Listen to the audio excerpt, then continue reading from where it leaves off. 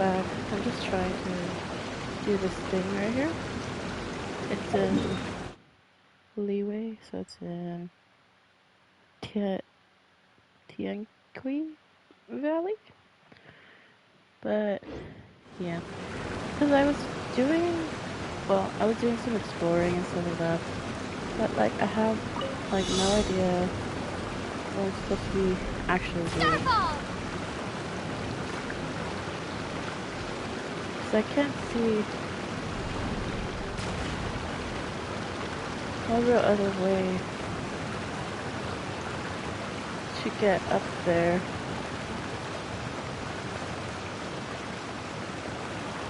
Having a bit of trouble with it.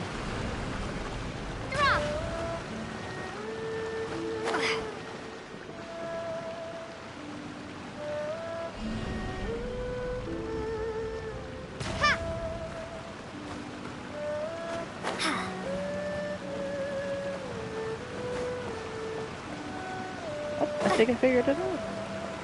Finally.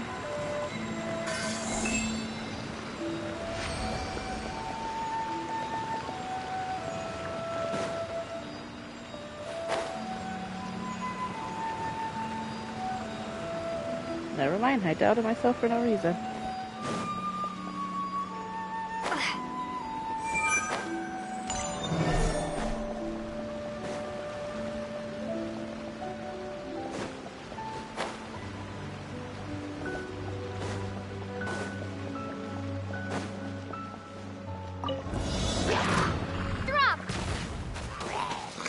Into the shadows.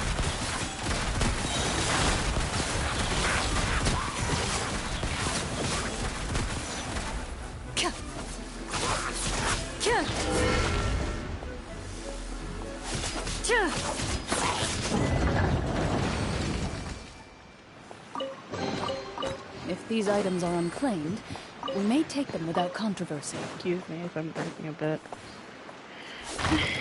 Just ate and had soda, so soda makes me burp a bit.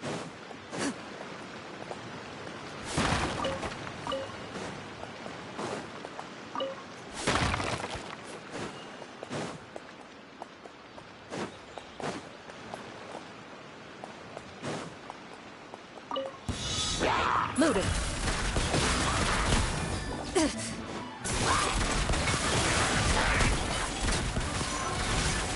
Where evil lurks, shoot on sight.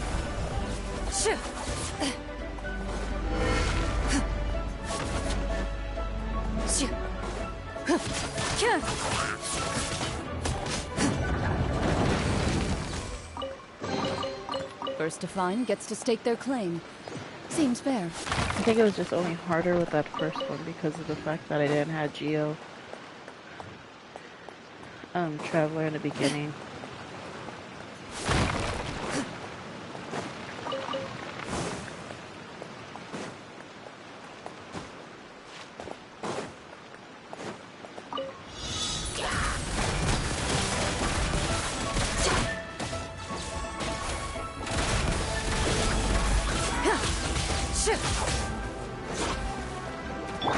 Let it rain. Get it. Shake. Ha.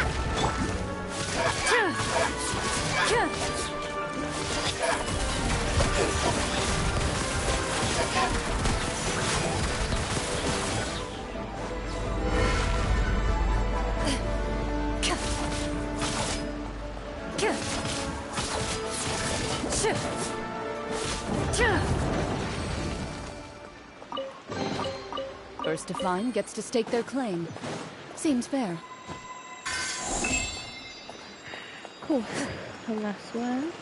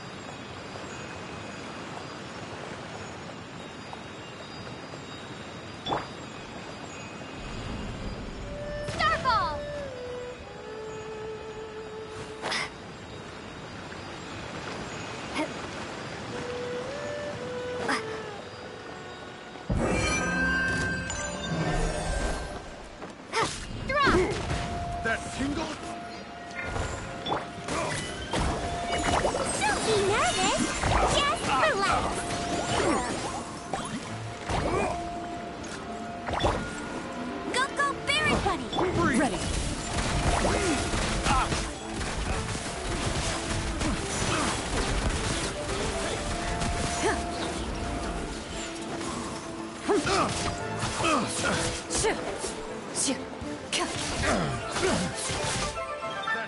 Loaded. Wrong test subject. If these items are unclaimed, we may take them without controversy. Ooh. A lot of things.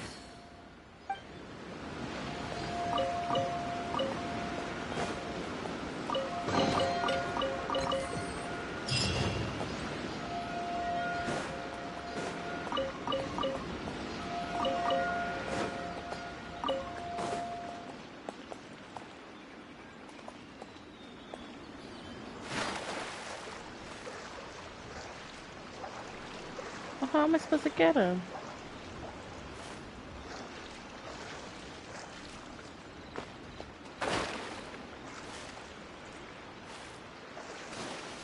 Is it glitching out because my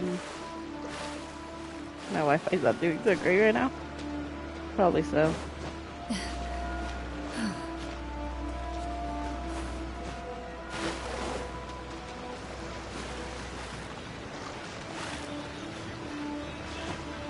It's okay.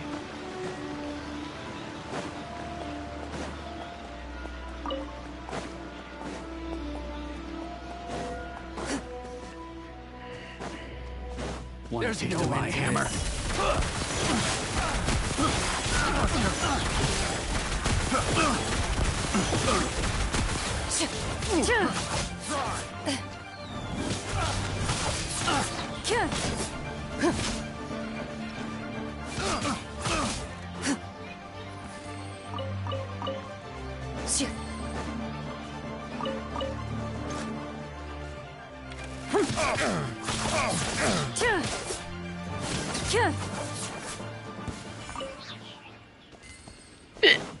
Excuse me.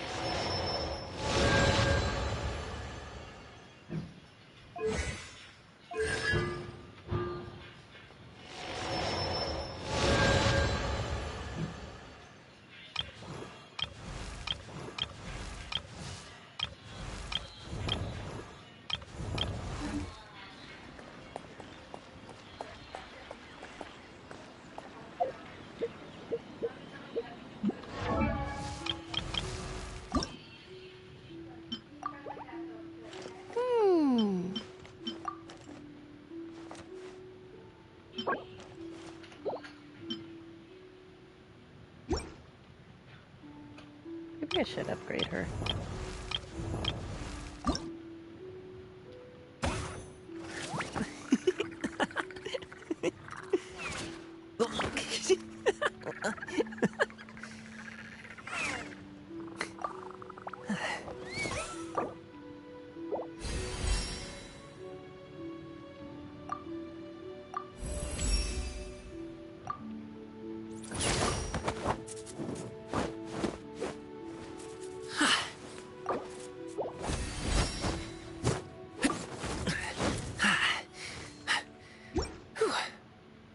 Really doesn't seem like I need a lot to upgrade him, actually. I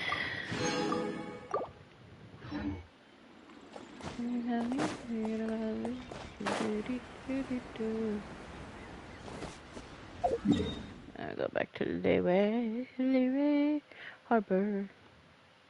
Leeway Harbor.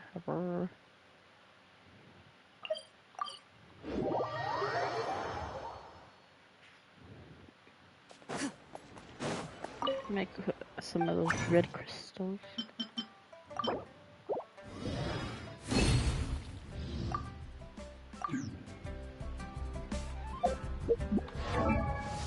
Hey, gummy. Oh, man.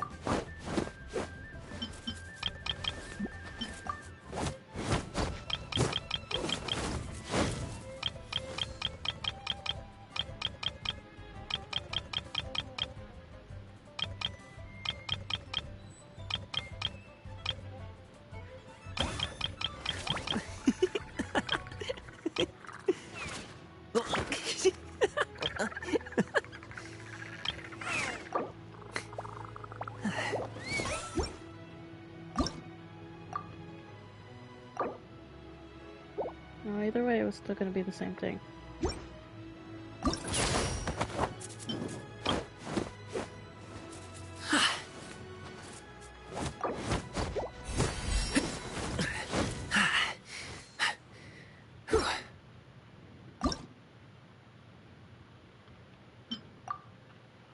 Where's that at?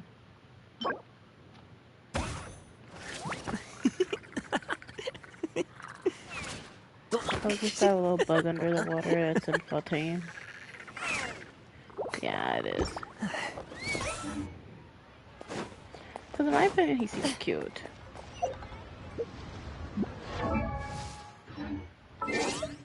But I have no artifacts on him. I have not done that. Just realized it right now.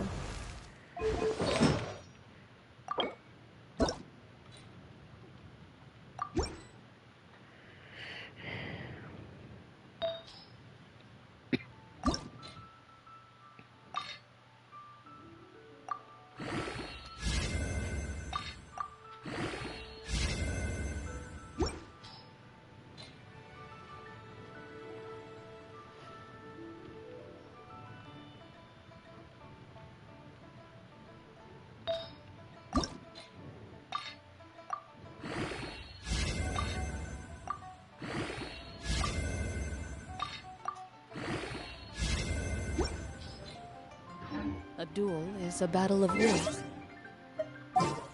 And the sword an extension of...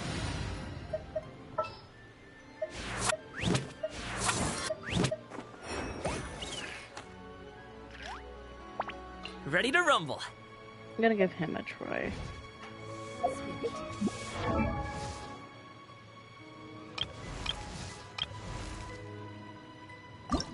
Oh, ow!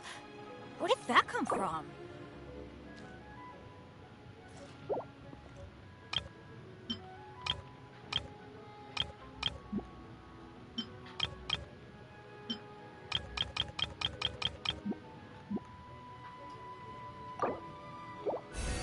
Benny's adventure team, assemble! Or not. Fools in fear. Then your sword may as well be in its scabbard. Because you will not wield it effectively against your foe.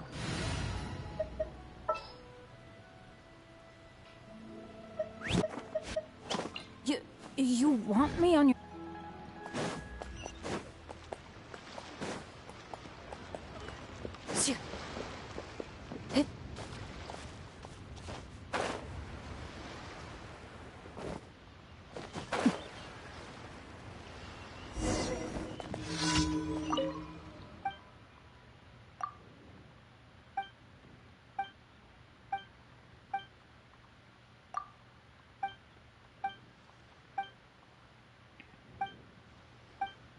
I'm just kind of skipping through all this because I'm not too fond of the storyline for the little commissions.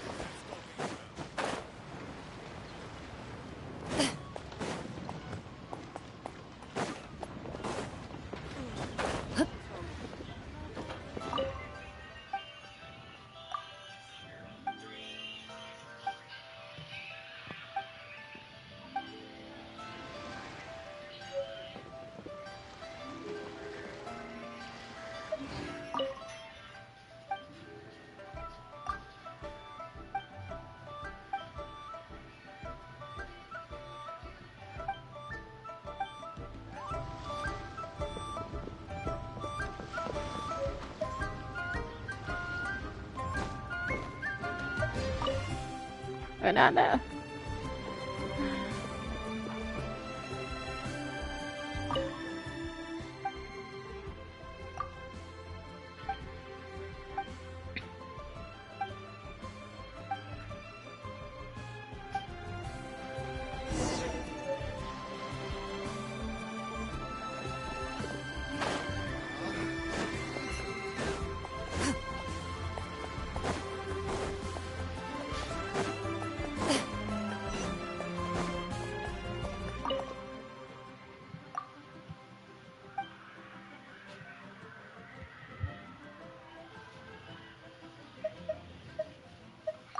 I'm just in 4.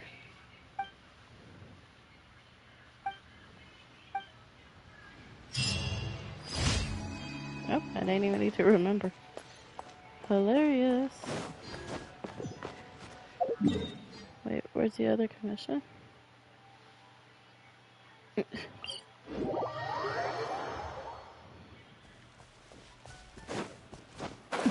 was just over here not too long ago. Yeah.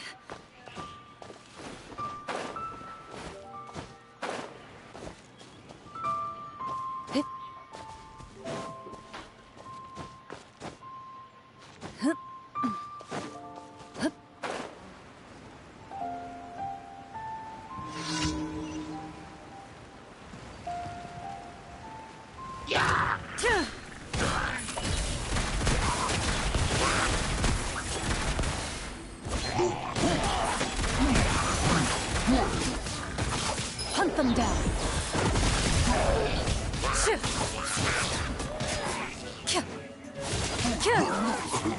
Into the shadows.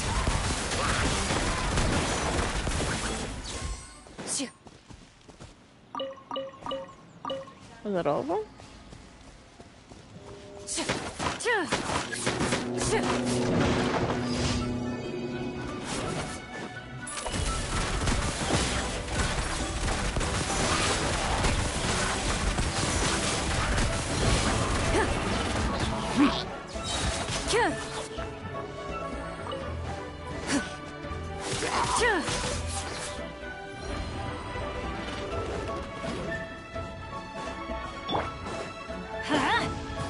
Teamwork is dreamwork!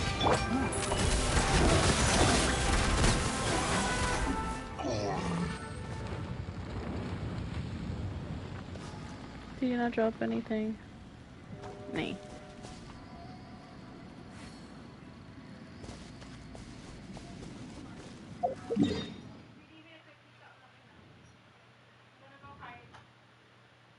Sabotage the smuggler.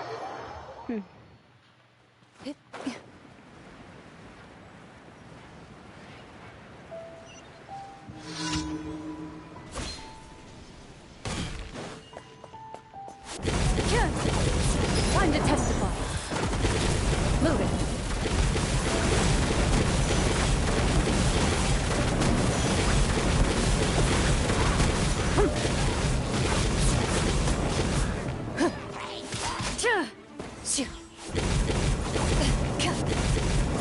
Into the shadows.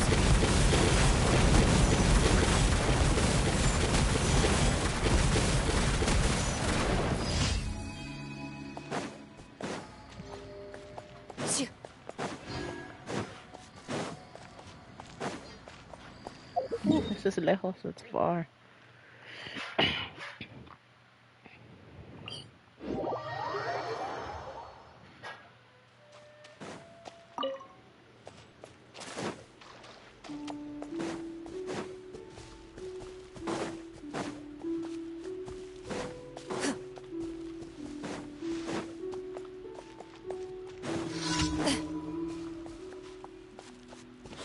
Troublesome.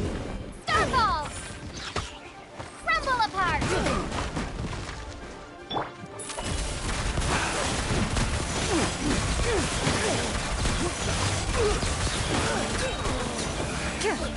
Should place my hammer. Such a pain. Another test. Ready.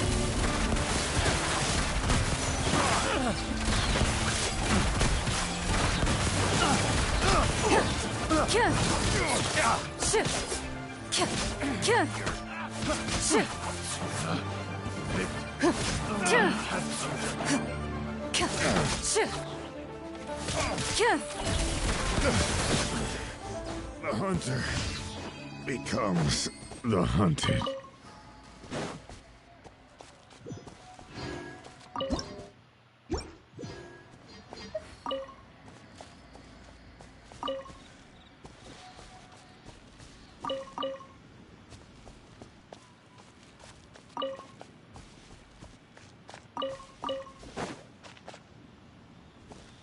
Okay, I think that was all the commission. So go back to Catherine. Catherine!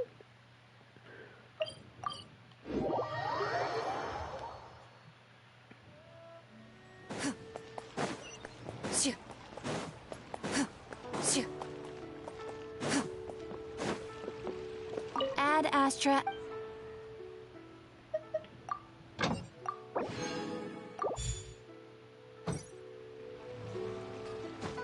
Ad Astra Abbot. Thank you for completing today's commissions. Here is your reward.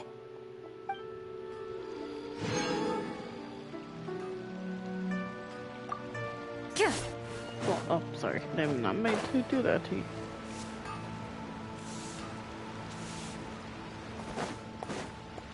You know, I don't think I ever went into this thing.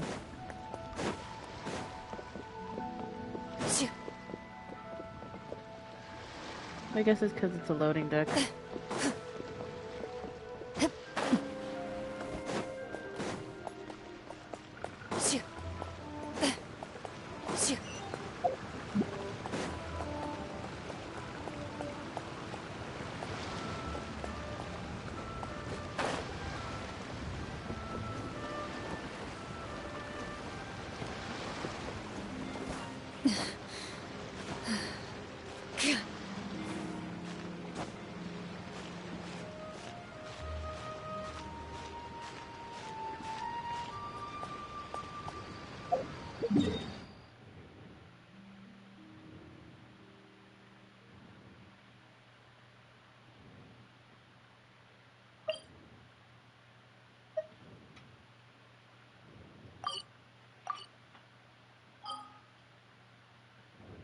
Oh, I still have stuff in the way.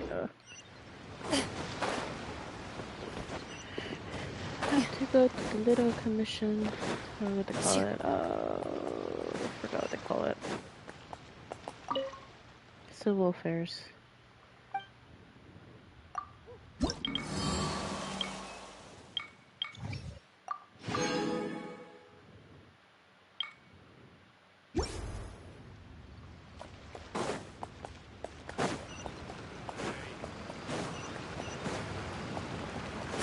Does remind me that I am been trying to make what do you call it? Windcatcher.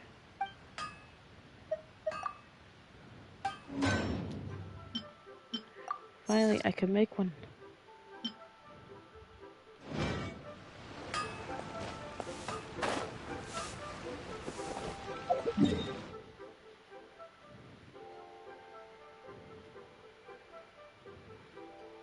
But honestly, I do want to continue off of my storyline in Port Ormos. What was that? Oh.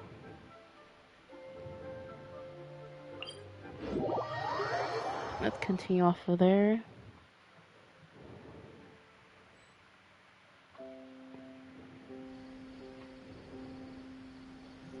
Okay, let's see.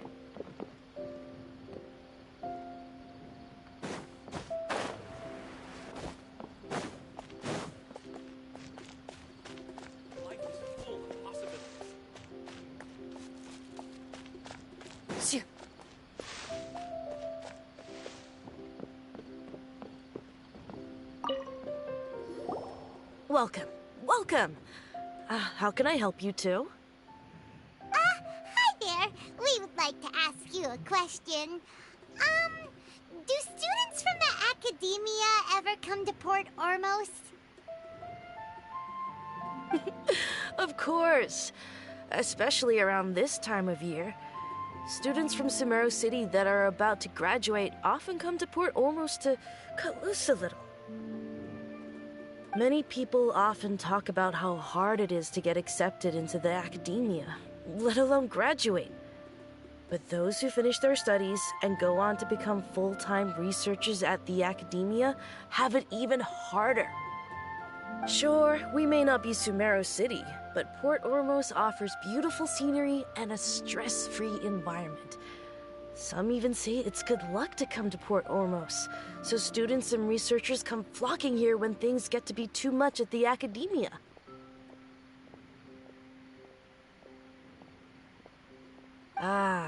You see over there? Those are students from the academia. They've been looking worried and miserable ever since they got here a few days ago. If you ask me, the life of a merchant is better. So long as the Akasha teaches us what we need, then life is good.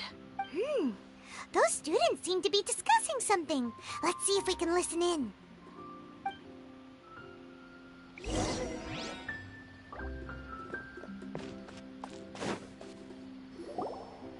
It's no good. I've tried asking around, but I haven't been able to learn anything useful.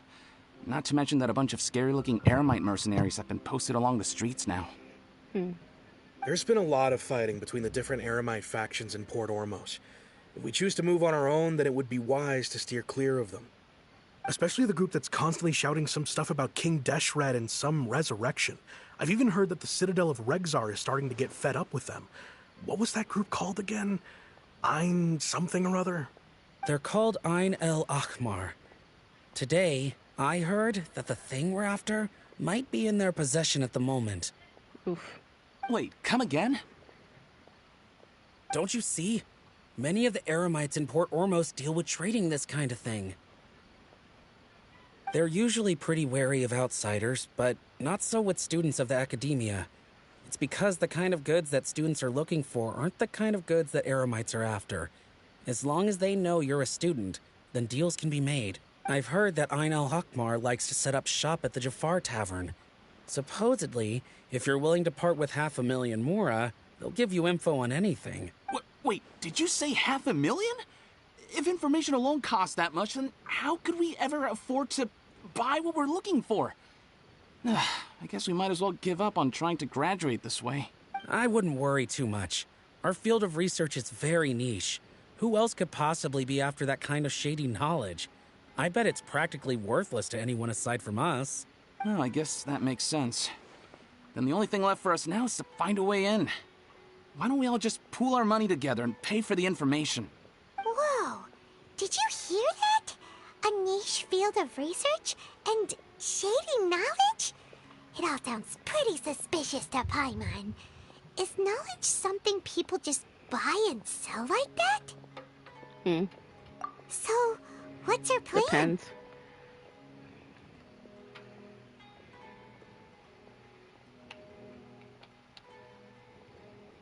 Wait, didn't you hear what they just said?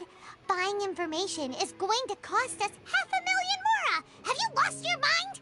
Well, I do have like 1 million more, I believe, in my thing. Oh, alright.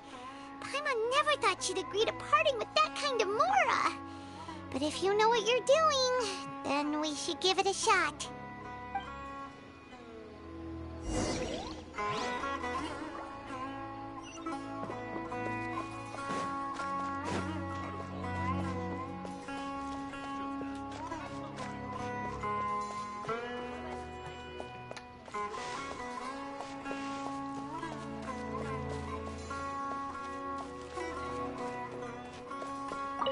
Don't mind me taking some of your wheat.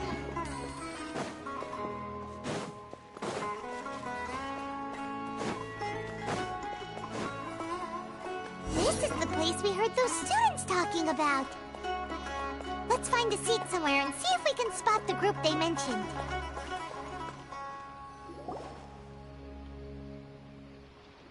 Oh, you've arrived. Please, take a seat. So, they think that they can go toe-to-toe with the boss? Huh! Once we reclaim the power of King Deshret, they'll be the first that the boss punishes. They're nothing to be afraid of. Our main rival now is the Caracal Battalion. They've also amassed a significant amount of mora this time, so we mustn't underestimate them. How can the Caracal Battalion compete with the boss when they're nothing but a bunch of money-grubbing opportunists out for a quick mora? Yeah, with Boss's fervent devotion, he'll be able to use this power to bring our god back this time. Huh. All these guys talk about is King Deshret, so they're probably the ones we're looking for. Greater Lord Ruka Devata. That traitor and her followers must not be spared. The day will come when King Deshret exacts vengeance on Sumeru, and all of them shall be punished. Yeah, Paimon was wondering what they meant too. We should ask about that if we get the chance later.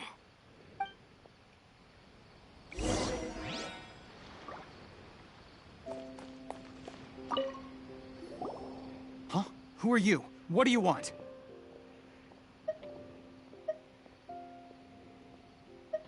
A student? Huh. What's a student from Sumeru City doing in Port Ormos? Ah, well, if it's info you want, you've come to the right place. The question is, can you afford it?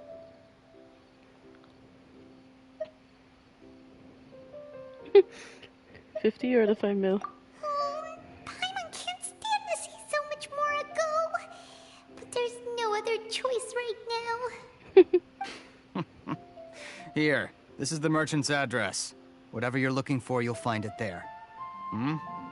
Well, what are you waiting for? Oh, that's right! We heard you mention King Deshret just now. We're actually interested to know more because we're, archaeology students! Fine. Since you've already handed over the Mora, I guess I can throw in a little extra info. As you can see, members of Ain al-Ahmar are devout believers of King Deshret. Years ago, King Deshret founded the great desert nation that was our homeland. It was an advanced civilization, far beyond anything you'll see in present-day Sumeru. King Deshret was the rightful god of wisdom, but he was betrayed by a companion he trusted. She even stripped him of his title, God of Wisdom. So, you mean the traitor was... Greater Lord Rukkhadevata, yes. That shameless wretch destroyed King Deshret's civilization, and our ancestors were forced to flee to this land where we were made to suffer the tyranny of our enemies. Furthermore, she conspired with the Academia to cover up the truth of her actions, and create the merciful and benevolent facade for which she is now known. Ugh, just thinking about it sickens me. But the story doesn't end there, oh no. King Deshret isn't truly dead. The voice of the Oracle has been heard in the desert, prophesying his resurrection. Mark my words, our god shall return. And when that day comes, all followers of the traitor and all the desert dwellers who have forgotten their true god will suffer retribution together. If what I'm saying makes you shiver with fear, it might not be too late for you to become a believer of King Deshret.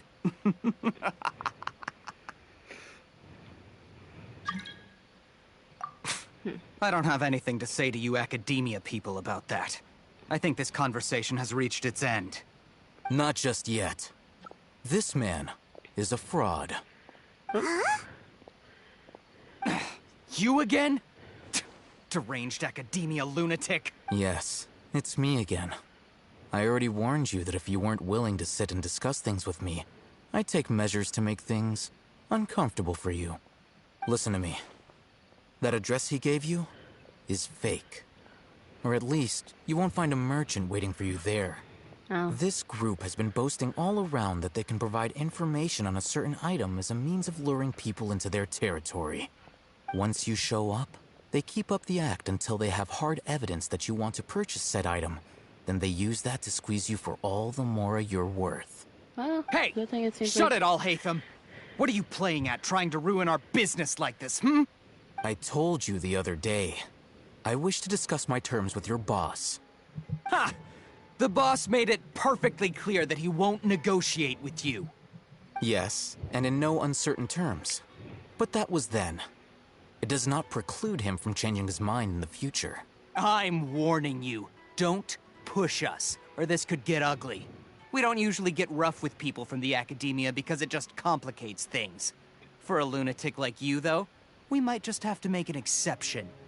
If you're suggesting that we escalate this from a verbal exchange to a physical one, I accept. After all, even the Archons used war to negotiate the ownership of Teyvat. If, on the other hand, we can't agree on any means of negotiation at all, then I'm afraid my next course of action will sting a little more than the mere falling through of a few business deals. I will jeopardize the Eremite's reputation, which I know you value above all else. I am quite confident that if I began to take such action, your boss would willingly approach me himself. However, I fear that by then, some things will have happened that cannot be undone. Also, a word of advice. I suggest you tell your boss exactly what happened here today. Otherwise, he might blame you for not telling him in the future. What did you say? Consider this. Have I ever failed to follow through on my word in the past? This guy is really out of his mind. Okay then. If you really have a death wish, let's meet a week from today. The pier in front of the Pharos Lighthouse, 4 o'clock in the afternoon, sharp. Don't expect us to hold back. High noon. Not so fast. First, you return the 500,000 mora to them.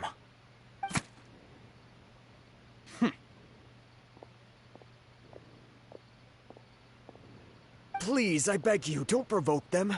We can't afford any trouble with this crowd. They haven't even paid for their food yet. Ah, Mr. Iman. There appears to be fewer staff in the restaurant recently. This wouldn't happen to be because they're all busy spreading the word to the students, would it? Well... Someone who chooses to do business with a group like that really can't afford to get so flustered the instant someone confronts them about it. Consider the meal compensation for our silence. I'd say you're getting an excellent deal. Whoa, did you see that? He not only got us our Mora back, but sent the Emirites running too. That's Plus, true. he seems to know a lot about what's going on around here. Let's catch up with him and ask some questions. For sure. He went that way! After him! Wait, which way did he go? Oh no, he did go this way. Jesus, he walks fast. Wait up! It's Al-Haytham, right? What do you want? No need for thanks. My goal was to get to them, and you two gave me just the opportunity I needed. We're even. Oh, I advise you to keep your distance from them. Since they weren't able to make off with your Mora in the end, they might harass you again in the future. All right. Goodbye.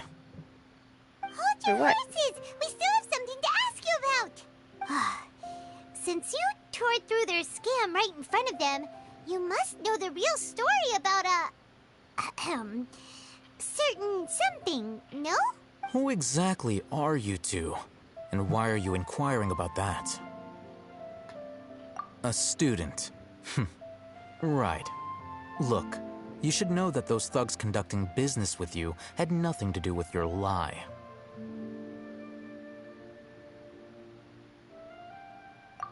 Huh? Oh, yeah! She's really strong! Weren't you saying something about a physical exchange? We can help with that. She doesn't even have a vision. Forget it. Maybe not, but she could still use elemental energy. Otherwise, there's no way we'd go asking for info from from guys like that. Those high-headed thugs are definitely gonna bring a lot of backup for your next meeting. Even if you don't go alone, you won't regret taking us with you.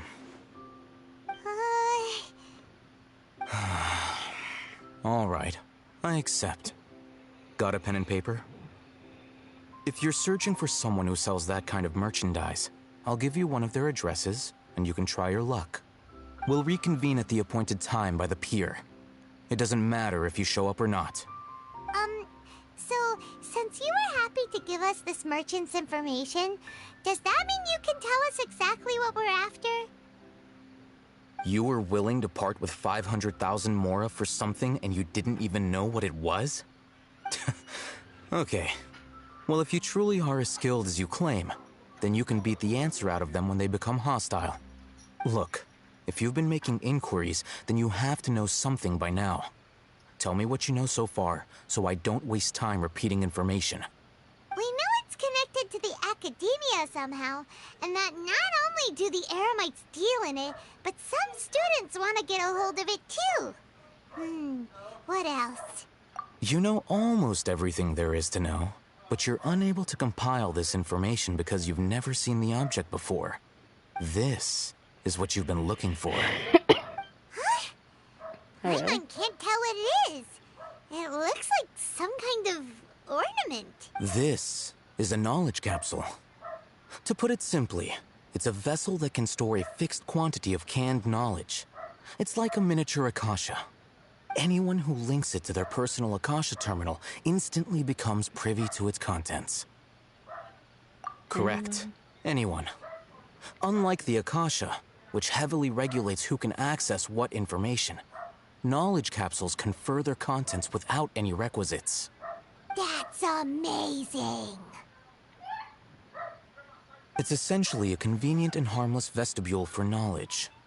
Unfortunately, it's illegal in Sumeru to privately possess or trade them.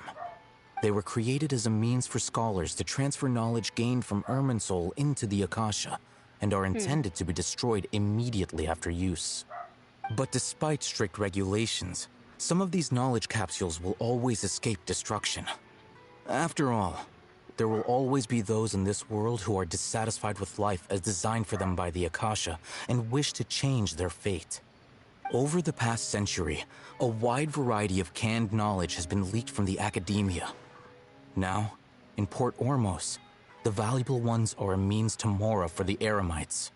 Meanwhile, those which the Eremites deem to be useless to them occasionally prove useful to the common citizens and hapless academia students. Well, I think that about sums it up.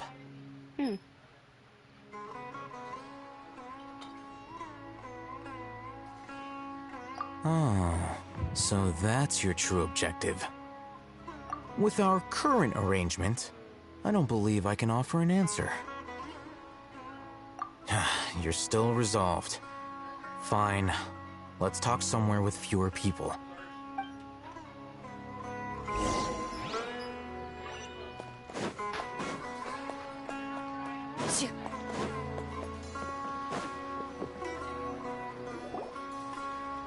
Let's continue our conversation here. If you wish to learn more about the knowledge capsule that the Academia lost, then you must help me with something. I need you to find someone named Dory, a traveling merchant. Unlike the peddlers who hawk inferior knowledge capsules, she often has quality goods in stock. Some say that as long as there is profit to be made, there is nothing she won't dare to sell. She's guarded against people from the Academia because most of her wares don't comply with Academia regulations. I think she blacklisted me. I met with her informant, but it soon became clear that they had no intention of letting me get any further. Become one of Dory's customers and earn her trust. This is my condition for further collaboration. Why do you want us to meet with her? Until you complete this task, you don't have question privileges.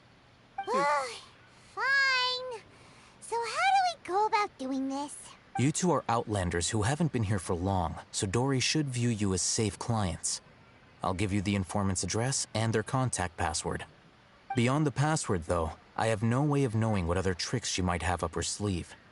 You'll have to improvise. Great. This is kind of nerve-wracking. The true challenge begins after you meet her.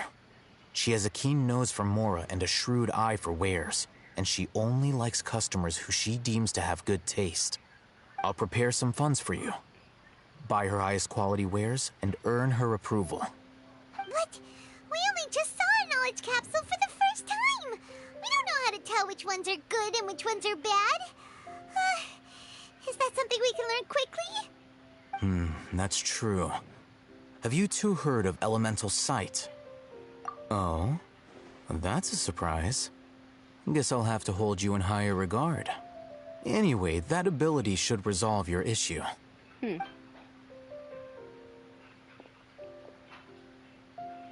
Here are 2 knowledge capsules. Tell me, can you detect any difference in their quality?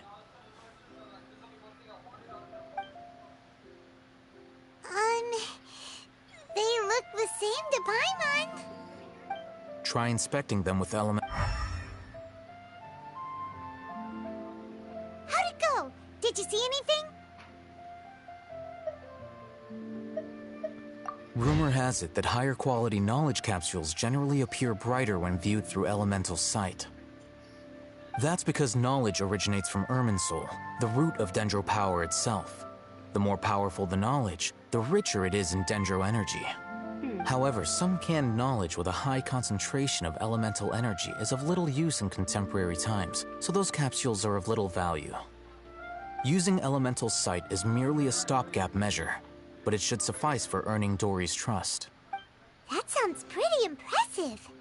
Here's a sheet with the informant's location and contact password, and here is the mora for purchasing canned knowledge. Don't be cheap. You'll need to spend to catch Dory's eye.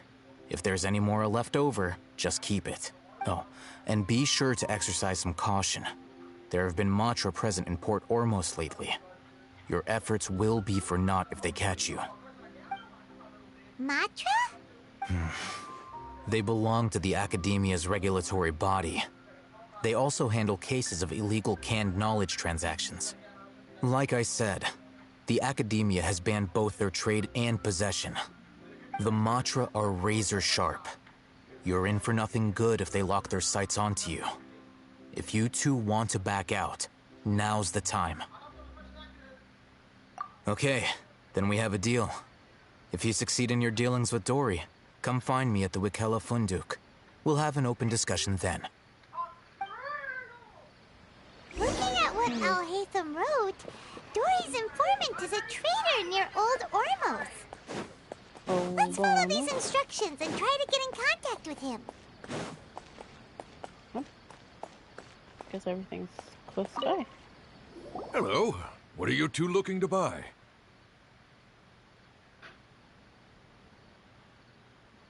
Wait, are you sure you're remembering that right? Hyman doesn't think it was that on the paper. What a unique palate. We have unripe horror fruits, but we usually keep them in the back. I'll have someone escort you. Following the paper got us past the first round. Ronak, these two want to buy unripe horror fruits. Show them to the warehouse. Got it. You two, please follow me.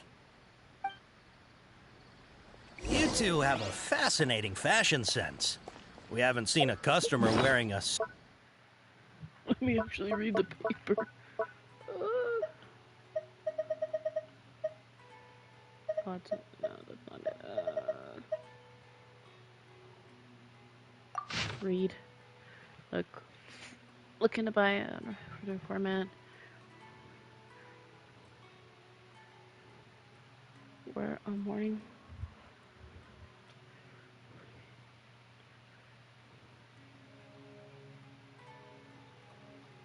Jeez, I can't remember all this. Where Morning Flower looking to buy canned knowledge. Where Sabzeruz is looking to buy products legally available on the market. Morning Flower, mouse, customer, tiger, mantra, taken by mice, sold to customer. By a mantra, pack in Sabzeruz city style, purchase small amount. Port Ormos style. Ooh, okay. Complementing a customer's skill.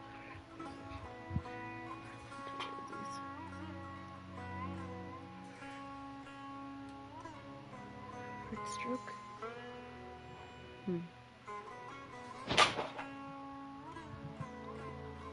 I have no idea. Hold on. Let me think. Sumeru Rose means common merch. No, look again. We're obviously wearing morning flowers. Ah, my mistake. I do apologize. Whew. That pop quiz sure was scary. Ah, the warehouse is up ahead. Please follow me.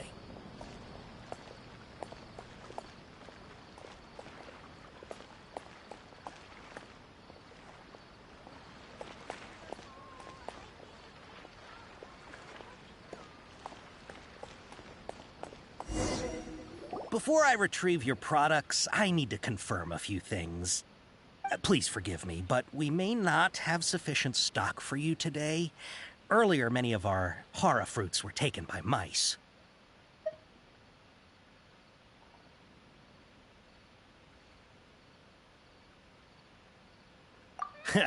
Thanks. If better goods come in, you'll be the first to know.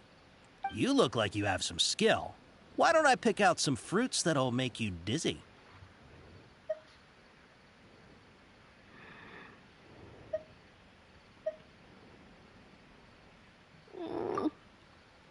No, that's not it.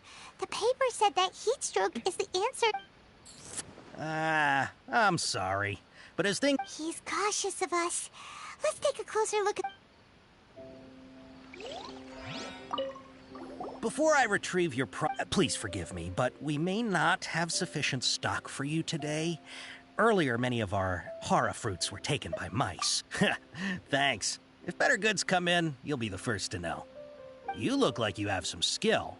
Why don't I pick out some fruits that'll make you dizzy? Yep, that's the right answer. But eating hara fruit that makes your head and ears ring sounds like a bad life decision. Would you like your hara fruits to be packaged in the Sabzeruz City or Port Ormos style? Wow, you two sure are generous customers. We'll be sure to package your products beautifully. Okay. Everything has been confirmed. Miss Dory is waiting for you up at... Jesus. Shoot! It's the Matra! Run! What? The matcha? Where? Oh, Hatham said we're done for if they catch us. We gotta get out of here.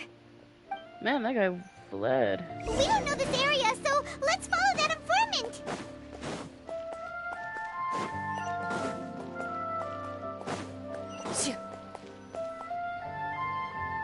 He ran that way.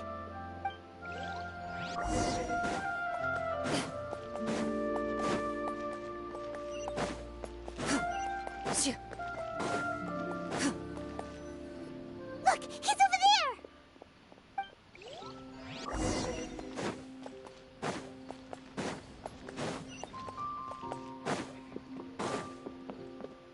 Sorry.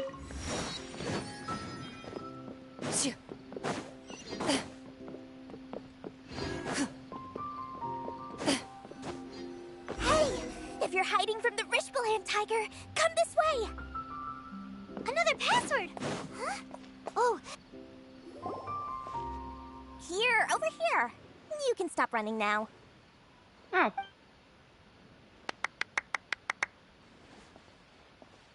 So you were the one who was calling out to us just now.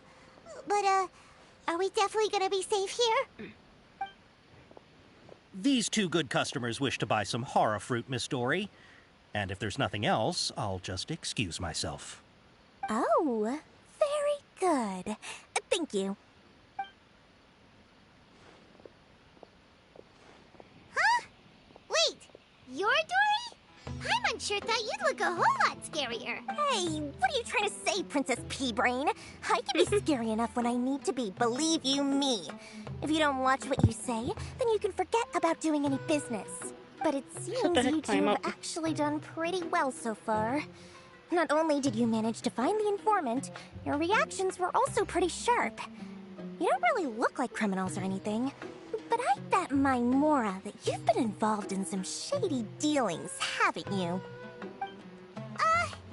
Paimon's not sure if that's supposed to be a compliment, but we'll take it. I can't risk doing business with people who start huffing and puffing after just a few paces, no matter how much Mora they might have.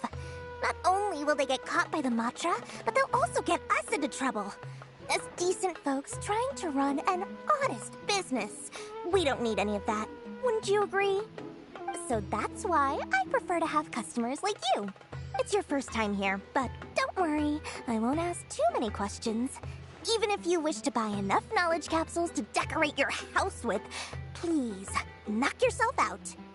As long as you have lots of round, shiny Mora, then we're all good. Ah, yes, of course, of course. Go ahead, help yourselves. Voila! Wow, she has a trove of canned knowledge. Whew. She'd probably be in serious trouble if the Matra caught her with all this. What kind of products do you seek, my dear customers? Don't worry, I'm not interested in your reasons for buying. I can, however, offer some suggestions. Take this one, for example. An analysis of the sociological ideology and dialectics of the the hilichurls. Only 3 people in all of Teyvat have ever studied it, making it extremely rare. It's on sale now for 350,000 mora. Yeesh. Who would want to be an expert in that topic? Or how about the architectural styles and construction methods of Teyvat in the early Archon War period? With this one, you can become an expert in historic architecture preservation and find an excellent, well-paying job in nearly any nation. Ooh, now this sounds like it could be useful. 2 million mora, and it's yours. No discounts. Whoa! That's a lot of mora! Of course, you are free to pick whatever your heart's desire. The contents and price of each knowledge capsule are indicated in small text on the body of each one, down at the bottom. Alright, let's try the method that Alhaitham mentioned.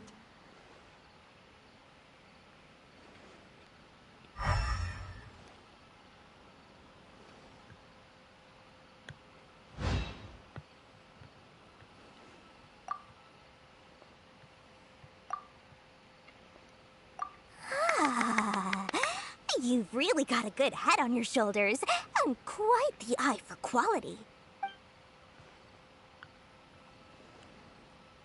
I'll take these, please and thank you. My oh my, you are blessed with a taste for both the exquisite and the extravagant. Customers like you are a rare breed. 1 in 100. No, 1 in 1,000 even. Listen. I have a special offer for you two. If you spend just 100,000 mora more, you can pick any knowledge capsule of your choice up to a value of 1 million mora. Say what now? Hey, did you hear that? Spend another 100K and we get a capsule worth a whole million!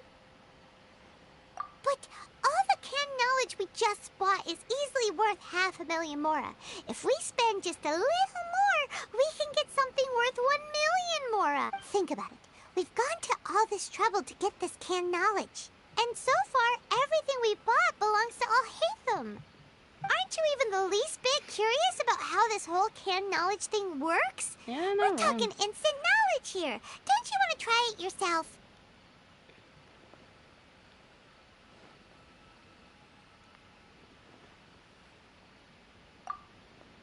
Come on, come on! We still have around 100,000 of Alhaitham's mora left, so let's put it to good use by finding something useful for you. Ahem, you've got a deal, Dory. We'd like to spend an extra 100,000 mora. Excellent! Then please, select from this fine collection of canned knowledge over here. Hold on a second. Paimon thought we could choose whatever we wanted. Why can't we choose the ones from over there? Oh, but my dear customer, the knowledge capsules over here are worth 1 million mora each. I'm sure discerning customers like yourselves will be able to find something to your liking. Please, take your time. Uh-oh, Paimon has a bad feeling about this. Let's use Elemental Sight again to check these.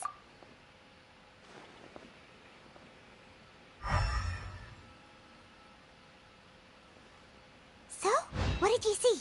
Nothing. So, they're all worth about the same amount?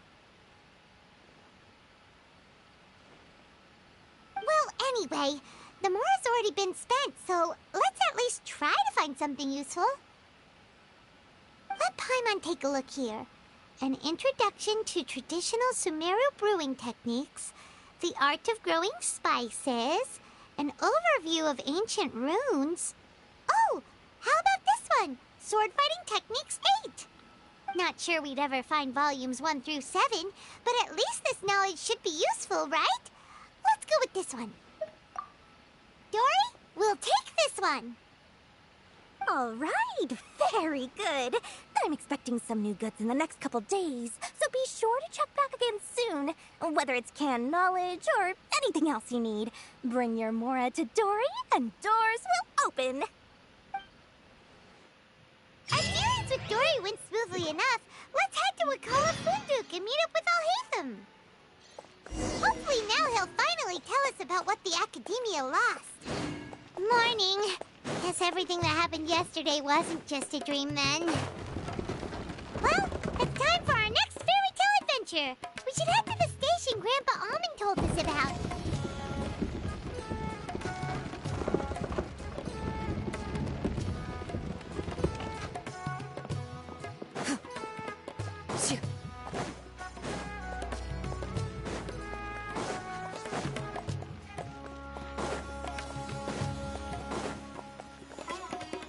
Ha, you two made it. And from the looks on your faces, you were successful.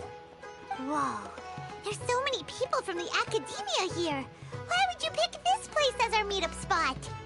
Well, Wakela Funduk is under the Academia's control, so naturally the Academia has people working here. I came to Port Ormos under the pretense of conducting official business. You're a pretty daring guy. Relax. No one here is interested in anything we say, and the Matcha won't come here. Okay now, tell me how your encounter with Dory went. Okay, we did what you asked. So, can you tell us about the knowledge capsule that the Academia lost now? Before that, I have to ask, why are you two so intent on tracking it down? You don't have to answer, of course. Yeah, she just wants to meet the God of Wisdom and ask her about something important. We've been in Sumeru for a while now, but we still haven't found a way. When we heard that the Academia had lost something that might be related to the gods, we came here in case it turned out to be our lucky break. In that case, you're on the right track. A short while ago, the Academia lost a knowledge capsule in the desert. It's supposedly a divine knowledge capsule.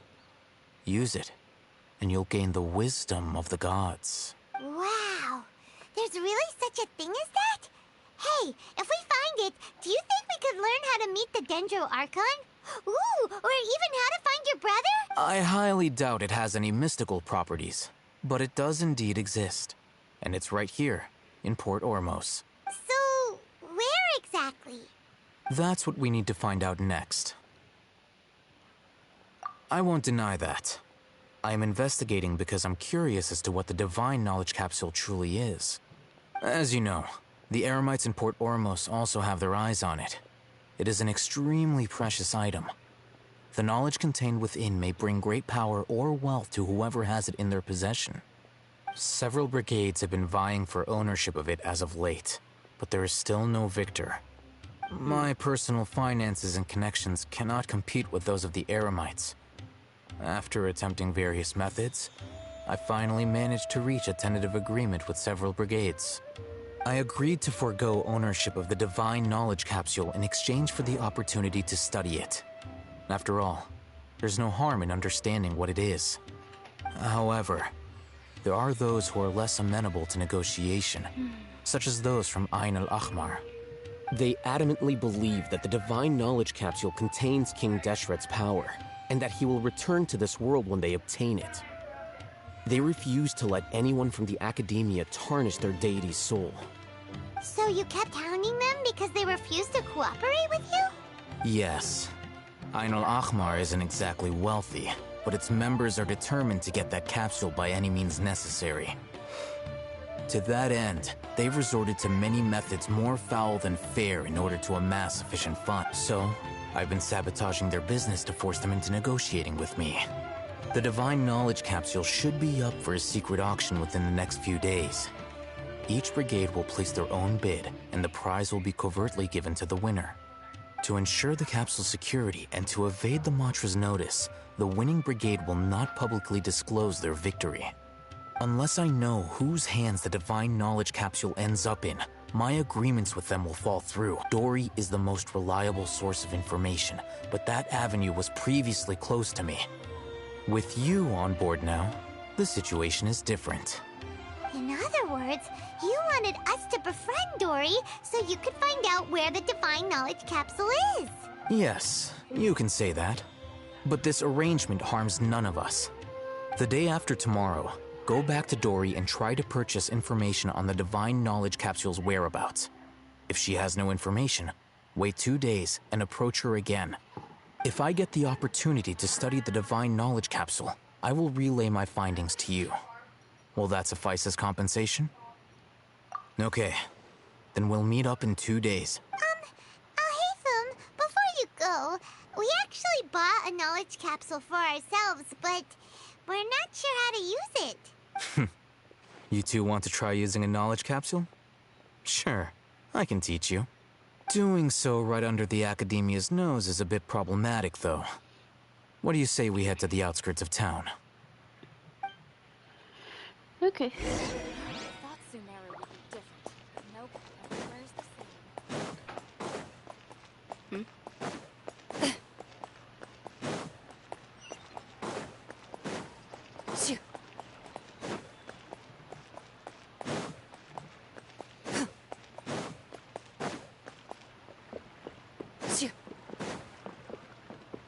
Wow, he really meant outskirts. That's not too far.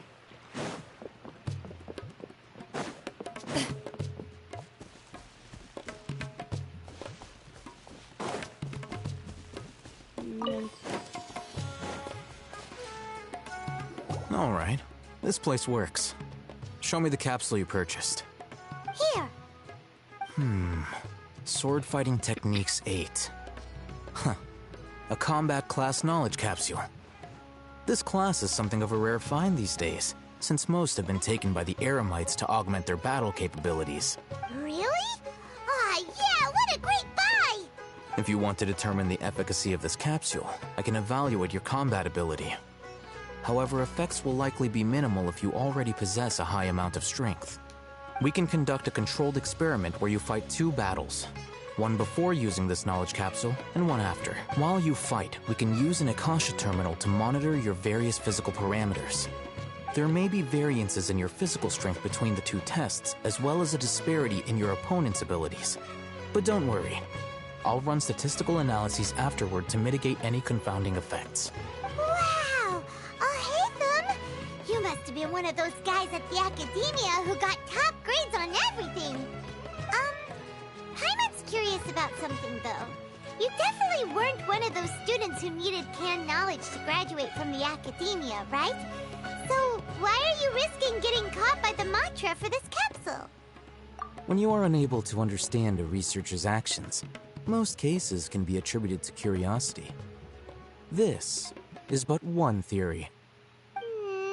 Sounds like you're trying to avoid the question.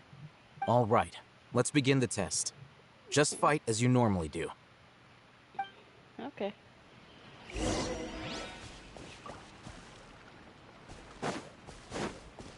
Move it.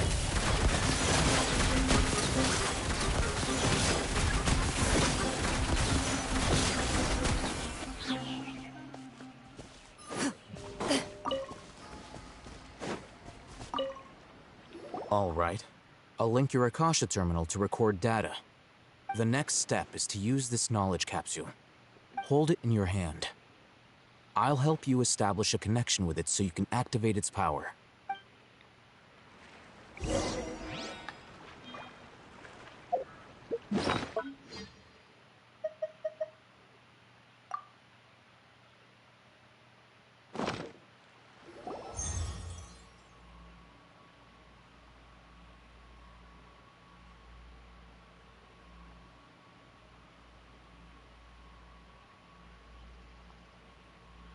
Hey, how are you feeling?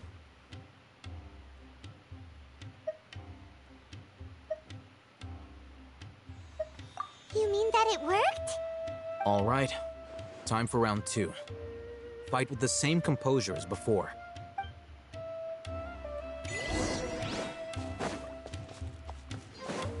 Ready.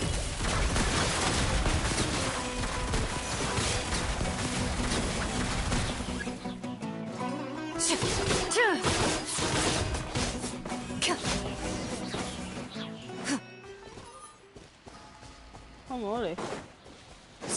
That actually finish them off a lot faster. Now, I'll start recording data again. Alhaitham, how's it going? Well, the knowledge capsule you purchased did improve her combat capability. During the second fight, her overall fighting performance increased by 0.073%. Wait, how much?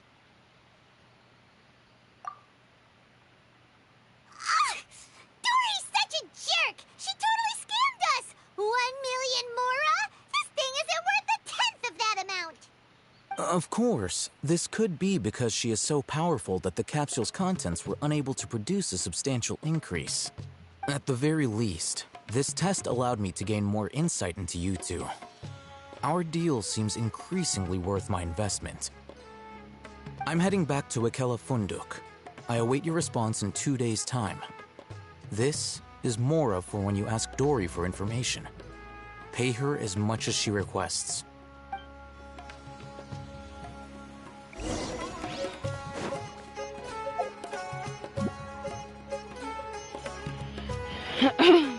Okay, so we gotta wait 2 days' time.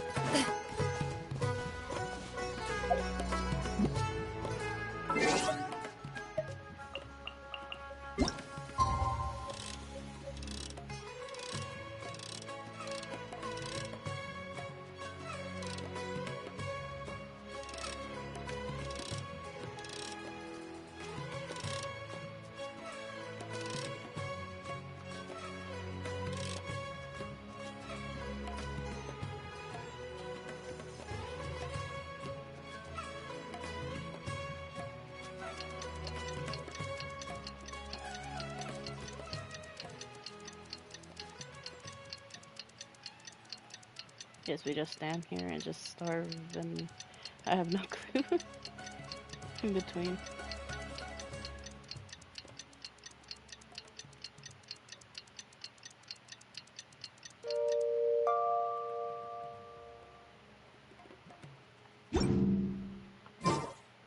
Okay.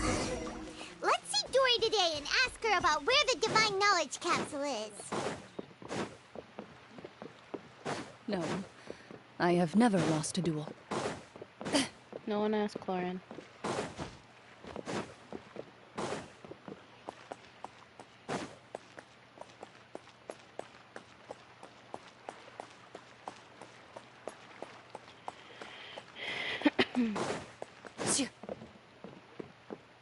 Up, up, up, up, up.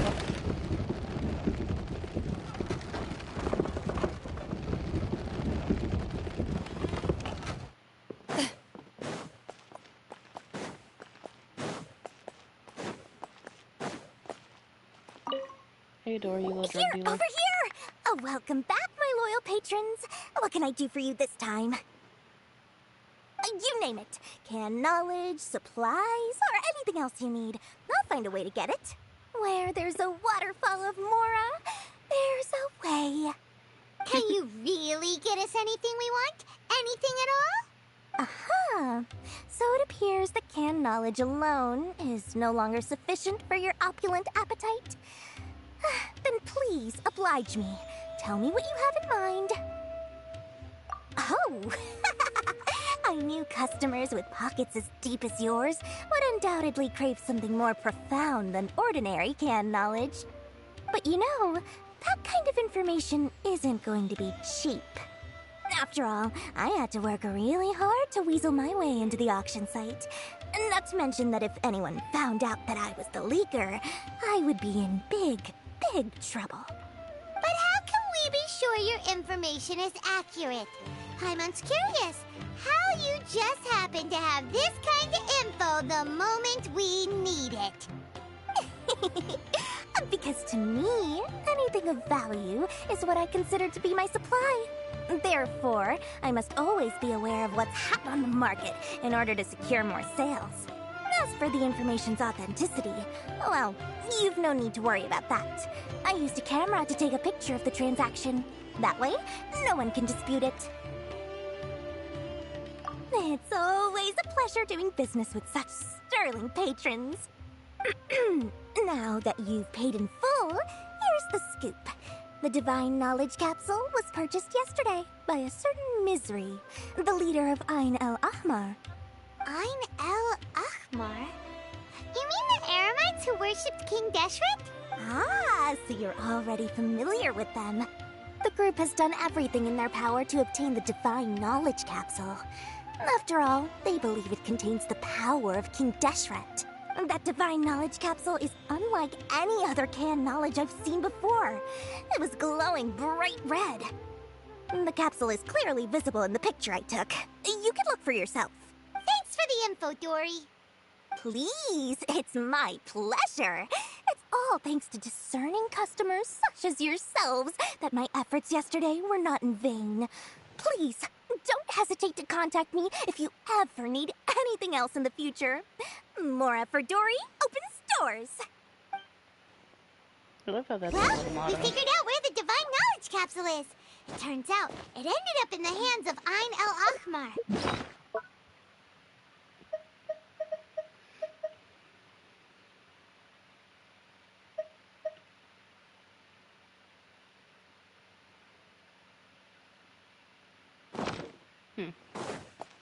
Looks like we can actually. Let's head back and talk to Al-Haytham. Look at the picture. Down.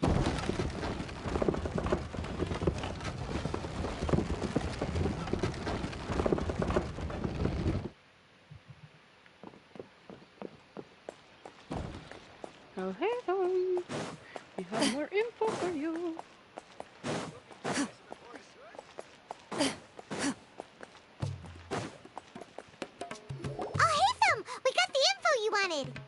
Really? All right. Let's hear it. Dory even gave us evidence to verify the intel. Have a look. Huh, look at that. Clear as day. It must have taken some guts just to infiltrate the scene of the Eremites' transaction. But then to get close enough to take a picture like this. Bold move, Dory. Very bold move. All right. The person in this picture is indeed Misery, the leader of Ain el Ahmar. And the glowing red capsule he's holding appears to be the Divine Knowledge Capsule. In which case, if we play our cards right, when we confront them next week, we should be able to force them to show their hand. At first, Paimon didn't get why you were provoking these Ain el Ahmar guys. But now, it sort of makes sense. Everything's playing right into your hands. After we defeat them, we can finally have a serious talk with their boss and get them to lend us the Divine Knowledge Capsule. Thank you for your time and efforts. Take a few days off while I make some preparations. Let's meet up again on the afternoon of the arranged date, 3 o'clock sharp. See you then.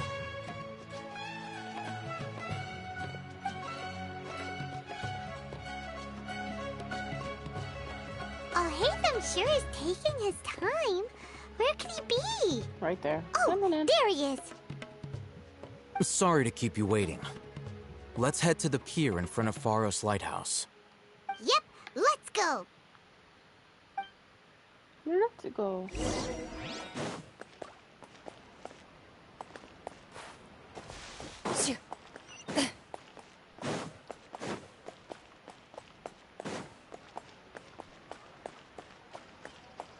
Alright. Oh, about to get crushed by that. Even though I'm pretty sure it doesn't crush me.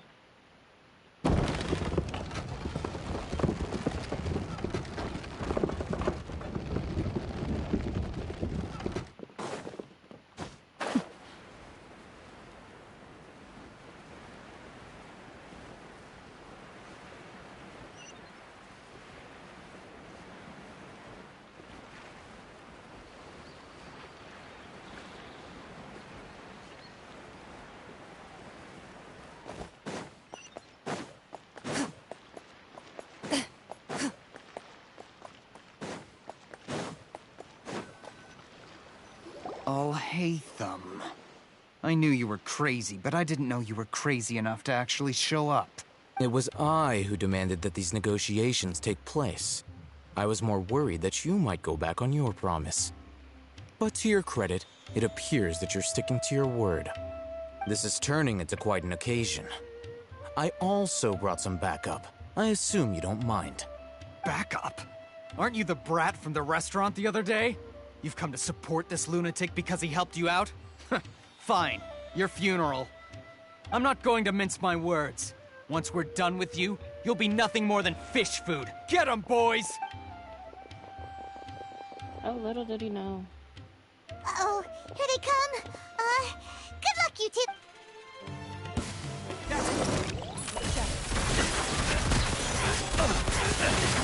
Love the jungle!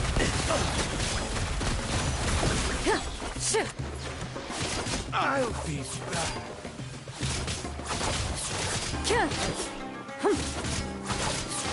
I'll be back. Following order. Loaded.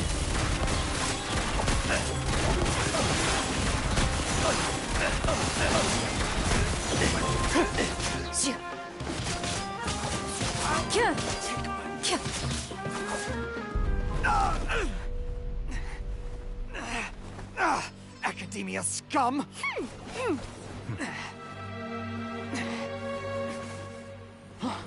Boss! Finally! Did you use it? Great! Now we can... What the heck? Boss?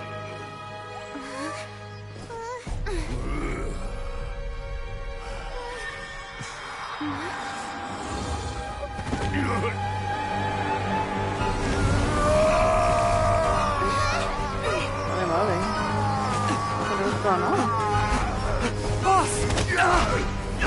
Boss! What's wrong? What happened to him? We have to cut his Akasha connection, now.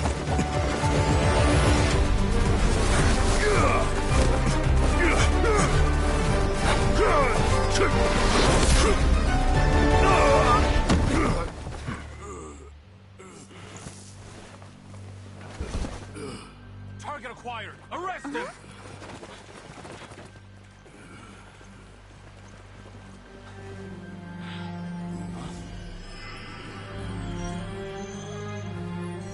Do not impede our work. Is that understood, Al-Haytham?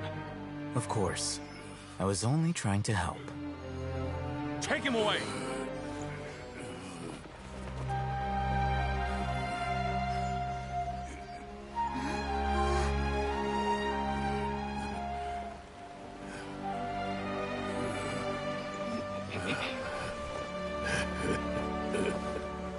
World, forget me.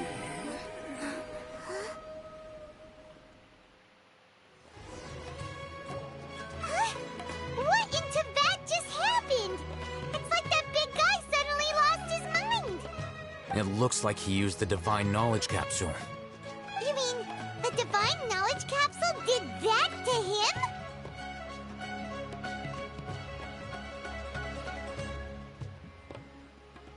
Oh, yeah. You mean how some researchers go insane after getting knowledge from Irminsul? I've heard of numerous incidents of researchers in Satyavada life going insane. The state that man is now in suggests that this is a similar situation. This Divine Knowledge Capsule does appear to be linked to the gods, but beyond that, it doesn't seem anything like the rumors suggest. Possessing it doesn't grant you divine wisdom or power. Did you hear what he said? World, forget me. What could that possibly mean? The gods want us to forget him? If the mantra took him away, then that means the Academia got the Divine Knowledge Capsule back, too. What a shame. We were so close. Still, Paimon didn't expect the Divine Knowledge Capsule would be so dangerous. Imagine if we tried to open it. Oh, who knows what would have happened to us? As things stand, there is no reason for me to remain in Port Ormos. I believe our collaboration has also reached its end. We saw you take it. We were so busy trying to find the Divine Knowledge Capsule that Paimon forgot to ask you something. Since you're a member of the Academia, do you have any idea how we can go about meeting Lesser Lord Kusanali? Truthfully, I don't. Lesser Lord Kusanali appears to exist outside of Sumeru's entire administration. Most of the time, you wouldn't know she exists at all. Moreover, since the Academia possesses the Akasha, a symbol of our deity's wisdom, scholars have no reason to desire to make contact with the deity herself anyway. Everything about Lesser Lord Kusanali is such a mystery! I'm heading back to the Academia. How about you two? It's almost the day of the Sabzeruz festival. Maybe we should head back too. We've been rushed off our feet over the past few days, so maybe a little rest and relaxation will do us good. Then we'll part ways here, Al-Haytham. Until we meet again. You're fishy, Al-Haytham. I don't know.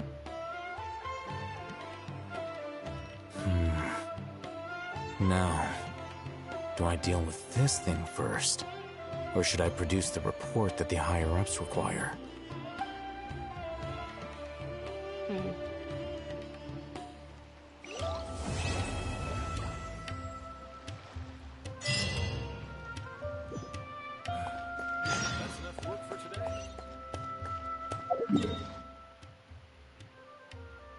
Returning back to Sabzeruz City. We didn't miss the Sabzeruz festival, right? Let's hurry and find Dunyarzad. Paimon thinks she must be around the Grand Bazaar, since she showed us around there last time.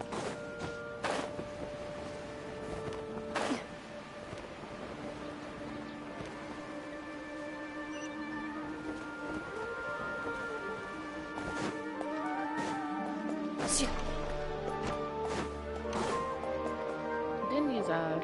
There she is! Dunyarzad! We're back!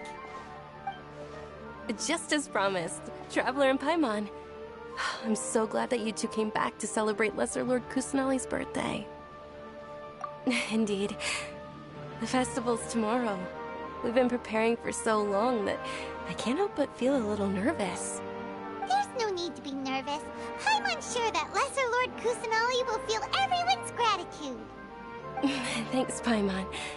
I hope that everyone who comes to the festival will also have a good time. Speaking of which, did you manage to make your way to Port Ormos? Discover anything over there? Of course we went. A lot of things happened there. A lot of things. I see. Sounds like you two had another exciting adventure. I feel bad. If there is another chance, I would love to join. My lady, if you went to Port Ormos in your current state, we'd both be in for a lifetime of trouble. Dia!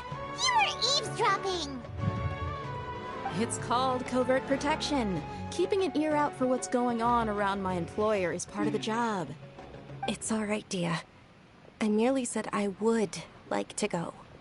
I know better than to think my body could handle it. The festival's tomorrow. I've been doing nothing but causing trouble for you. So, Dia, please take some time to relax. I'll be fine. Even when you put it that way, it still doesn't feel right. Don't worry, my guardian knight. Okay, fine, but only tonight.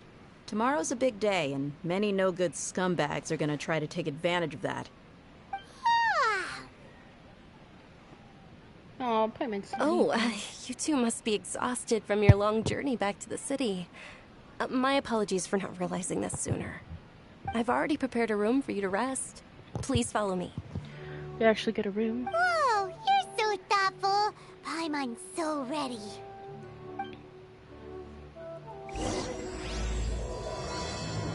A morn 1,000 roses bring. Huh.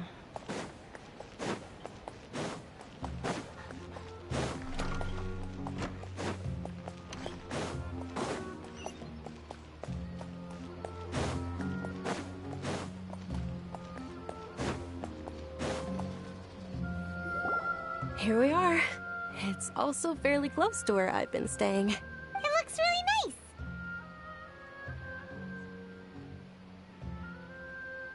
nice. Not at all. Just tell me more about your adventures when you next get the chance. That's Paimon's specialty. Paimon can tell you stories next time. Oh, if you don't mind, how about we all walk around together tomorrow? That's good. All of my friends will be working the festival, and Dia is still insisting on her covert protection. Yeah. It'll be pretty hard to relax and enjoy the festival if Dia's constantly hovering over you, right? Then let's meet at the nearby bazaar first thing tomorrow morning. Have a great night. It's a deal. Good night, Dunyarzad. I may be too excited to fall asleep tonight. See you tomorrow. Paimon started to really look forward to the Sabzeruz festival too. Will there be lots of yummy food? Oh no. Thinking about food is just gonna keep Paimon This up all seems night. way too smooth. I feel like something really crazy is gonna happen. Traveler. Either at the bazaar or something's gonna happen. Did we oversleep? Got too comfy. I know I get like that. We should go meet Dunyarzad right away.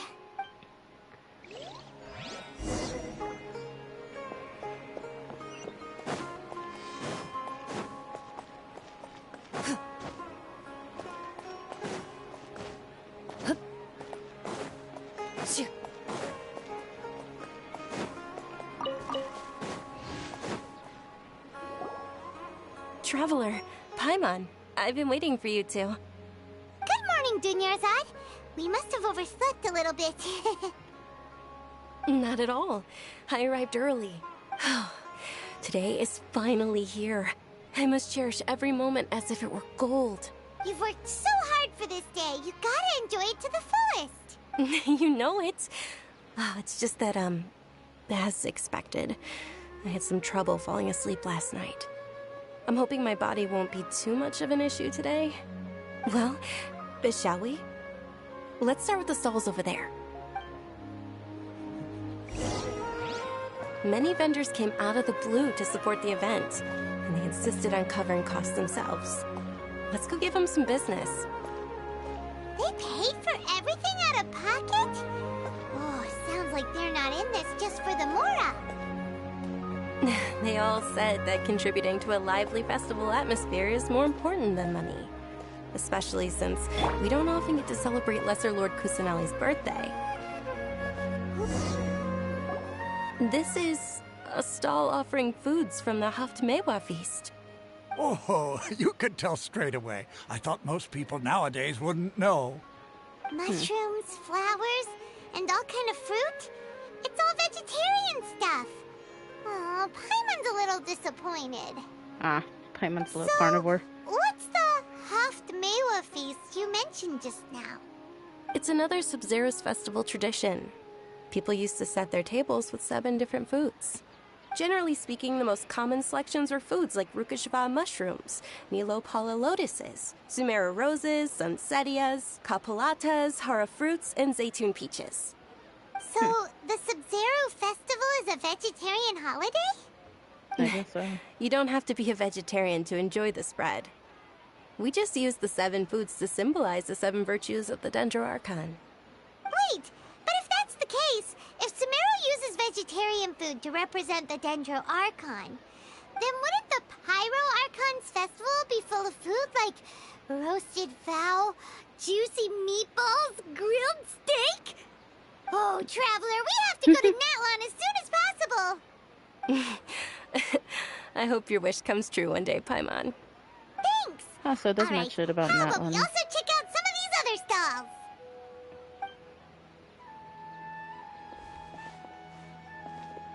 Dear customers, would you like to try your hand at alchemical divination? What's alchemical divination? Those two things sound like they'd be fun to try together. Right? I thought the same when I first heard about it.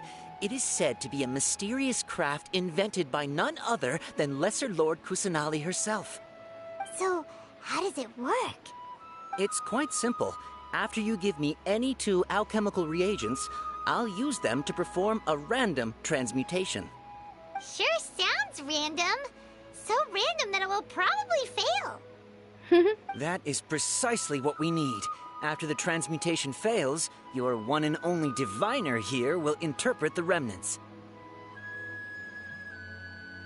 Well, according to Lesser Lord Kusanali, everything is interconnected, and all that occurs can be traced back to fate. You could say this is a pearl of old wisdom. Why does Everything sounds so much more credible when Dunyarzad says it. Are you guys working together? So that's the true wisdom behind it. This young lady sure knows her stuff. So, how about it? Want to give it a try?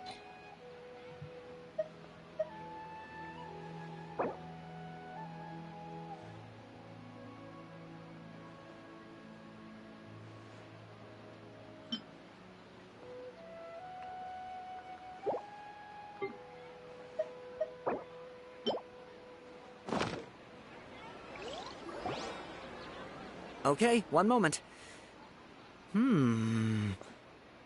It's the moon. Paimon wants to take a look too. Is it? It looks more like a pie that Paimon bit into. Generally speaking, the moon signifies... It means... Wait a moment. Is he really looking it up in a book? Hey, sometimes I remember now. divination. It means illusions and lies. Illusions and lies? That sounds rather ominous. Yes, but this book says that if you trust your intuition and overcome your fears, the sun will surely rise.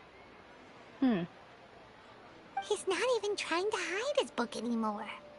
Naturally, fate will only ever show you the beginning of a journey. It is up to you to forge your own ending. Oh, thank you so much. I'll keep that in mind. Oh, it's nothing.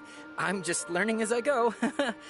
I feel that. That's me when I first tried Pretty tarot cards. interesting. Okay, on to the next stall. Something gives me that They this say the might be... Sabzeruz festival was very lively a long, long time ago. Large flower carriages used to parade through the city. As they headed towards Port Ormos, people would throw flowers, candy, and liquor all along the way. Liquor? Dunyarzad's eyes are sparkling right now. I wish I could have seen that spectacle. But if you ask me, I'm sure Nilu's dance of Sabzeruz would be just as impressive.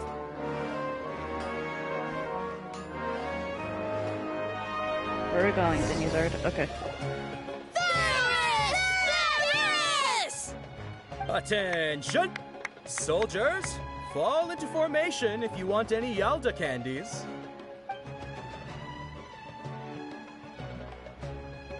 It's a weird guy with a weird hat.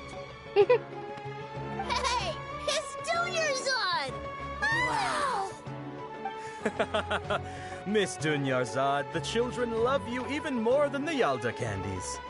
In the few short days it took to prepare for the Sabzeruz festival, the children have all grown very fond of you. The Hallowed Night of Flowers. It's an honor that you know my name. Attention! In the name of Ferris, the Knight of Flowers, I commend you on your contributions to the glorious Sabzeruz festival. All right, little soldiers. Take your Yalda candies and don't forget your loyalty to Lesser Lord Kusanali. Dismissed! Yes, Knight Ferris! Just what is going on here? Ferris, the Night of Flowers, is another Sabzeruz festival icon, and one immensely popular with children. In the past, the actor portraying Ferris would also sit on a flower carriage. It's all thanks to Miss Dunyarzad's sponsorship that the children can make such wonderful memories today. As are we to you, Vihar. Oh, not at all. Oh, speaking of tradition, do you want some Yalda candies? They're a festival staple, and I happen to have some boxes readied here. Take a look and pick whichever one you... Whichever one? Don't these boxes all look the same? That is the fun part. Each box contains a random flavor. It's up to the luck of the draw. Flavors include lavender melon, hara fruit, sunsetia. Ooh, those all sound pretty good. And there's also lizard tail and oni kabuto. Huh? What's up with those two flavors? Oni kabuto is a little spicier than lizard tail. Dunyarzad, you tried them before? Traveler, help Paimon pick one. Paimon wants the sunsetia flavor.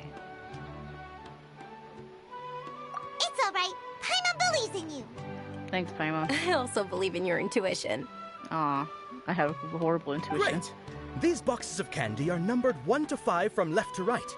Which one do you want?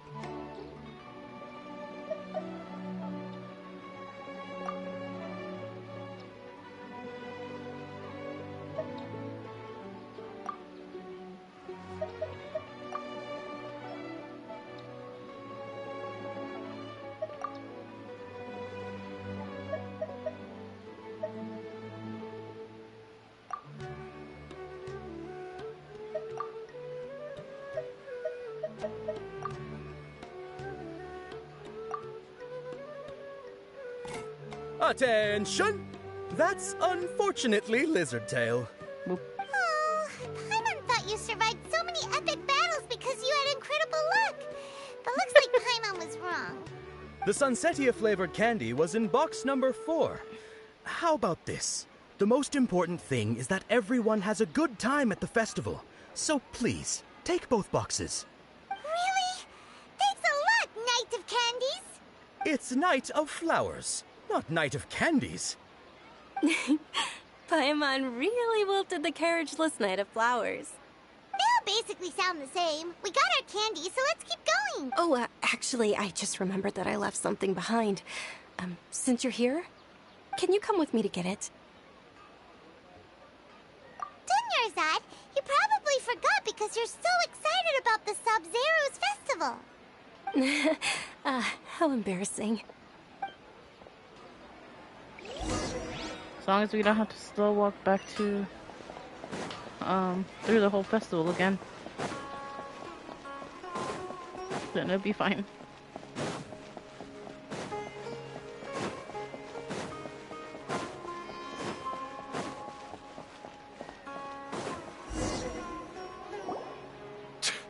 We're too late.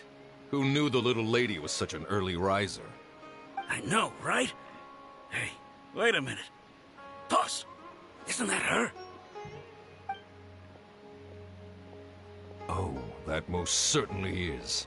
We're in luck. She's walking right into our clutches. Ah, shit. Those Eremites don't look like they're up to any good. Who are you? I don't believe the Homayanis hired you. That's right.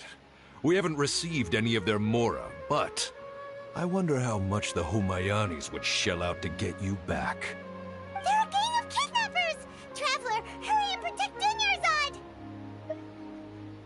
Hey, did you scumbags even consider that the Homayanis might have hired a merc that outclasses you?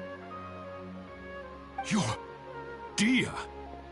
Dia the Flame Mane! No wonder we mercs haven't heard anything about you for so long. You sold your unruly mane to the highest bidder. Don't speak so disrespectfully. My family started working with her as gratitude for her past kindness to us. Don't worry about it, my lady. Just some friendly banter between mercs. One punch and those rabid dogs will expose themselves for what they really are. Aren't your claws all dull by now? Don't get too cocky! Traveler, take Miss Dunyarzad to a safe location. No, we're gonna stay and help. There's too... You're right. All right, fine. Please be careful, Dia. Don't waste your time worrying about me. This is my job. Look out for yourself. After I've wiped the floor with them, I'll go find you all.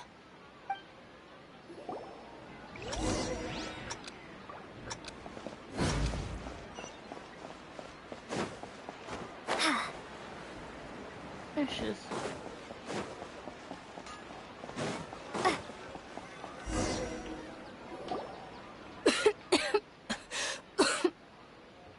Dunyarzad, are you okay? You look a little pale. Are you in shock? I'm fine. My body always reacts like this whenever I exert myself too much.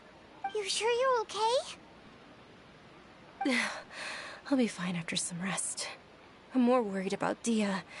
After all, none of this would have happened if I hadn't insisted on coming out today. Yeah, don't worry.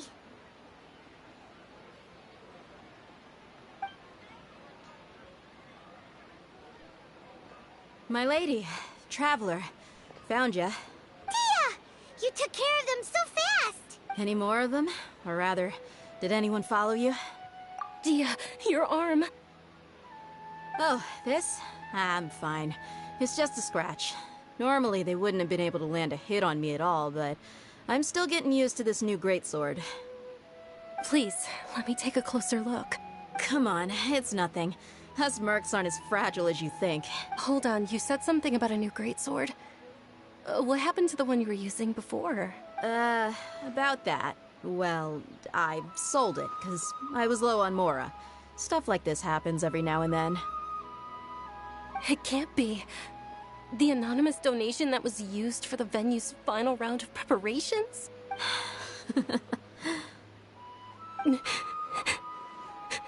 Hey, Miss Dunyarzad, I wasn't trying to make you cry, and I'm not gonna lose my commission because I made my employer cry, am I? Okay, making your employer cry won't affect your commission, but selling your weapon without permission and getting hurt? I'll have to reevaluate your performance. You're so unreasonable, my lady. Thank you very much, Dia. Don't be like that. I get embarrassed really easily. Are you feeling unwell again, Dunyarzad? My lady, your condition. Traveler, can you take her somewhere to rest? I'll look around the area to make sure we're safe from an ambush. Truly. I'm sorry for the trouble, everyone.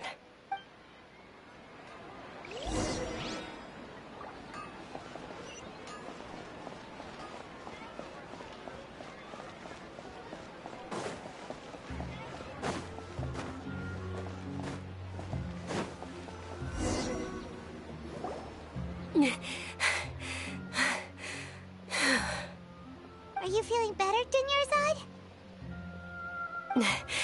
Yes, much better.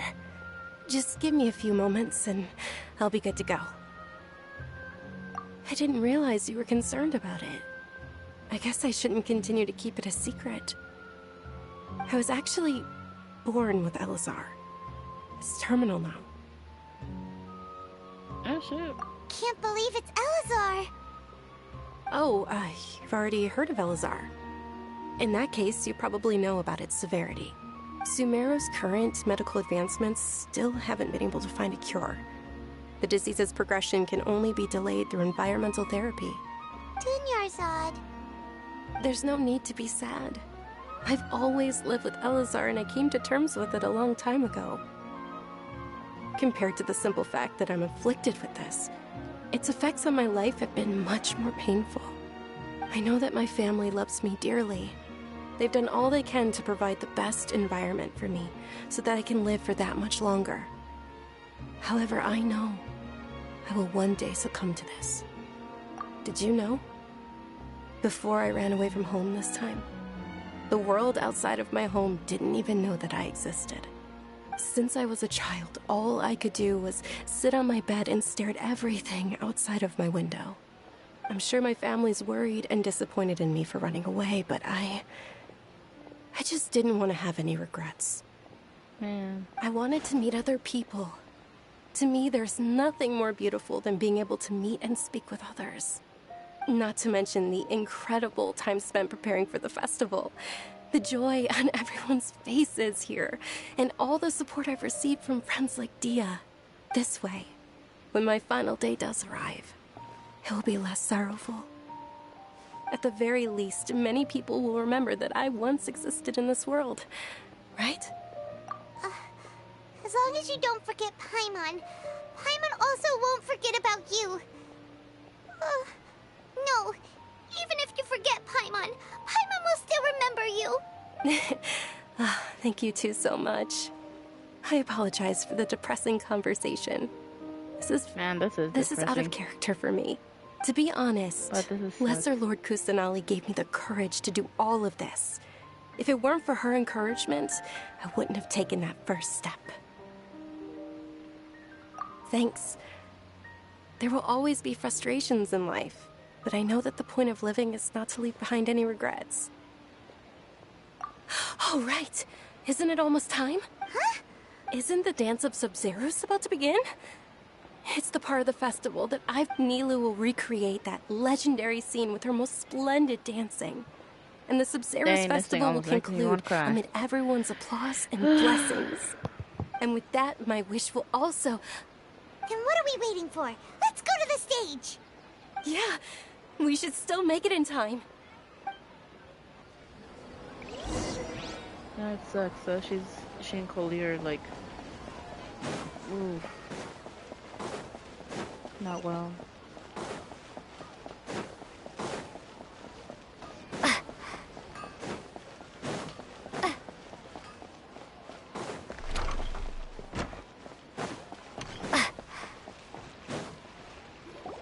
Were you not aware that the law prohibits this type of performance from taking place without prior permission? Over there! Someone's yelling at Nilu! What the hell? I think I just saw the Academia's Grand Sage. Why is he here in person? But the Dance of Sabzeruz is one of the key parts of the Sabzeruz Festival. If we can't perform it... The Sabzeruz Festival. The law also prohibits the private hosting of large-scale religious festivals. Only the Academia can host such an event. If you continue to resist, we will have to order an investigation into every single event organizer. The Grand Sage has already granted you much leniency. I advise that you exercise tact. How did things turn out like this? The Academia was originally responsible for the Sabzeruz Festival, but they failed this responsibility for many years. I need to speak with them.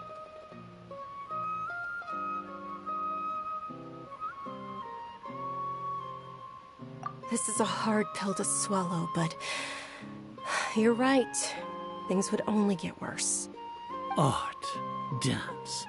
Aren't you ashamed of pursuing such frivolous and meaningless activities in this land of knowledge and reason? Our Archon created the utopia that is Sumeru City for all scholars who sought validity, verity, and truth, while people like you wish to defile it. No. I believe that our Archon never rejected the arts. Even the Goddess of Flowers dedicated a dance to her. With your lack of intellectual credentials, I do not believe you are qualified to debate with me. What you should be doing is finding workers to tear down this ridiculous eyesore. What the heck, old man?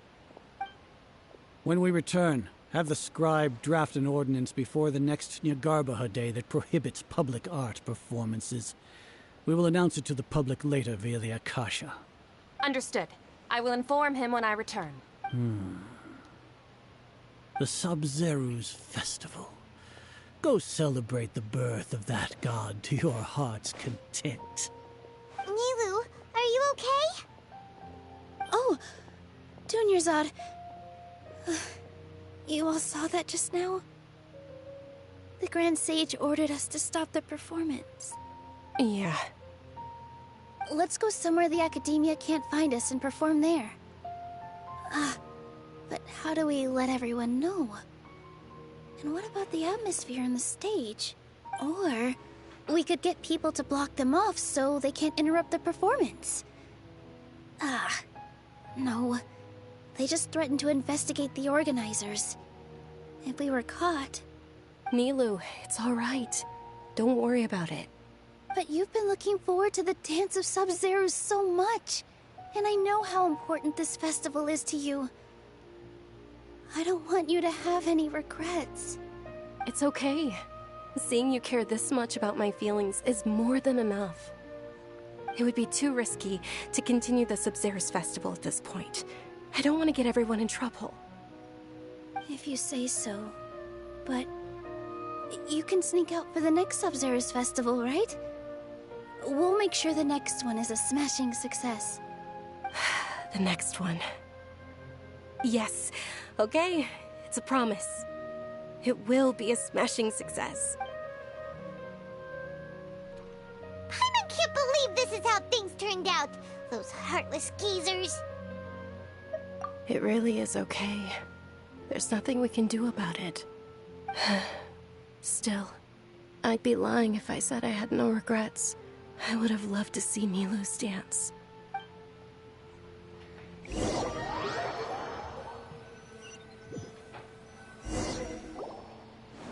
What's up? A lot happened today. It's a shame the festival ended the way it did. Nilo and Dunyarzad promised to make the next Sabzeruz festival a success, but Dunyarzad is running out of time. Yeah. Oh, noises. All connections have been secured to construct the most stable framework possible. The project has entered its most critical phase. Power has begun to flow from...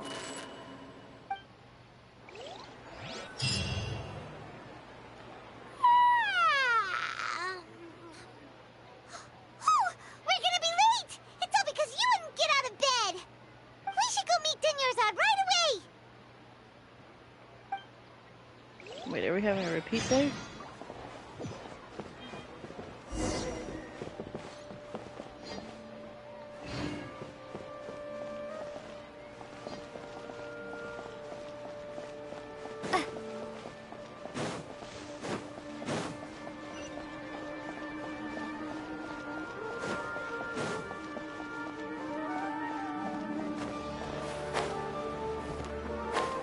It's the same as yesterday. Good morning, Dunyarzad. Sorry we're late. Not at all. I arrived early. You seem kinda tired. Did you not get enough sleep? I'm doing well. There's no need to worry. Shall we go? Let's start with the stalls over there. Sure! Traveler?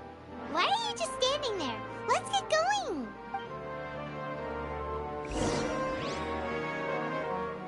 We repeated this. Ooh, they're selling food over that way! Let's go take a look! Either we're repeating time or something happened with my thing.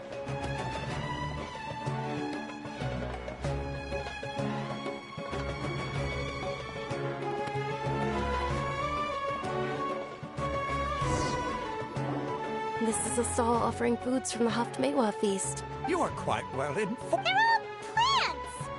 Actually, what is the Haftmewa feast you mentioned? It's one of the Sabzeruz festival's traditions. People used to set their tables with 7 different foods to symbolize the 7 virtues of the Dendro Archon. Appear to be in the form of the moon. Really? Paimon thought it looked like some kind of food. The moon signifies... It's escaping me for now. Wait a moment. Is he really looking it up in a... Oh, right. It means illusions and lies. But if you trust your intuition and overcome your fears, the sun will surely rise. Understood. I'll keep that in mind. Oh, it's nothing. I'm just learning as I go. Guess that was still pretty interesting. Okay, on to the We're in next a stall. simulation since we got back to Sabzeruz. So, where to next?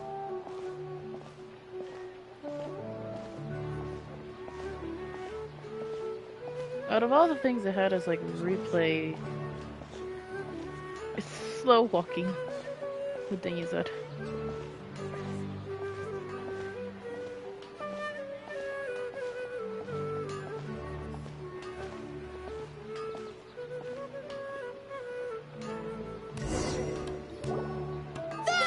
All right, soldiers. Now that you have your Yes, Knight Ferris!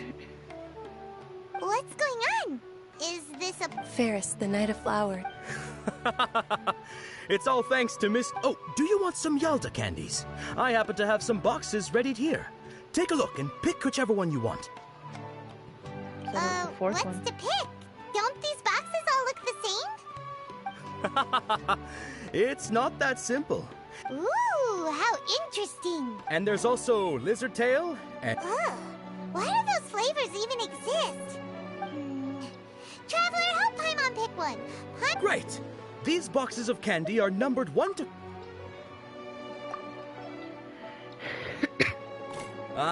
Excellently chosen. Number 4 is indeed Sunsetia. Ha-ha! Paimon bet you had incredible luck, and Paimon was right!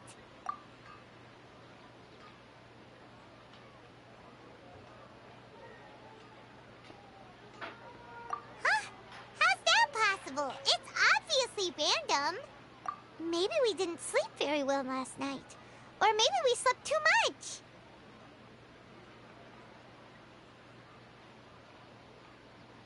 Oh, sure. Huh? Where are you going? You're just gonna walk off like that?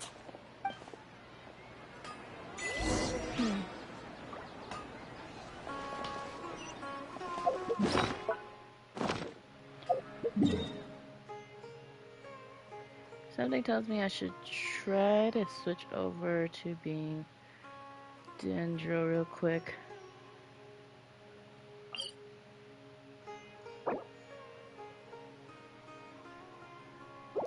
Okay, so I can't leave it. That's fine.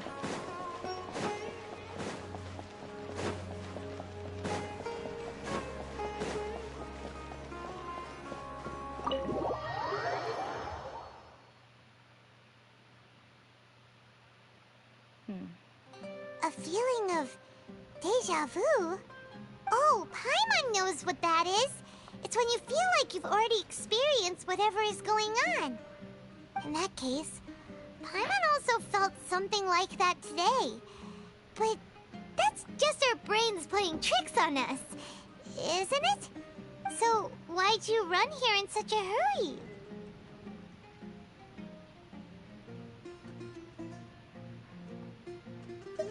So that's it! You're intentionally doing things you usually wouldn't and seeing if you still get that same feeling of deja vu. Welcome, you two. Are you here for lunch? What would you like to eat? Got it. You don't look like you're from these parts, but I gotta say, you've got good taste. I'll give this order to the kitchen. Charcoal-baked Angelina cake? Isn't it that burned thing that didn't look tasty at all? Oh, Paimon understands what you're trying to do now. You'd never normally order something like this.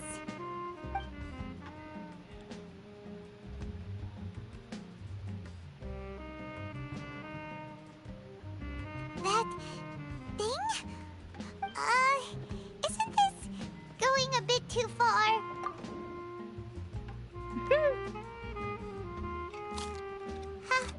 How was it? The look on your face is telling Paimon that it tasted awful. Then, you mean... That's impossible! We were just talking about how gross it looked! So, would this be a case of taste bud deja vu? Paimon also gets the impression that we've been here many times, even though we aren't regulars. How about we go out again and try something else?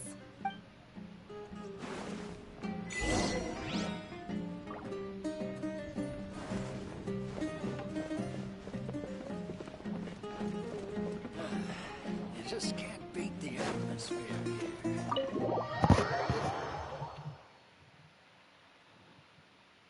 Our mind is playing tricks on us. Ooh, a cutscene.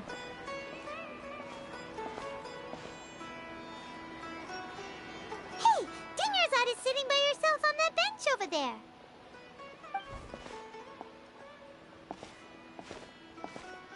Oh, this is like where it ended. What a coincidence, Dinyarzad. We meet again. Why are you sitting here all by yourself? Oh, I ran into some kidnappers just now, but thankfully Dia came to my rescue. I started to feel unwell after that, so I sat down here. Kidnappers? Oh my goodness, are you hurt? I'm okay. Dia's arm got scratched, but it isn't serious. Whew. That's a big relief. But, Dunyarzad, you seem a little down today. It's the Sabzeruz festival, and you've been looking forward to it so much! Not at all. I've always been like this. Excessive physical exertion or strong emotions tend to aggravate my illness. Besides, no matter how amazing today may be, it is but a single day. After however many more days, my time will come to an end.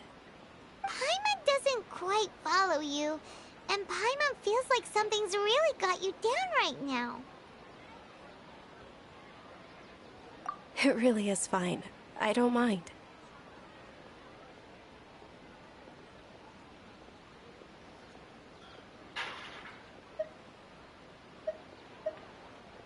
Huh? Did something happen? Dunyarzad, have you ever felt deja vu? You know, like when you've already experienced something that's happening right now? Deja vu? No. But my days have been the same for years now. Even if I were feeling deja vu, I suppose I would already be used to it. Oh, Paimon sees. Then, is it only the two of us?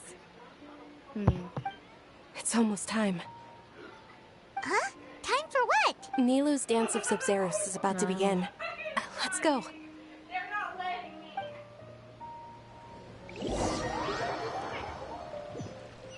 Hello. Okay, so let's see what's going on.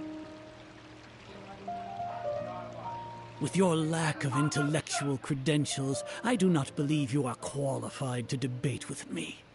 What you should be doing is finding workers to tear down this ridiculous eyesore. When we return, have the scribe draft an ordinance before the next Nyagarbaha Day that prohibits public art performances.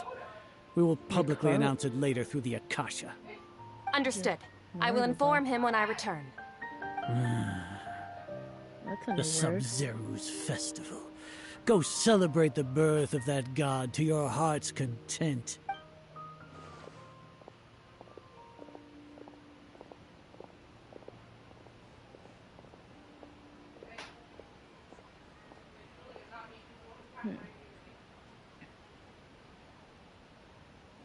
Nilou, are you okay? Oh, Dunyarzad. The Grand Sage ordered us to stop the performance. It's okay. There's nothing we can do about it.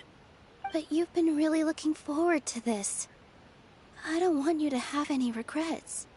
It truly is unfortunate, but I don't want to cause trouble for anyone. Didn't the Grand Sage say that he might investigate the organizers? True, but... well, okay. I'll just have to try again next year. The next festival. I probably won't be around by then. Wait, what did you just say? No, nothing. I'll be heading back to rest. Thank you for your help, everyone. Paimon can't believe what those heartless geezers did!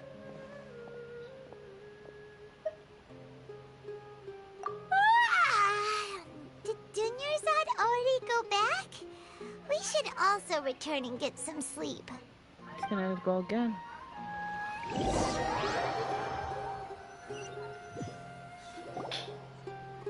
So, in the end, you still couldn't figure out what that deja vu feeling was all about? Maybe it really was because of exhaustion.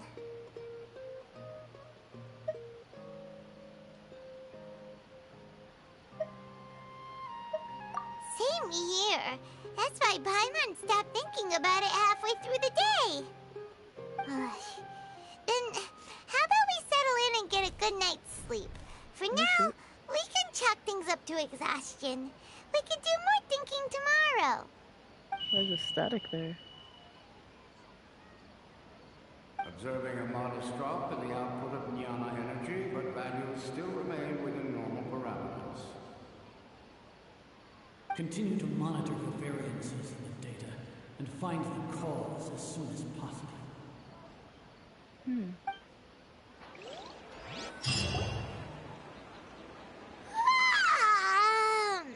Why does Paimon feel so tired after so much sleep? Anyway, we should go meet Dunyarzad right away.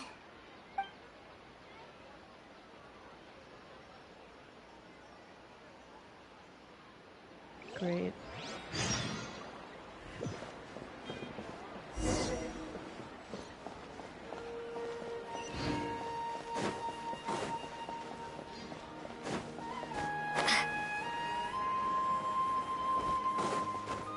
What a crazy storyline.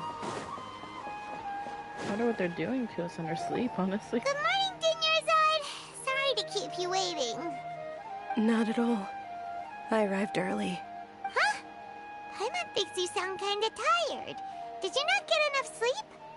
I'm doing well. There's no need to worry. Shall we go? Let's start with the stalls over there. Great idea! I feel like she's getting more and more, like, tired.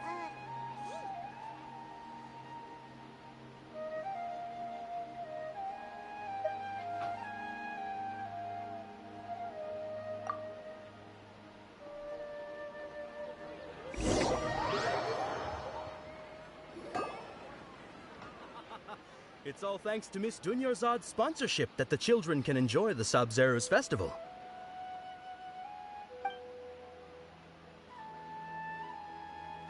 Are you interested in Yalda candies? I have some boxes of candy here. Pick whichever one you want. Not much of a choice. All these boxes look the same. It's not that simple. Each box contains a They all sound pretty tasty. And there's also lizard tail and oni kabuto. Huh? What were the... She'll help me choose. Paimon wants to eat the sunset. No problem. These boxes of candy are numbered 1 to 5 from left to right. Which one do you want? Oh, Jesus. All of them say 4. Oh, I like your confidence. No hesitation at all. Oh, congratulations! Number 4 is indeed Sunsetia.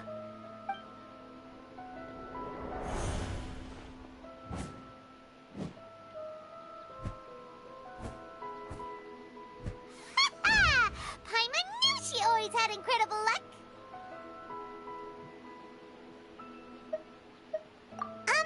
Paimon's not really interested in the other flavors. Wait. How did you know? Don't tell me that you already knew which flavor was in each box. What? She was right about all of them? That couldn't have been luck. How is this possible? I packed all those boxes this morning and they've been sealed ever since. You couldn't have known beforehand. Mind reading? X-ray vision? Or some kind of magic trick? This is way too freaky. Tell us what's going on. Since when did you get superpowers? Traveler? Oh, shoot. Hey, where are you going?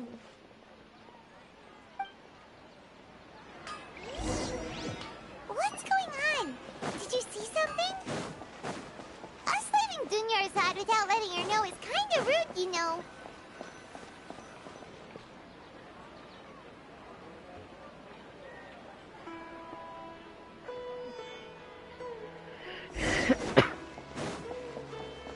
Gotta follow her.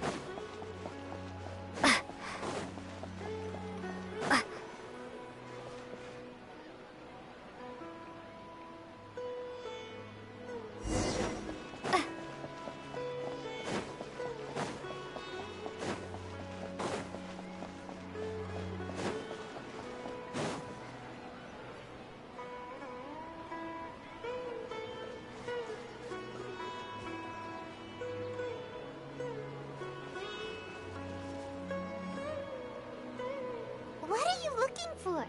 Why did we come here?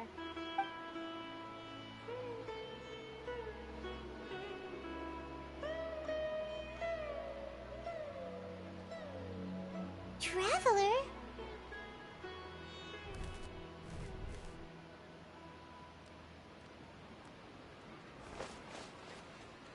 That's...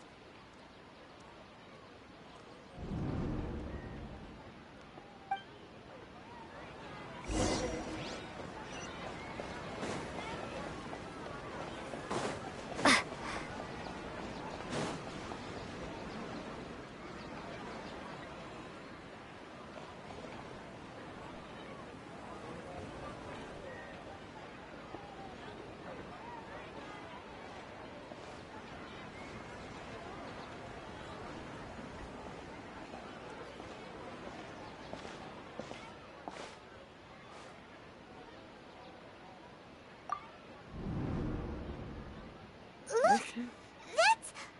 Isn't that Dunyarzad?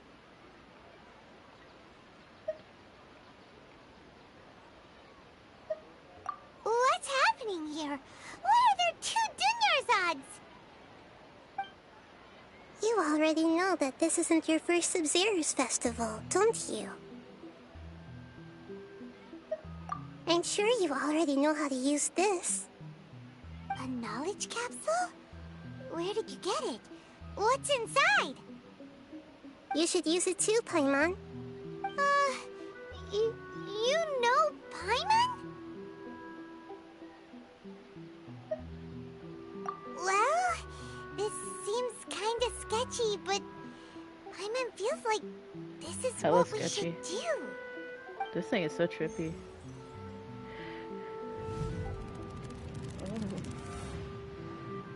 Memories. What the?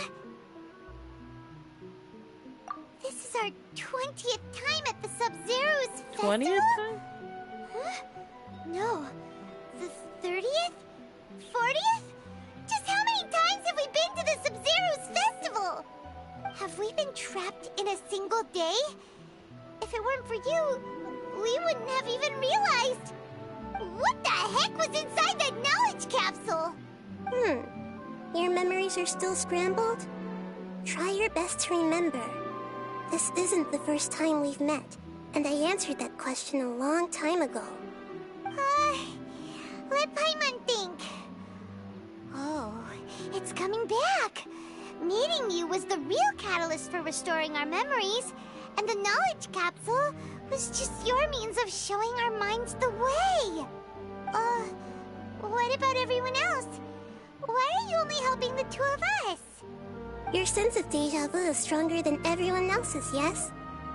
As for an explanation, you 2 received the blessing of Dendro, and you also have special, sensitive constitutions. It was as if a single sheet of paper was separating those memories from your consciousness.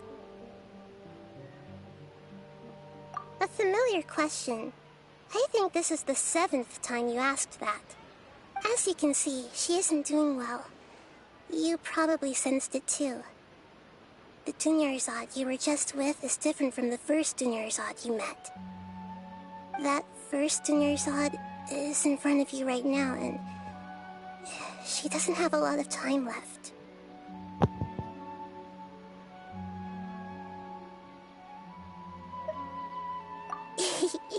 Looks like you're almost done sorting out your brain. Oh yeah, I'm Nahida.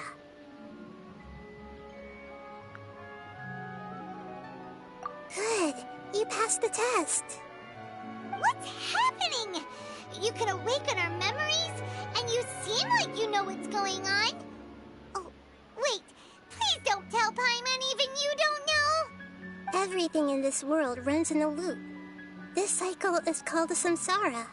You, me, and everyone else are all stuck inside a one-day samsara. As for the truth, that's on you to find out. If you were told the truth instead of discovering it yourselves, it would literally blow your minds.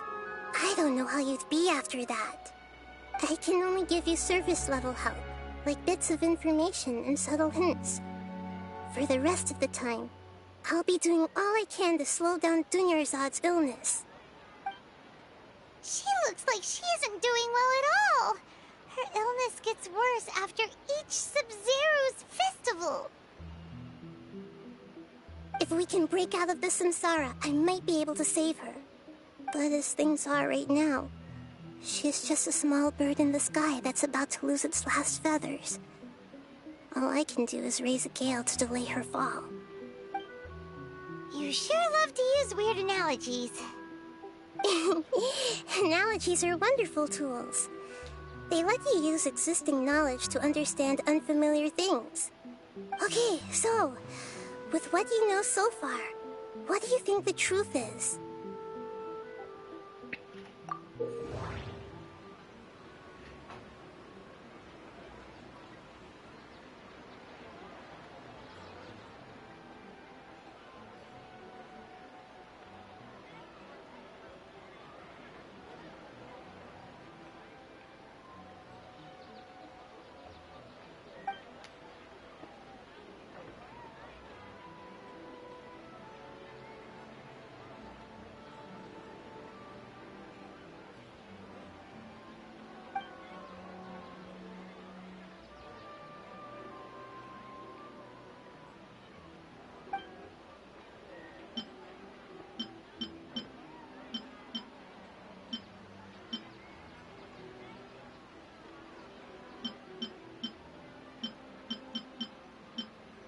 I've already experienced the Sabzeruz festival many times, and the day of the festival seems to be in a perpetual samsara.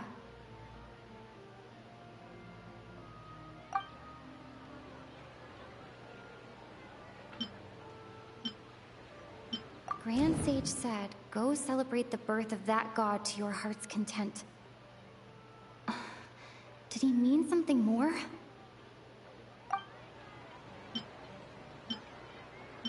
The moon, illusions, and lies. What do they all mean? What's happening right now seems to have happened before. This feeling has been getting stronger and stronger. My mind feels exhausted, even though I haven't done too much thinking. What is going on? I'm gonna assume it's the one that's golden color.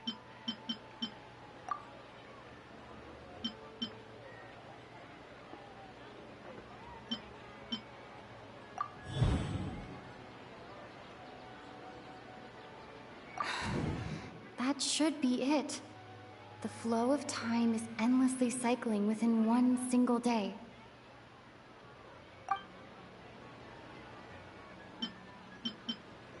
My mind feels exhausted even... That should be it. A time loop. You've given similarly wrong answers in the past. A pity. Still the wrong answer? Paimon thought that made a lot of sense. It feels like time's just repeating itself. A simple time loop can't explain some of the phenomena. You two are still missing a lot of information. Unfortunately, I can't give you any more hints. Dunyarzad! The Sabzeruz festival is happening every day, but that doesn't mean we can waste an infinite amount of them. Hurry and find the truth before today's festival ends.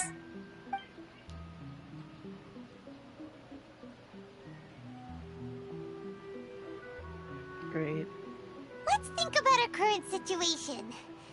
To save Dunyarzad, we have to escape the samsara of the Sabzeruz festival. And to do that, we need to figure out what's happening. The truth. Nahida rejected the idea of a time loop, so we must have missed something, right? Paimon's memories say that we've already done this many times, but let's go talk to people again. It's more productive than sitting here and scratching our heads.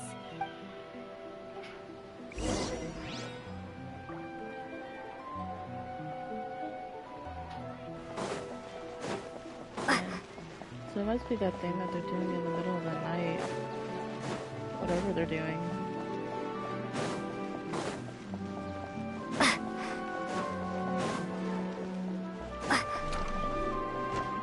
No, it's not that one.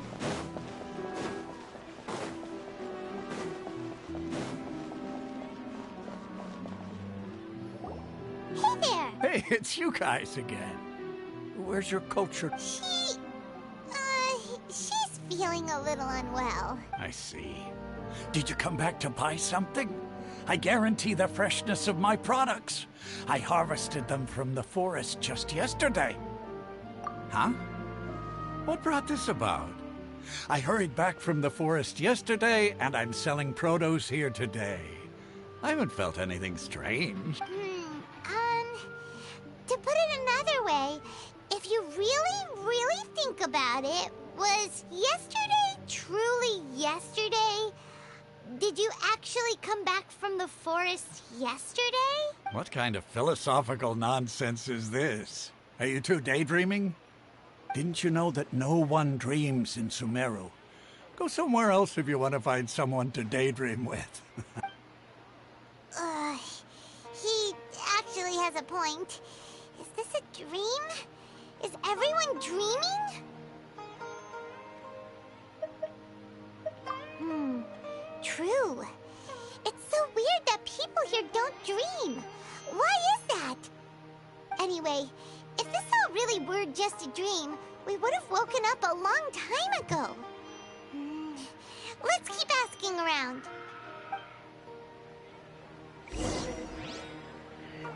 This is some crazy as heck stuff. I would have gone Oh, insane. it's you two. Was my divination so accurate that you felt compelled to compliment me in person? Ooh, I knew it! I told you, the god's divination is highly accurate. You just hadn't fully understood its significance yet. You're really excited about this, huh? That's exactly why we came back.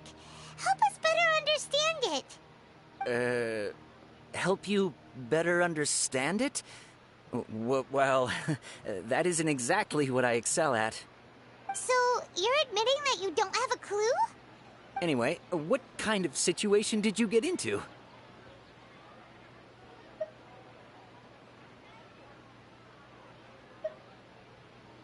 Huh? Hold on a second. I thought you guys just lost your wallet or fell for a scam. What you just said, are you serious? Does that kind of thing actually happen in real life? I guess so. I knew you weren't going to believe it. Marvelous.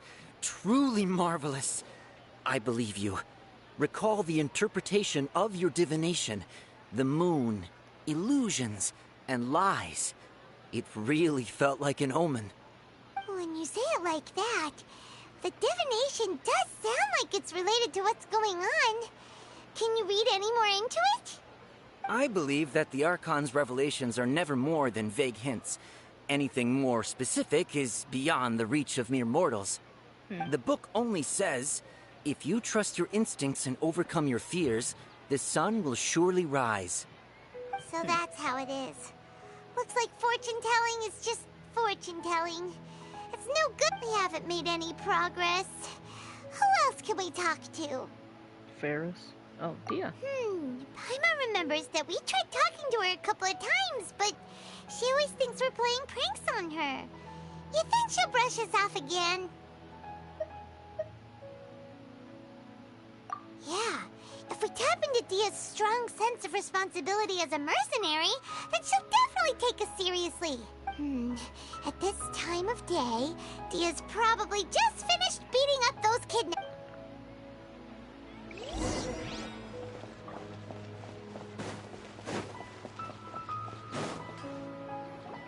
I'm fine, my lady. It's just a scratch.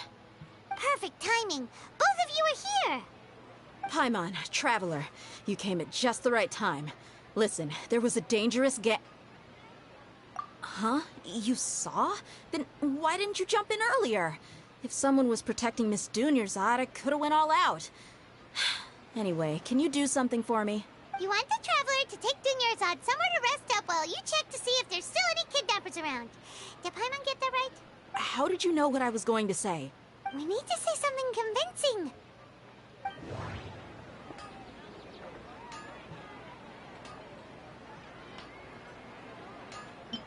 Dia sold her greatsword to raise additional funds.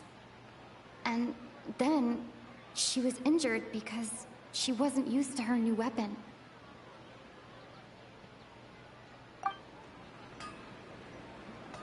People in Sumeru don't dream. The moon, illusions, and lies.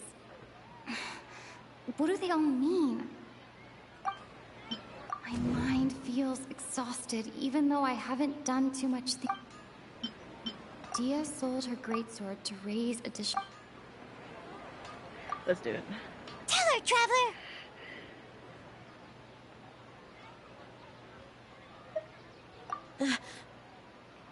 I didn't tell anyone about that.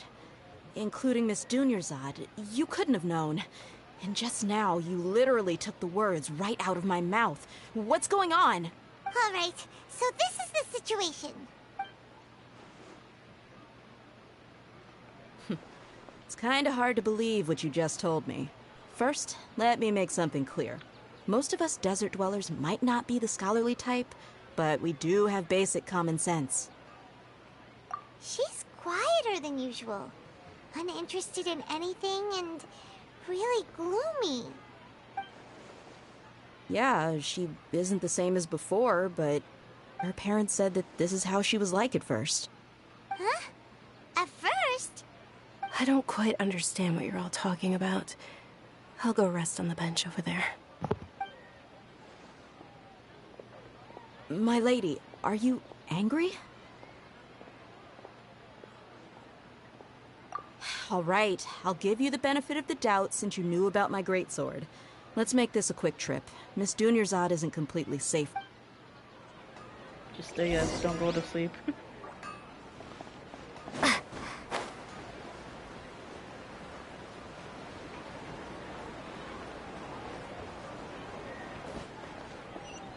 Oh shoot, where was I supposed to go?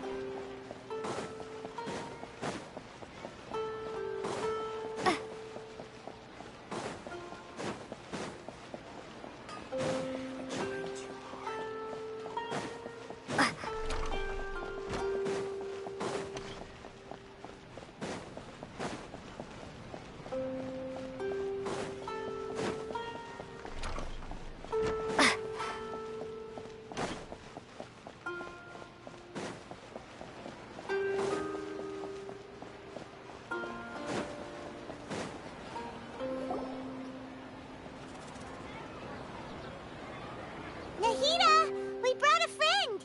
Are you busy? I thought I told you that it won't help to bring anyone here.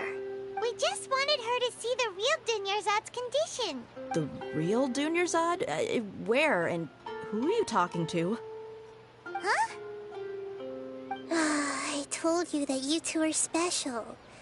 Other people can't see me or Miss Dunyarzad here.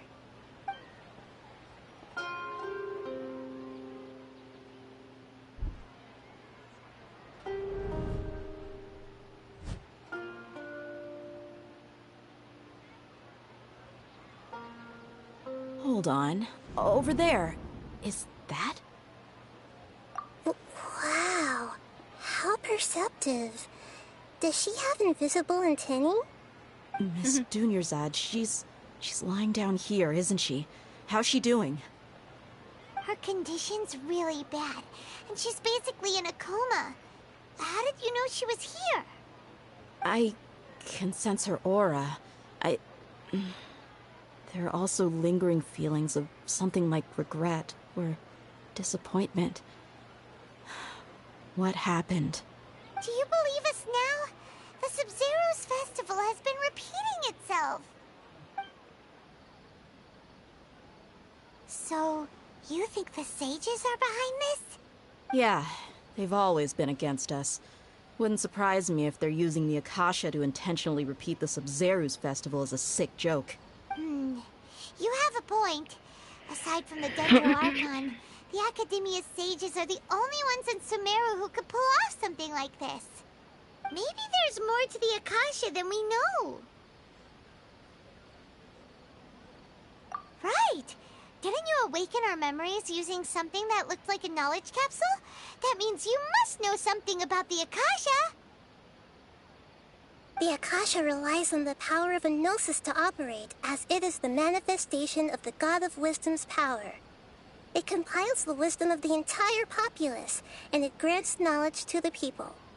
A gnosis could do that? No wonder the Akasha is so magical. It's being powered by the gnosis of Sumeru's Archon. So, this Nahida you mentioned, what did she say? She said, and Paimon quotes, "The Akasha relies on the power of a gnosis to operate, as it is the manifestation of the God of Wisdom's power. It compiles the wisdom of the entire populace, and it grants knowledge to the people." Compiles the wisdom of the entire populace and grants knowledge to the people. Wait. I get the grants knowledge part. That's what people have always used the Akasha for. But compiling the entire populace's wisdom? How does that work? Did she mean that the sages enter new knowledge into the Akasha? Oh, yeah. That sounds about right. What do you think? They're trying to get into our heads, aren't they?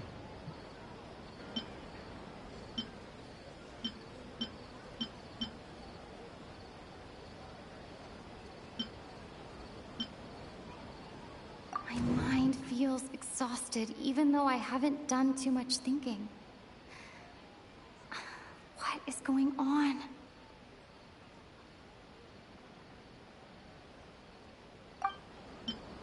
Okay, Nahida said, the Akasha relies on the power of a gnosis to operate, as it is the manifestation of the God of Wisdom's power.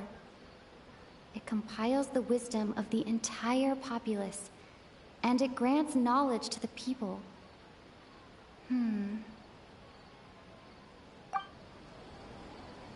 People in Sumeru don't dream. What a strange phenomenon.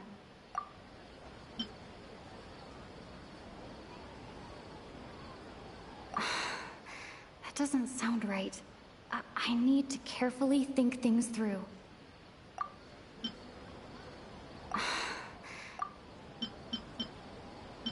What's happening right now seems to have happened before. This feeling has been getting stronger and stronger. Maybe it's a mental fatigue. You mean the Akasha is causing our mental fatigue? Huh. Now that I think about it, my head's been feeling unusually heavy. When the desert dwellers set off on their quest for knowledge, a sage once said, knowledge always comes at a price. Compiling the entire country's knowledge. You think the Akasha pulled a 180 and is extracting information from us? Who knows? The Akasha can put knowledge into our heads, so who's to say that it can't also poke around in there? We don't know any specifics. What's the point of doing something like that? You're looking for something? Just think about it. If you could combine the knowledge of every single person in Sumeru, then you can basically turn Sumeru City into a single massive brain. This hive mind could make breakthroughs in problems that even the smartest geniuses can't crack. An excellent deduction. And the analogy comparing Sumeru City to a massive brain? I love it. In that case, we should take off our Akasha terminals right away. Maybe that'll solve this problem. Yeah, I was only wearing this for show in the first place. Didn't expect the sages to cook up such a conspiracy. Mark my words, when this is over, I'm getting evidence and exposing this whole thing to the public. How does everyone feel? Huh? What is it?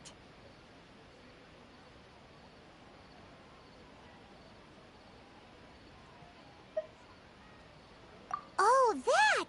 Paimon knows what you're talking about. It's a single soft beep that sounds like it's coming from the Akasha terminal. The sound of a beep. Could it be a prompt tone for when the Akasha is operating? That's probably an important clue. We weren't using our terminals, but we heard a beep anyway.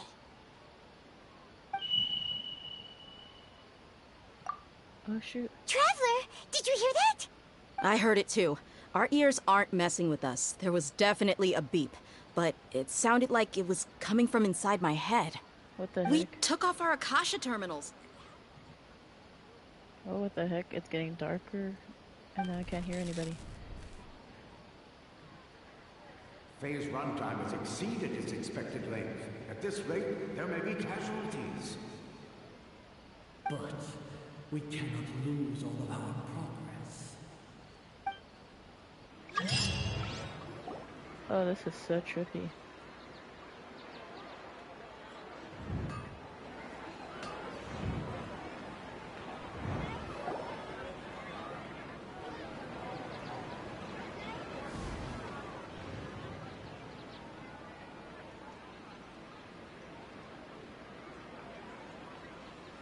Paimon remembers everything!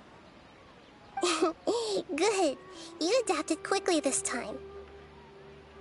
We definitely took off our Akasha terminals last night, but we still heard that beep. Why is that?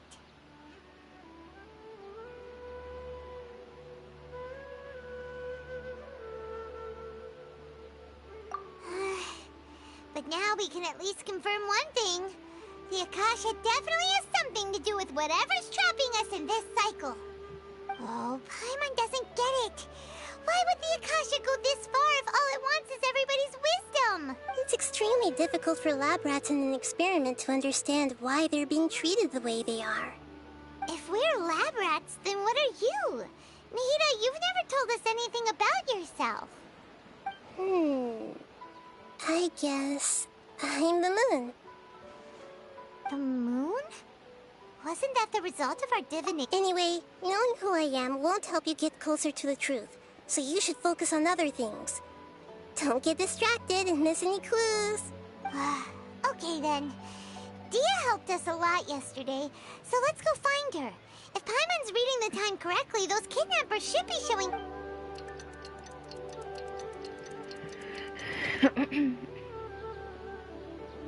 That is fucking wild, honestly. How could we be repeating the time all the time? There you are. I've already taken care of those kidnappers. My lady, did you get hurt? Dia? What's wrong? Why are you both gawking at me like that? You didn't get hurt this time. Huh? What do you mean this time? Why are you so surprised that I managed to get out unscathed? Those kids were amateurs.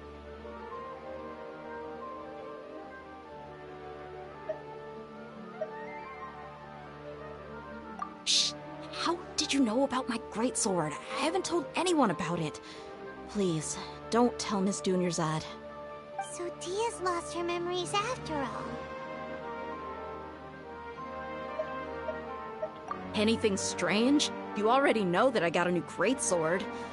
If I had to say something, it's weird how such a new weapon could feel so familiar. It's as if I've already used it to fight a countless number of battles. You're saying that although you don't remember using it, your body feels like it does?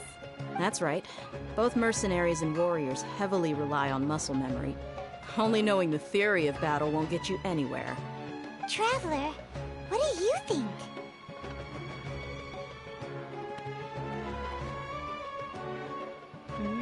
Yeah! Paimon's feeling really hopeful. Oh, you're right! Earlier in the Samsara, something like this would have never happened. I have no clue what you two are talking about, but it's still dangerous here, so... So you want us to take Dunyarzad somewhere else to rest while you check if there are still more kidnappers? How did you know what I was gonna say? Forget it. Go and do your thing.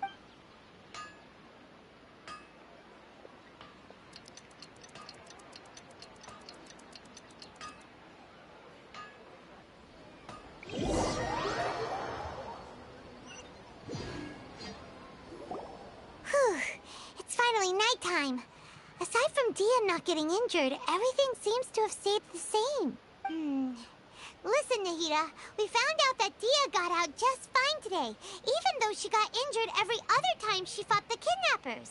Do you think the Samsara has been broken? Have we saved Dunyarzad? Really? Good job on all that progress. Get some good sleep tonight. Hey, what kind of an answer is that? Tomorrow will come. Everyone assumes this is common knowledge, but the only way you can know that for sure is if you experience tomorrow. How many todays has it been? Is it possible that today will be followed by yesterday? Does tomorrow truly exist as anything beyond a made-up concept? It's even possible that this entire world is a lie, and the history of the whole world has just been one endless Sabzeruz festival. Okay, no more. Paimon's brain is already shut down. That's why it makes no sense to waste your energy thinking about things you will learn tomorrow. Get some good rest. You know, use the bathroom and flush your anxiety dookie away. Hold on, what did you just say? Did Paimon hear you correctly? Huh? People always say they feel a sense of relief after they take a duk-duk. That's why I suggested you could try that. It's so strange and so against common sense that Paimon's at a loss for words. You were sounding kind of smart just a minute ago.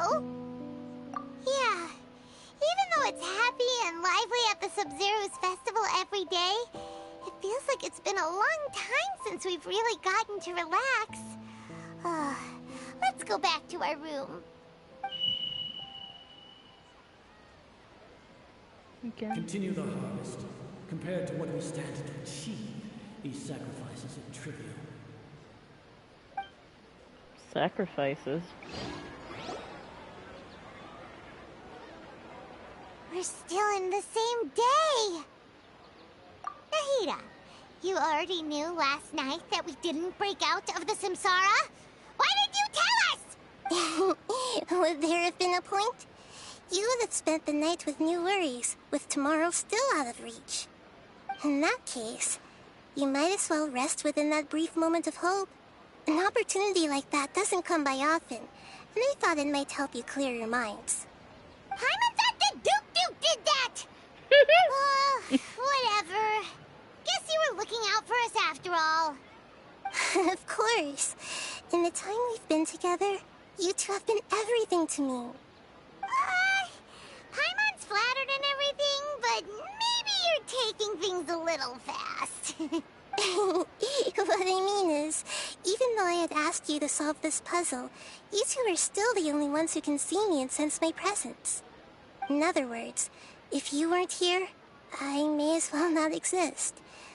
That's why you two have been everything to me. Get it? Nahida's talking about confusing stuff again. She's creating it. Anyway, that's enough chit-chat. So, Traveler, did the new clues yesterday help you gain a new understanding of the situation? Huh? Why are you scrapping your previous theory?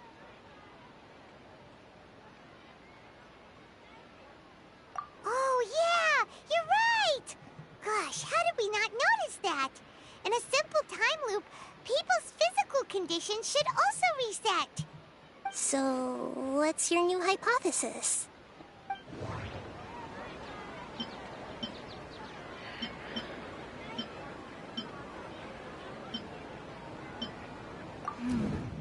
The beep is a prompt tone for Akasha operations. We still hear it every night, even though we removed our Akasha terminals. I think it's that. That doesn't sound right. I need to carefully think things through. Okay, Nahida said, the Akasha relies on the power of a gnosis to operate, as it is the manifestation of the God of Wisdom's power. It compiles the wisdom of the entire populace, and it grants knowledge to the people. That doesn't sound right. I need to carefully think things through. Oh shit, okay. Volume? Never mind. Oh my god. I'll be surprised if it's a divination room. Mercenaries rely heavily on muscle memory. And Dia was able to use her experiences to avoid injury in later samsara cycles.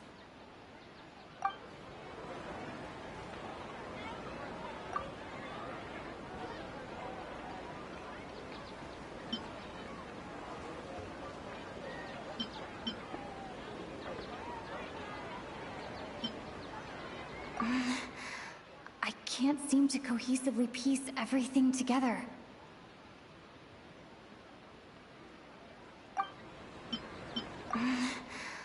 I can't seem to cohesively piece everything together.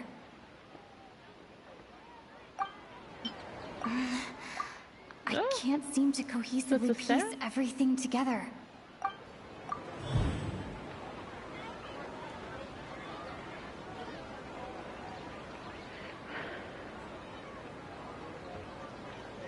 If all our memories of a day are erased at the end of that day, then we would unwittingly relive that same day again and again.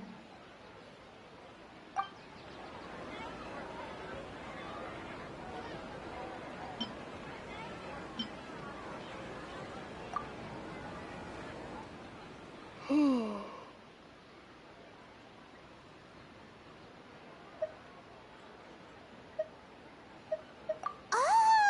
Then the beep we hear every night could just be indicating the deletion of our memories. That's why when we wake up, everyone thinks the Sabzeruz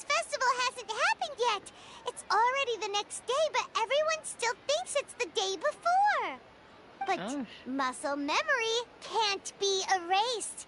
That's why Dia has been getting better at using her greatsword. Now everything makes sense. A brilliant deduction. Nahida, tell us if we're right or wrong. To put it simply, it's as if you've mistaken a pyro crystal fly for a firefly in the night. You lost sight of its true nature because you focused too much on your perception that it glows. That isn't simple at all! Why don't you go talk to Miss Dia again? You might learn something new. Right! She did help us find our latest clue after all. Let's go!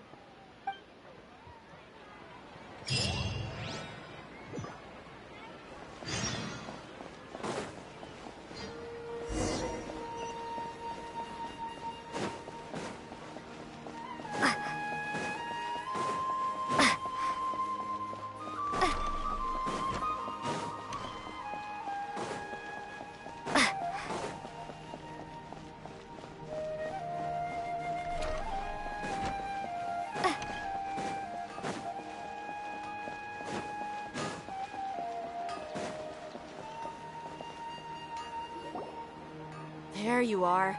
Really took me a while to find you. As expected, Dia also didn't get hurt today. Get hurt? Why would I? Don't underestimate me. Well, you're still getting used to your new greatsword. Huh. Truth be told, I also think it's pretty strange. It just suddenly felt so familiar in my hands, and... wait a second! How did you know I got a new greatsword to begin with? I didn't tell anyone about it. Traveler, could you explain the situation to her today? Paimon's gotten a little sick of doing it. Oh, that works!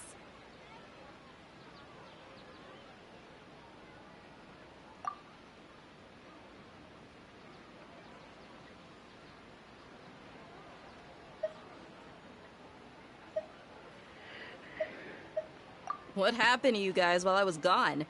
Did you get brainwashed by some cult? Don't think too hard about it. Just take what we're saying at face value. All right then, let me get this straight. You're telling me that my body's already gotten used to this great sword, but my brain just doesn't remember? Yes, your memory's being erased every day. Then I'd have to disagree. That's impossible. Oh? Why do you think that? If we've actually been reliving the Sabzeruz festival day after day, then what happened to the things we used, the money we spent, the food we ate? Common sense says my wallet should have emptied itself a long time ago. There's no way I wouldn't have noticed that. I thought of that too. I was going to say the food should have been rotten by this point.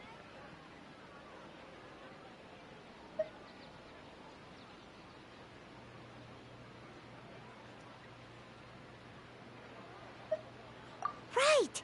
They could use the Akasha to record what everyone did that day, and then use the city's resources to replenish everything! It's not very likely, but it's also not impossible. No, it is impossible. I've got proof. You have proof?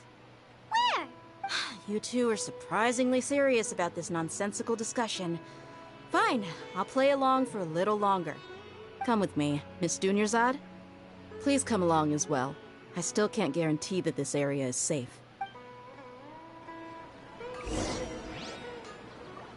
Paimon can't believe it's Dia who wants to show us something this time. 2 days ago, we were the ones taking her to see Dunyarzad.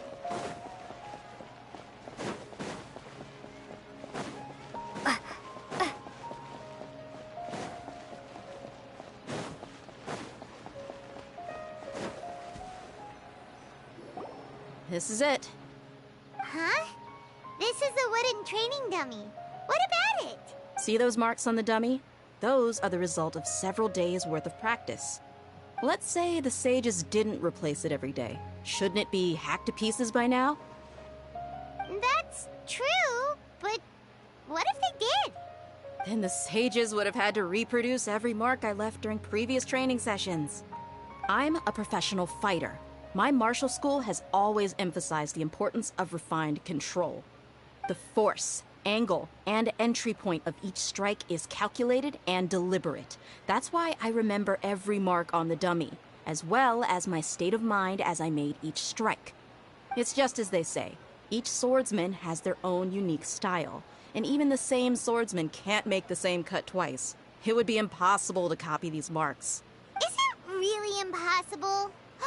What if they used some fancy machine to carve every single mark? People often say that a camera's photo can never replace an artist's painting because the former has no spirit to it. The same thing applies here. At a mere glance, I can differentiate carved marks from the results of combat training. Whew, hope that cleared things up for you. Hey, is this that new brain-exercise game that's been super popular with the scholars lately? It's surprisingly fun. Anyway, it's getting late. I should escort Miss Dunyarzad to Nilu's stage. See you later. No point. It's not gonna happen. Well, back to square one. Is our memory deletion theory also wrong? But at least we've reached some other conclusions in the meantime. I feel like we're like in a simulation. Yep, that's true. So, can we think of any new ideas right now? Strange? Paimon feels like everything's been strange lately. Huh? I thought about leaving the city Leaving too. the city? You're right! It's really strange how we never thought of such a simple solution! Many things should become clear if we can confirm the flow of time outside of the city. Paimon can't believe it! Did we miss this because we're tunnel visioning too hard on our other theories? Or because we're just too tired?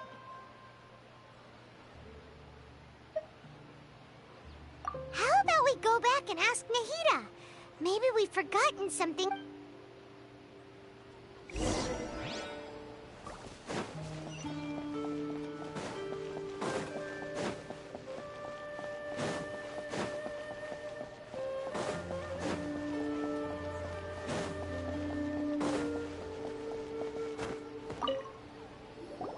Nahida, we're back! You're back early today.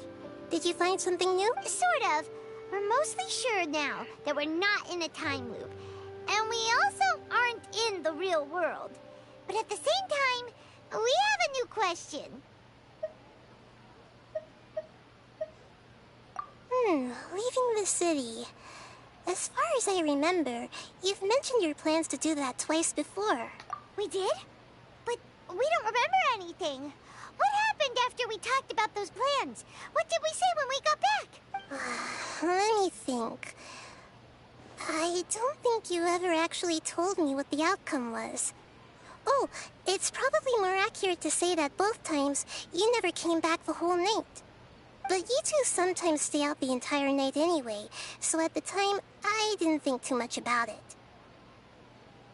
It is true that sometimes we lose track of time during our investigations. Before we know it, it'll already be the next day. But still, neither of us remember anything about leaving town. Really? That's kinda strange. In theory, I should have already awakened all your memories. Yep, something here's definitely fishy. Let's get to the bottom of this tomorrow.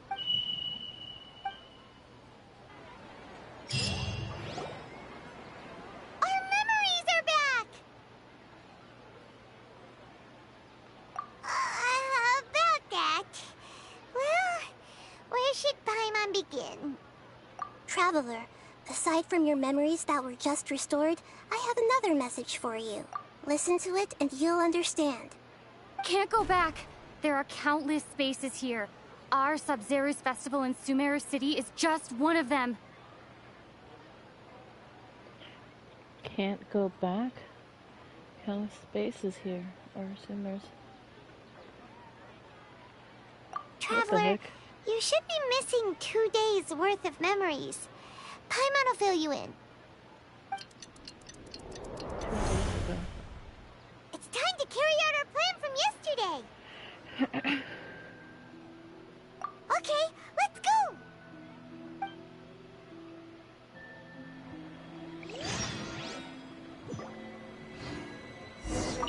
We don't have many more festivals to waste. Hurry and find the truth.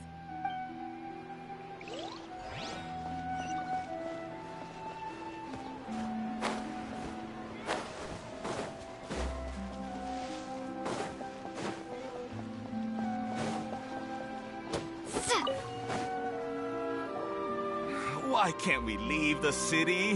What is the Academia up to now? Don't ask me. It's not like I can tell you anything.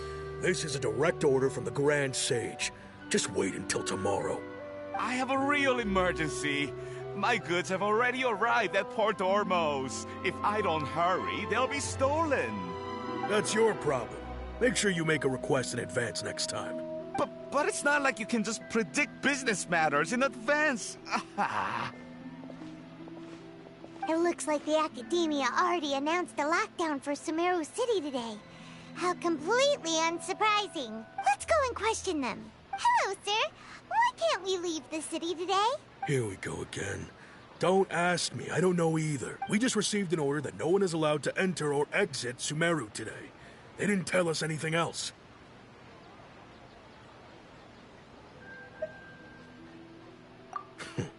Angering me won't get you anywhere. If I had that kind of insider info, I would have left this stupid post long ago.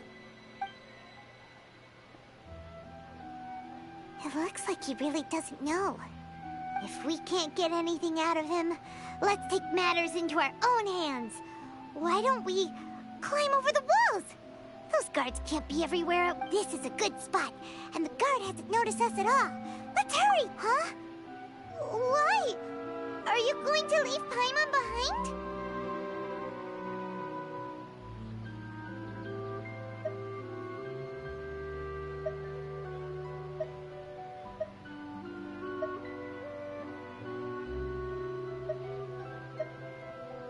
But what if things get really weird out there and you get into some trouble?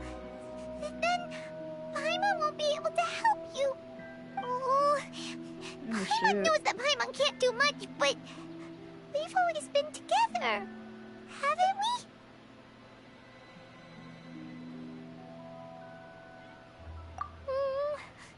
Oh, this is crazy. Okay. I can't imagine leaving Paimon Paimon. will wait for you. Promise Paimon that you'll come back as soon as possible. Just a quick look. And please, be careful.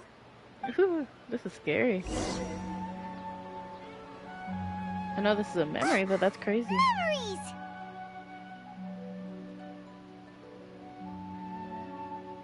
Traveler!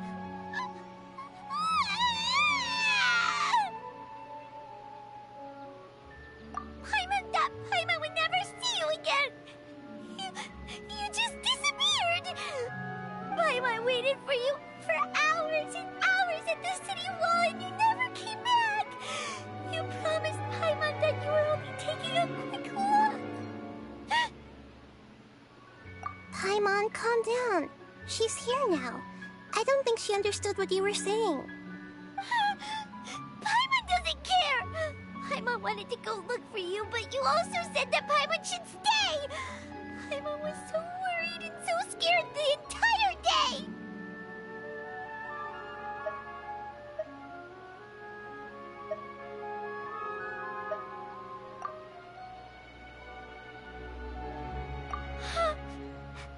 Okay. Poor baby. Paimon will forgive you.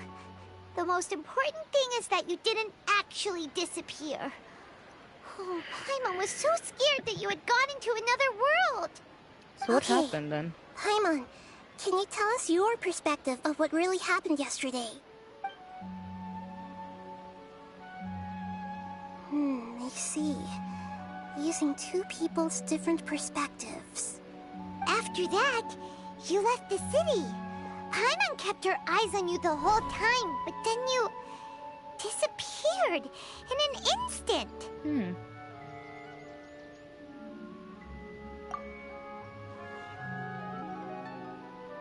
No way! Paimon was watching you with the fullest attention. What's your perspective, Traveler? You sure you don't have any memory of this?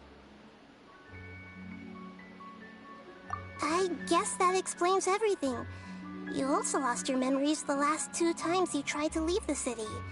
Those days' memories can't be awoken. So, if we leave the city, our memories will be completely erased?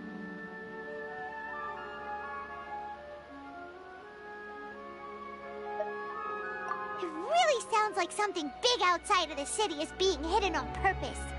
Sounds like it. This is We'll crazy. also never discover what's outside. Other than memories? Something like a message? But how can we send it back? Don't look at me like that. I'm not used to being stared at. Well... Okay. You want something that can pass on messages, right? Give me some time and take care of Dunyarzad for me. Yep! Now we're talking!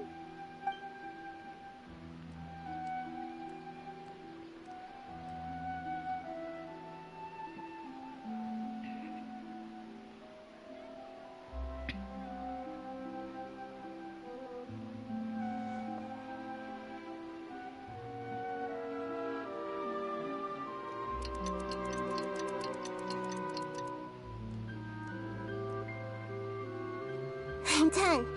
Here you go. What? Isn't this just an Akasha terminal? I made some little changes. Akasha terminals are already capable of sending messages. I just tweaked it so that it could connect to any node. To make something like this? Nahida, you really know the Akasha like the back of your hand. Anyway, we can use this now to record a message, right? Yep. I'll help you save the messages. It should be pretty easy to use. I just can't guarantee the user's status and signal coverage when they're outside the city. We'll never know until we try. At least we're taking the initiative now. Let's go then. Let's expose those sages! All right. Paimon isn't as worried about being separated since it happened once yesterday.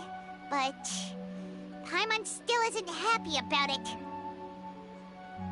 Okay, see you tomorrow, Traveler. That covers everything that's happened so far.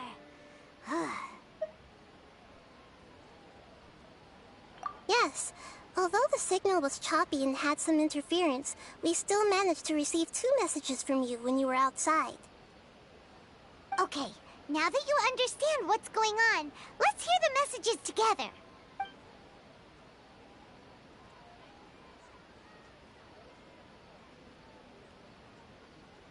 Can't go back.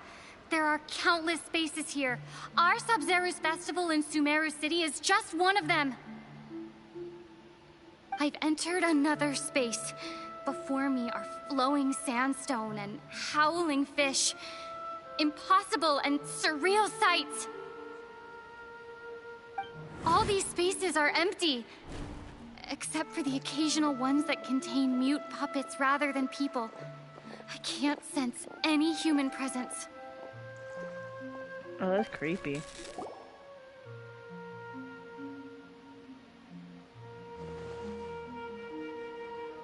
So then there's like multiple spaces of time though? That's one heck of an info dump. It sounds like you left the Sumeru City space when you set foot outside of the walls. But everything looked completely normal when Paimon was looking out from the inside. That's unbelievable. And if we take your word for it, the other spaces all had very weird contents. There's another part here. I only received it last night. These spaces have been disappearing, one after the other, absorbed by something like a sun in the sky. What the fudge? And now, even the final space has also disappeared. Behind me, a lot of spaces just appeared again from thin air. I get it now. Those spaces are actually...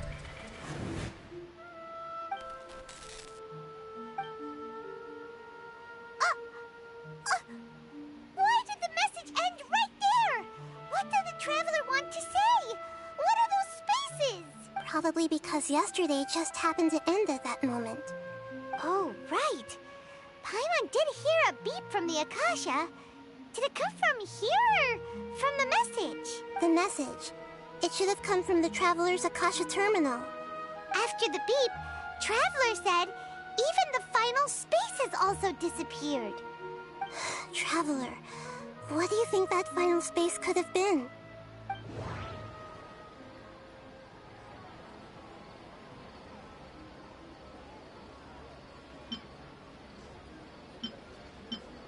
Was that space actually the real world? But wouldn't a real space just randomly disappearing like that be catastrophic?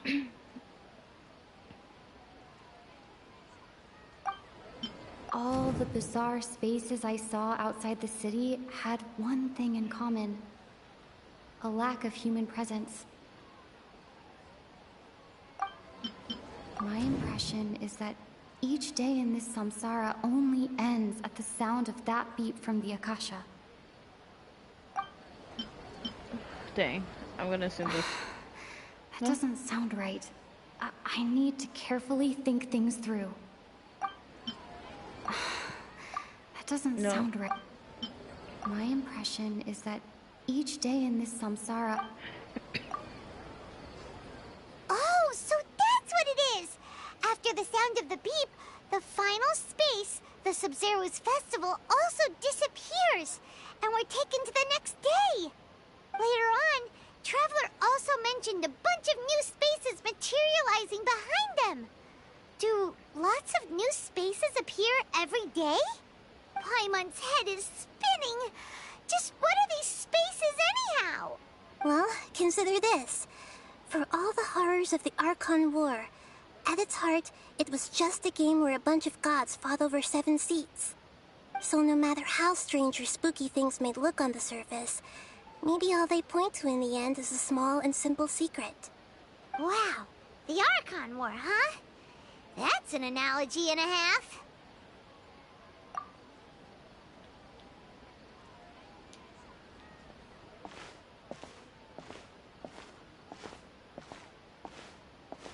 Hey, where are you going?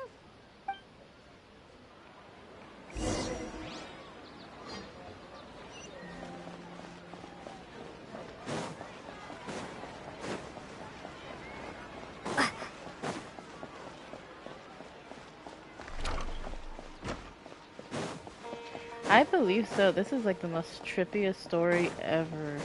But I love it though. It's also hurting my head because I'm like trying to wrap it around my head.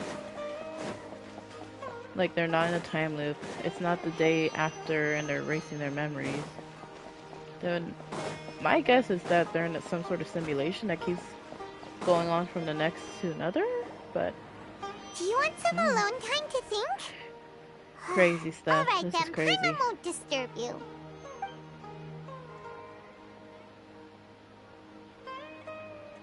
And especially like it gets absorbed by something like a sun in the sky.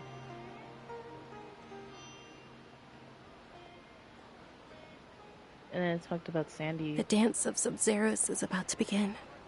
I'm going to go watch it. Okay. Why don't you go ahead, Dunyarzad?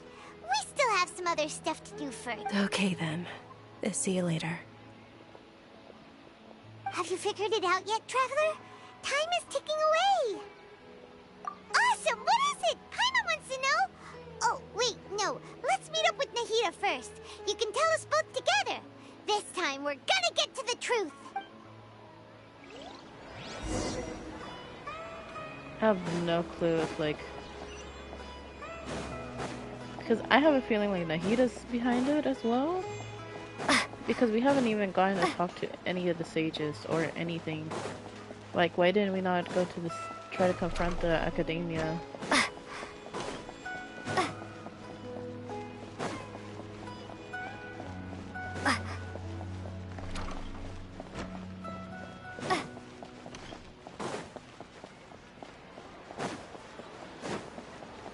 Especially since she says she's lonely. We're just living in a simulation that we're just coming back and seeing her all the time. You're back! I've been waiting forever for you two. Judging by the looks on your faces, are you ready to take your Sabzeruz exam and graduate from the festival? Okay. First off, have you discovered the hidden truth?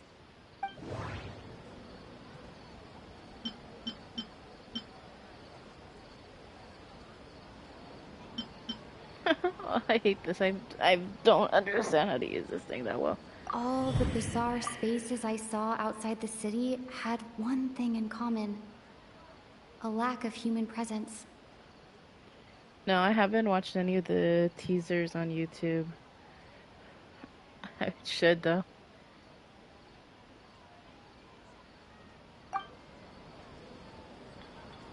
Those spaces remind me of dreams. Like the one I had in the Avidia forest. Except these have no sign of human presence.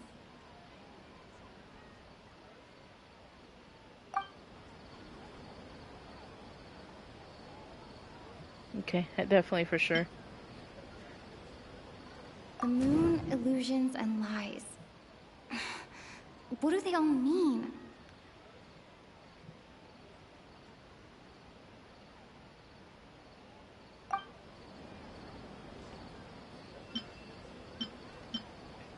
People in Sumeru don't dream.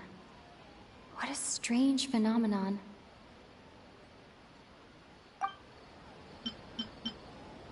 We've already experienced the Sabzeruz festival many times. And the day of the festival seems to be in a Thanks for letting me perpetual know. samsara. Okay, Nahida said, the Akasha relies on the power of a gnosis to operate. As it is... I'm gonna assume with the golden one. Oh, whip.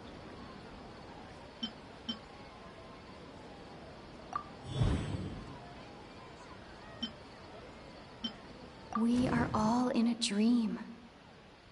It isn't that the people of Sumeru don't dream.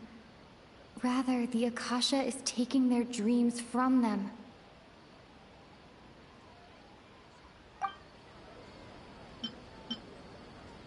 People in Sumeru don't dream. People in Sumeru think they don't dream, but the truth is the Akasha steals their dreams without them knowing it. And those spaces with no human presence are stolen dreams without their host. That would explain why they sounded so weird when she was trying to describe them. Huh. So people in Sumeru do dream after all. In fact, we're all in one big dream together right now. Correct answer. Now, how did you conclude that the Akasha is capable of this?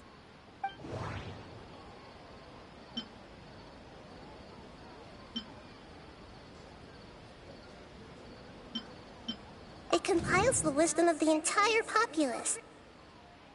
What the heck? It's now her voice. And it grants knowledge to the people. It is the manifestation of the God of Wisdom's power. The Akasha relies on the power of a gnosis to operate. That doesn't sound right.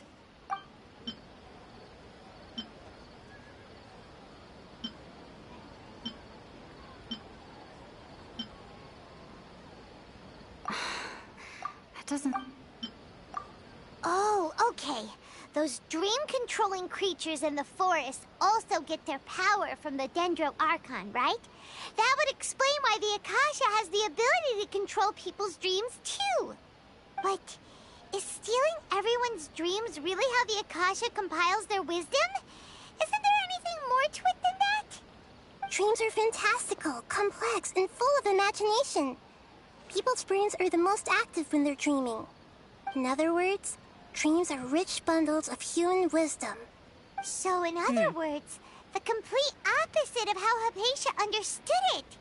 Paimon remembers her saying that the sages think dreams are foolish delusions, and the fact that no one dreams is a blessing from Greater Lord Rukkhadevata. So it was all a dirty trick? The real story is that the sages from the Academia are using the Akasha to steal people's dreams for their own use, huh? Oh? By the sounds of it, you understand the current situation pretty well. So then, what about the samsara?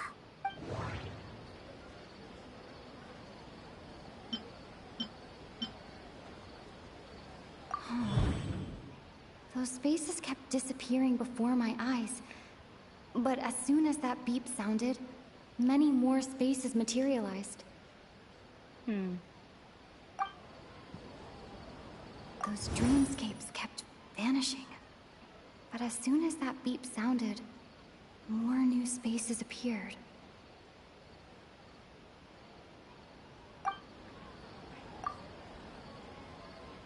I can't seem to cohesively piece everything together. I can't seem to I can't seem to... Really? Can't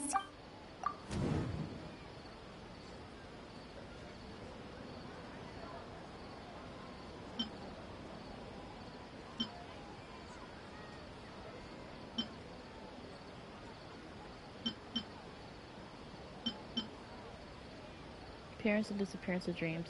Appearance and disappearance of spaces. Mass production of dreams. Ugh. It's so hard. My head does not work for this. My mind feels exhausted, even though I haven't done too much thinking. What is going on? No, I think that's what I'm just about to do. Just try everything. That doesn't sound right. We've already experienced the Sabzeruz festival many times. I'm assuming because the day of the festival seems to be in a perpetual samsara. In Danyusaur's dream because her dream is the Sabzeruz festival. But that's just my guess.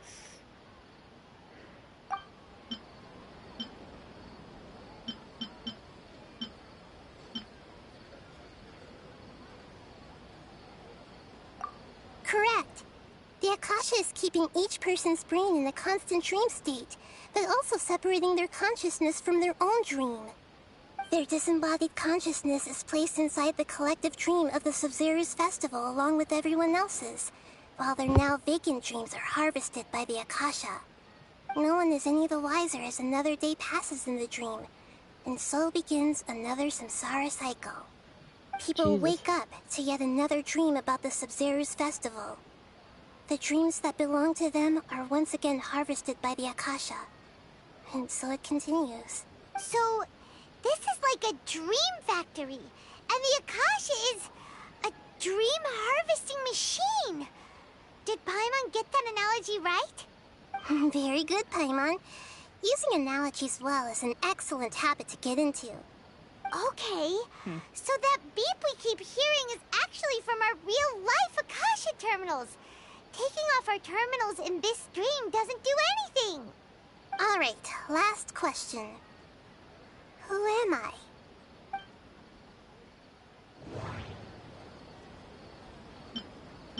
They say that alchemical divination is the Dendro Archon's divine revelation. So then, if Nahida has referred to herself as the moon... So you noticed. I thought that one would be the hardest question. That's why I put it last. That wasn't hard at all. Even Paimon guessed that. Everything about you is different. We just didn't want to expose you is all. Now that you mention it, Nahida, you've been hinting to us since the very beginning. It's funny. Thinking back to when we were asking all over the place for info about Lesser Lord Kusanali, Paimon didn't expect to meet you like this. Yes, those can wait until we're back in real life. On the other hand, I'd be happy to answer any more questions you have about here and now. You asked me this question before. My answer was, it would literally blow your minds. Now that you know this is all a dream, this answer should hopefully make more sense. I'm definitely Have you heard the saying, Nadia. don't wake a sleepwalker? Likewise, Or Nahida? if someone suddenly had told you I think all that's how you this pronounce instead it, of yeah. you learning it on your own, your notion of reality and dream would be thrown into irreversible confusion. I couldn't expose you to that kind of risk. That's why I could only give you very subtle hints and some suggestions. Long story short, I'm really sorry I had to keep you guessing. Firstly, this dream we're in is completely based on reality. People have already experienced this Sabzeruz festival, so it would be very difficult for them to find anything that strikes them as surreal.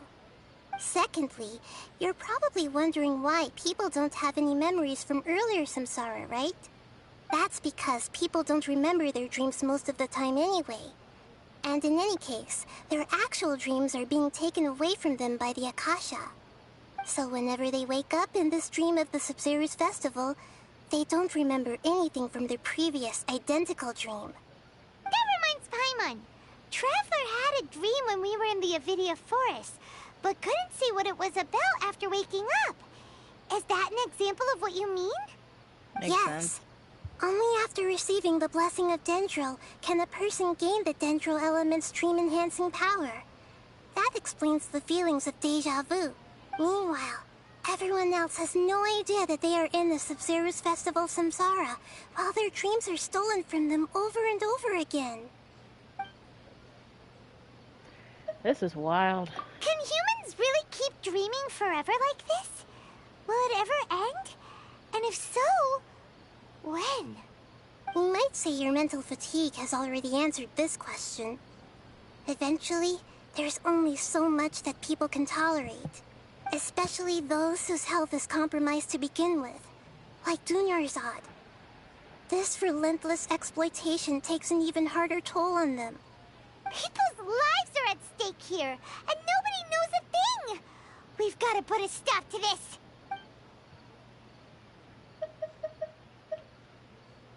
I know, right? Why did they have to base this dream on my birthday? Could it really just be a coincidence? Even you don't know the reason? Wow, now that's strange. The Academia sages are determined to harvest lots of dreams in a short time, no matter the cost. They have to be up to no good. Unfortunately, I don't know anything about it. Traveler, do you have any information?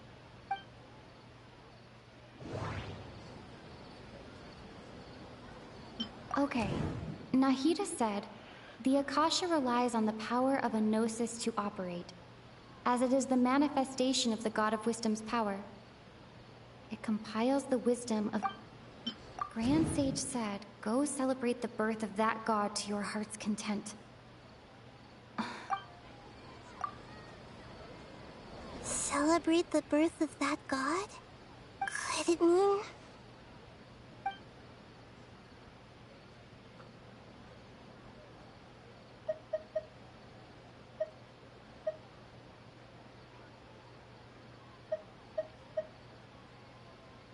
deceiving the people of Sumeru with no regard for their safety. No matter what they're trying to do, this is unforgivable. After we end the Sabzeruz Festival Samsara, we have to look into them. How can the sages of the Academia do this behind their Archon's back? This is ridiculous. In the end, I'm just the moon. The real sun is long gone. A sun and a moon? Nahida's talking in riddles again. His son is probably Greater Lord Ooze. I can't pronounce it. Oh, we're out of time today. I'll tell you how to break free of the samsara tomorrow. See you then. Whew, here we go again. This is worse than like Happy Death Day. Good morning, Nahida. Wait. Now that Paimon remembers everything, should we instead say good morning, Lesser Lord Kusanali? Hey, what's wrong, Nahida? You don't look too good. I'm afraid that what you're thinking right now is correct. Did Dunyarzad already disappear? No way. Are we too late? The real Dunyarzad's consciousness has indeed disappeared. It can no longer endure the constant dream harvesting. Oh, fudge. Paimon can't believe it. Wait, so what about that other Dunyarzad? Just what is she? Is she also going to disappear? She's actually something like a puppet, but not completely. The real Dunyarzad's consciousness could no longer keep playing her role in this dream. So another Dunyarzad appeared to replace her in the dream. Just like the grass and the trees, that Dunyarzad is just a building block of the dream that helps to keep it going. But personality-wise, she's nothing like the real Dunyarzad. Puppets are stiff and can't copy a living person's vitality. After all, they're just there as filler. You know, speaking of which, the old Dunyarzad might not have been too different from a puppet. Dunyarzad truly believed that she met you within her consciousness, and it was you who inspired her. So you do remember her after all. Yes. Back then, her family was overly protective of her. No one cared about her personality or thoughts. It was as if she only lived to stall her Elazar. I just gave her a little wisdom so she could look at life in a new way. So that she could be her own person. But even so, she's still... far from it. I'm still a long way off from being a real Archon.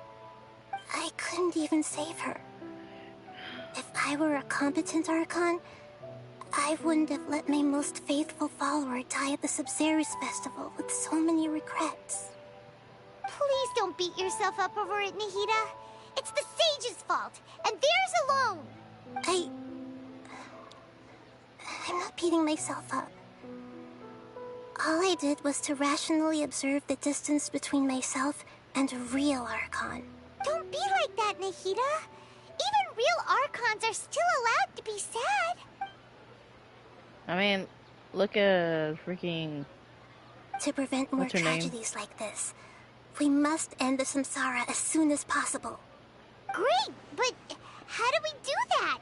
Although the Sabzeruz festival dream is under the Akasha's control, only humans can dream. Even the Akasha is unable to create them.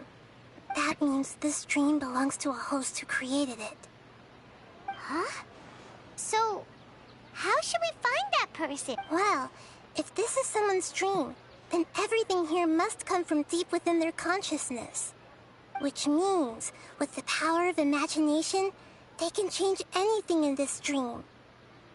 Imagination? What do you mean by that?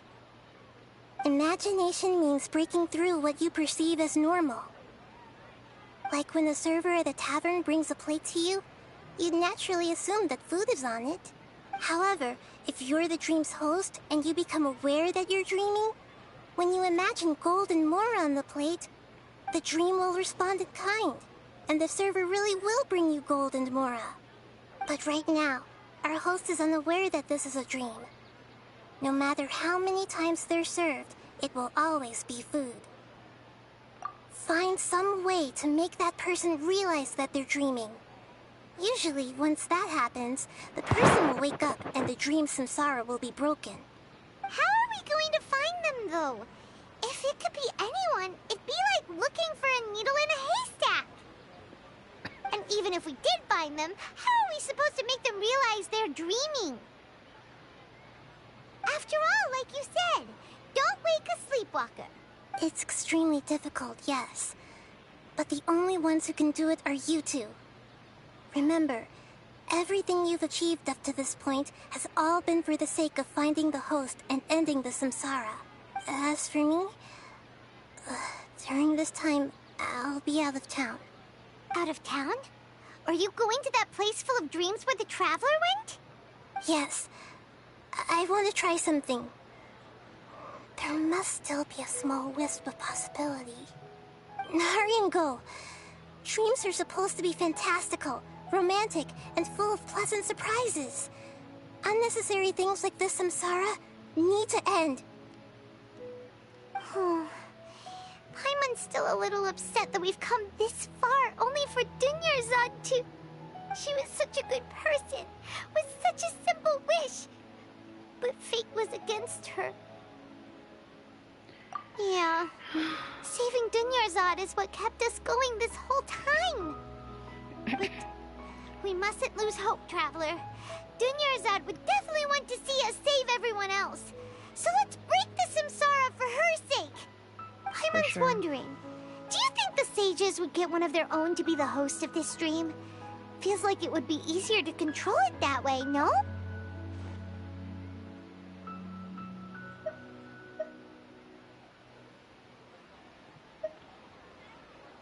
Huh. That's true. Plus, the sages probably weren't counting on there being other factors beyond their control, like Nahida and us. So, who do you think the host of the dream is?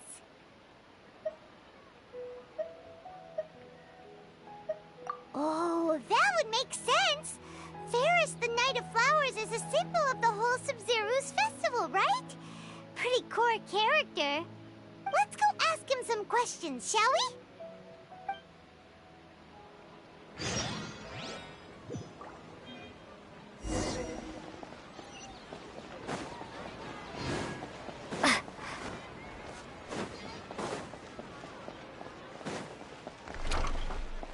Dang, this whole thing's crazy.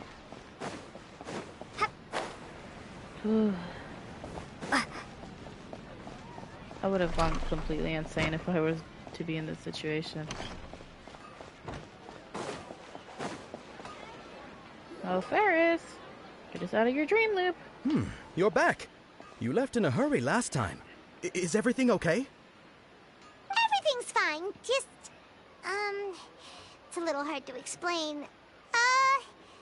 Would you mind taking part in a little experiment with us? An experiment? That came out of nowhere. I'm listening, though. What do you need me to do? Could you make a wish? You want me to make a wish? Is that a new Sabzeruz festival tradition or something? Less questions, more wishing! Okay. My wish. Okay. I'm a little nervous saying this out loud, but I want Miss Dunyarzad to be happy. Oh.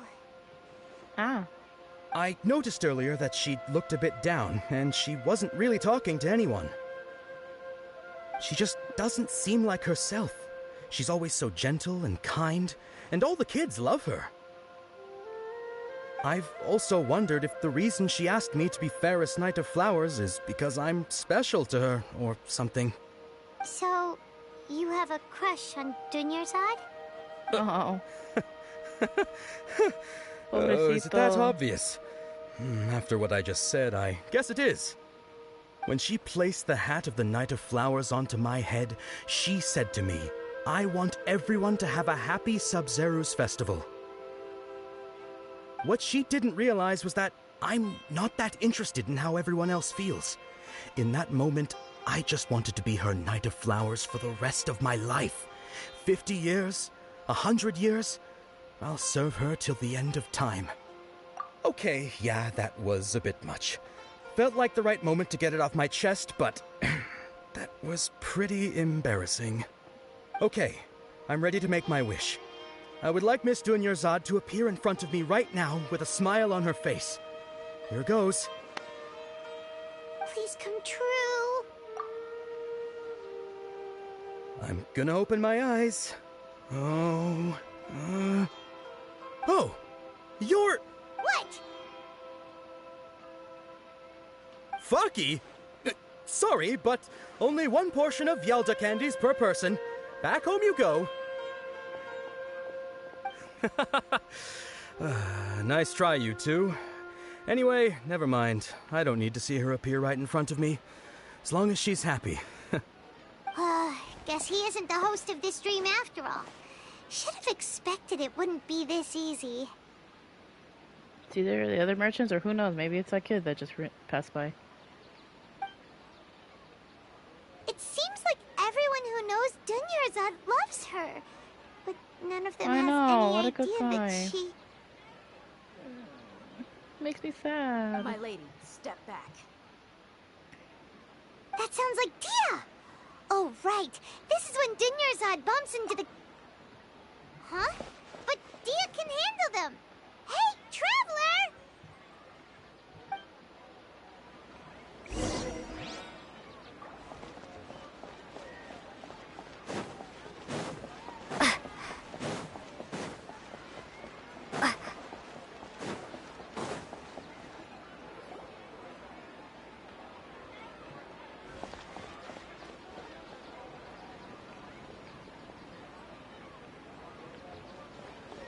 Oh, it's you. Great timing. Please take...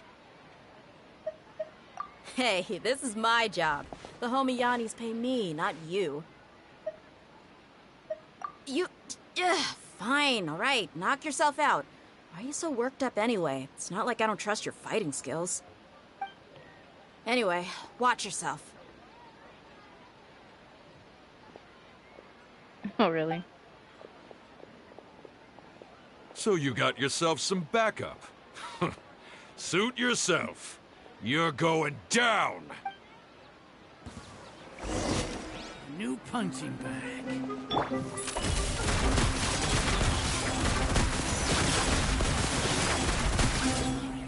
Where evil lurks, shoot on sight!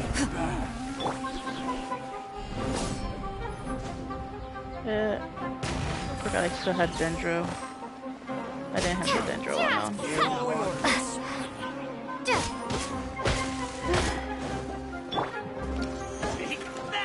I swear, it's for medical research. Floaty, floaty. Into the shadows.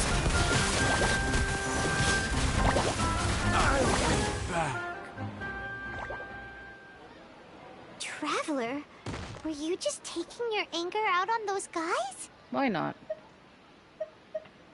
You and Nahida both. Dunyarzad wouldn't want to see you two like this. It's sad. And speaking of her, Paimon just remembered something. Remember how during the first Sabzeruz festival, before the Samsara started, we came here with Dunyarzad because she wanted to pick something up? She said it was because she had forgotten something. Okay, so Paimon's memory is working so far. Anyway, Paimon also remembers that she is staying somewhere around here. She pointed it out to us the night before the Sabzeruz festival. Yeah, even if it's only a tiny clue, it'll probably still help us more than this needle in a haystack search. That's true. This is the place. It's rude to enter other people's spaces without permission, but desperate times call for desperate measures. Yes, Paimon, go down the chimney and open it. Hey, the windows are unlocked. Okay, Paimon's gonna take a peek inside. She's probably the only one that could fit through a window anyways. This was only a temporary residence, so there was pretty much nothing inside except this book on the table. Should we open it? Well, it is a Dendro place. It kind of would be dumb to have a chimney, I guess. Oh my god, that's a lot of reading. Oh. After almost 60 days, I was finally able to get those notes written before.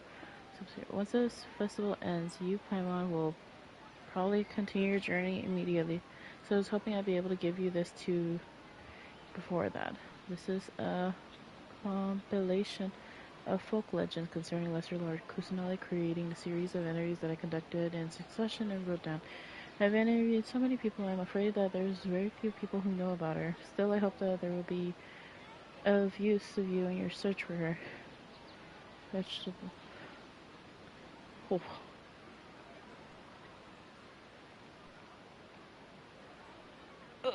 Water supply, what's contaminated?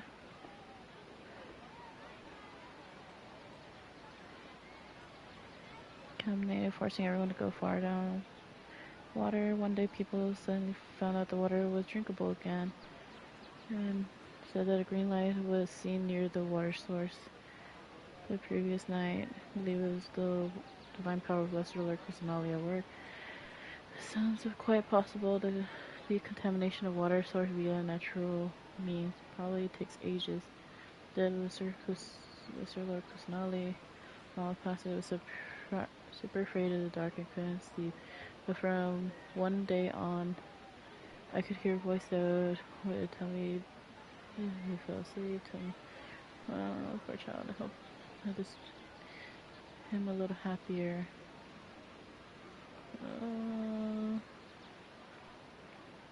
Wow. Dang. Dunyarzad wrote all of this. Sounds like she was always thinking of us, even while we were away. Even though she was also busy preparing for the Sabzeruz festival and had all her health problems to worry about. She must have wanted to give this to us as a gift on the day of the Sabzeruz festival, right? If we hadn't found this book, we never would have known. That's true. But now that we know, we can't even thank her. Fudge. This makes me want to cry. Where are you off to now? I'm a very easily emotional person. So sad. Oh my god, are we gonna talk to her dummy? Or what if it's the real one and we just didn't know? Or, I don't know. I want to believe she's not gone.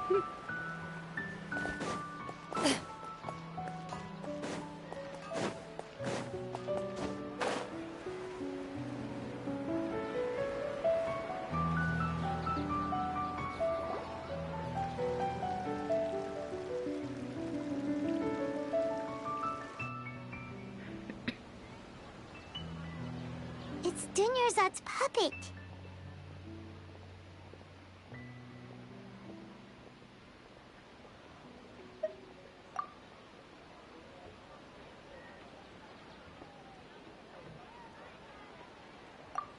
Traveler? You must be exhausted. Come to think of it, we've been stuck in this place for a really, really long time. Heck, even the last time we were chatting happily with Dunyarzad feels like an eternity ago.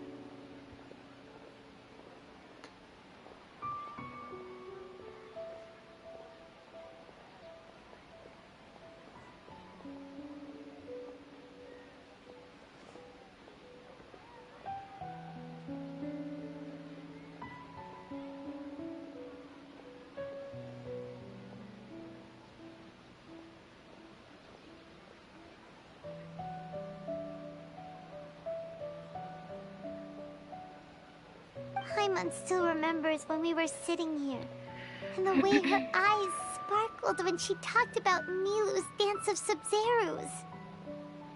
There will always be frustrations in life, but I know that the point of living is not to leave behind any regrets.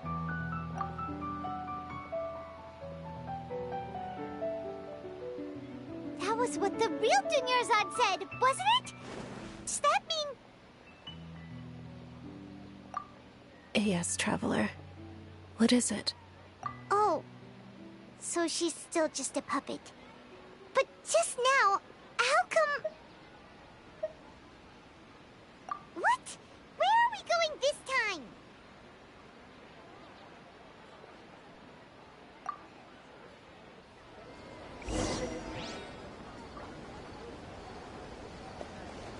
Oh my god, are we gonna like say F it and like we're gonna make Nilou dance?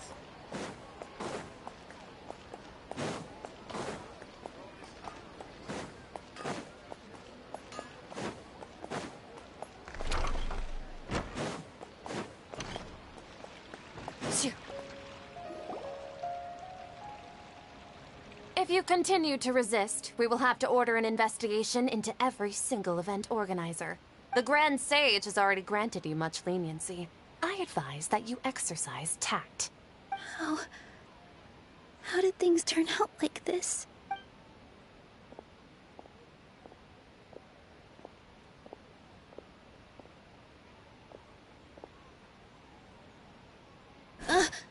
Traveler? You don't have to get involved. He's a sage from the Academia. I don't want to drag you into this. Traveler? Traveler? What the heck are you doing? If you get arrested by the Academia, that's another day gone to waste!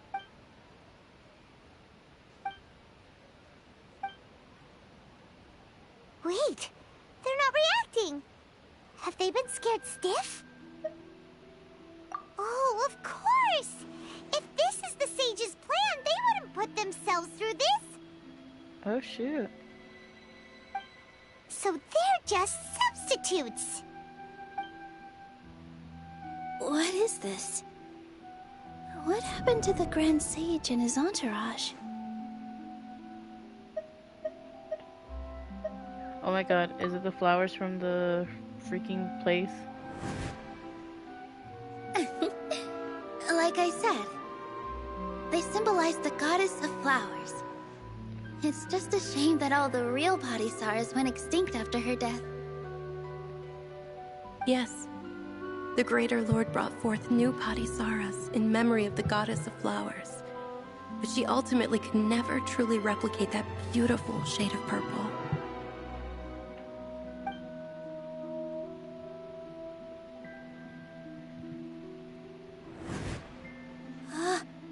That beautiful shade of purple. Aren't these flowers real Padisaras? Just like the ones from the legend? I didn't even notice. Dunyarzad, did you find these? But didn't you just say all the real flowers went extinct after the goddess of flowers passed away? Yeah. What's going on here? Huh?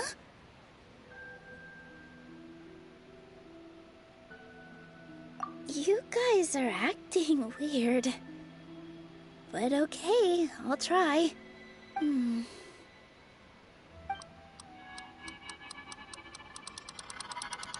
Hey!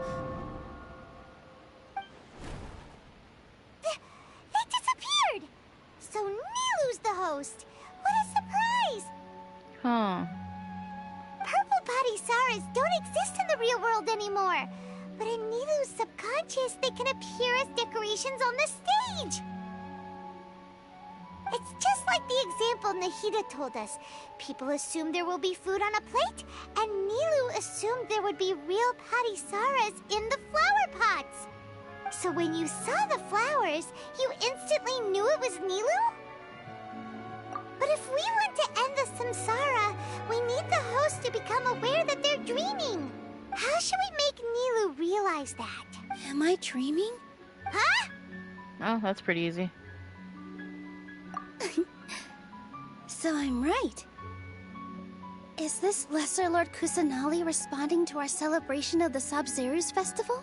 Wrong guess, but you aren't completely wrong either. The point is, what made you think this is a dream? As far as you know, people in Sumeru don't dream, right? Yeah, but have you heard the tale of the first sage? To prevent a calamity, he went on a journey to find the Dendro Archon.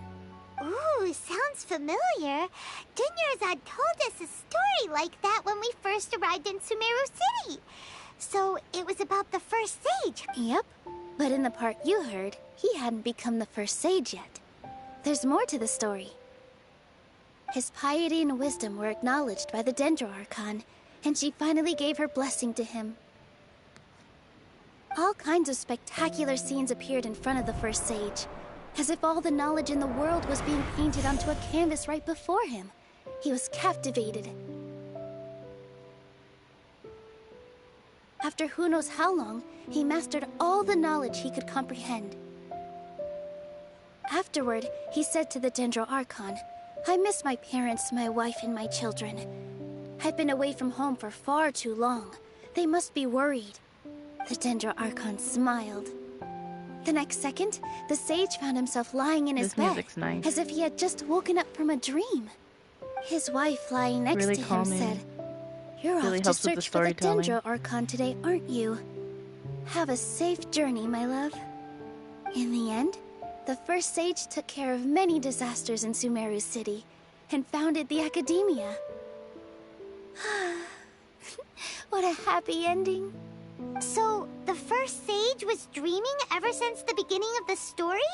He never went on his journey? Yes, but his faith and determination were conveyed to the Dendro Archon, so she blessed him in the form of a dream. Paimon understands where you're coming from now. That's a really interesting connection. But we really gotta wake up soon, like the sage in the story! I see. Well, it just so happens that today's Sabzeruz festival is almost over, too.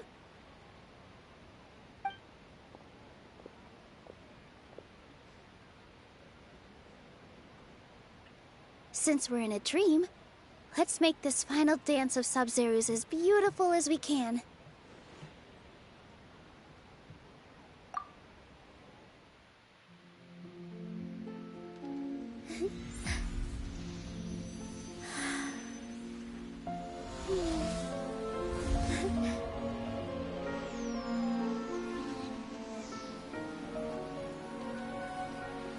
is over, everyone. I dedicate this to our god, the dance of Sabzeruz.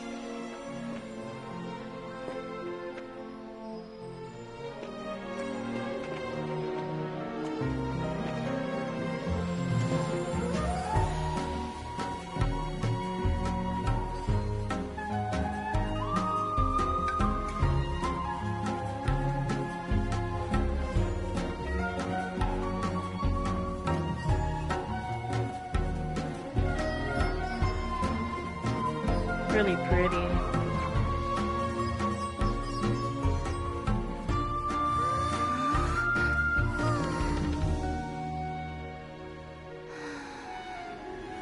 I'd be lying if I said I had no regrets. I would have loved to see Nilou's dance.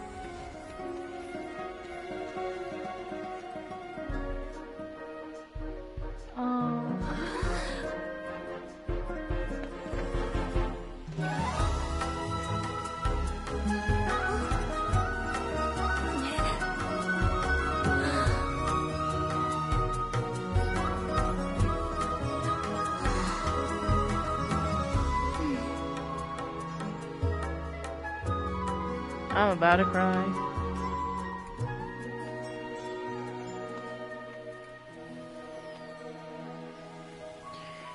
Oh, she actually got to see it in spirit.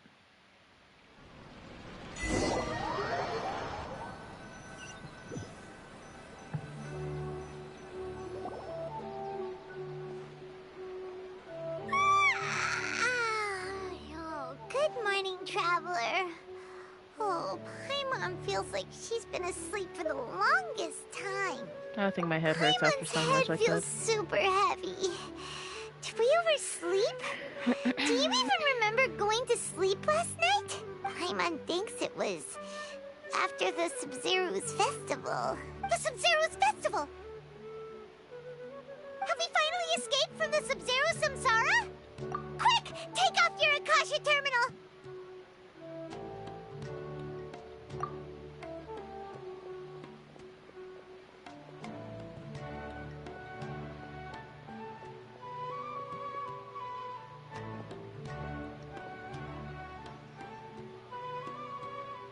She's not in her room.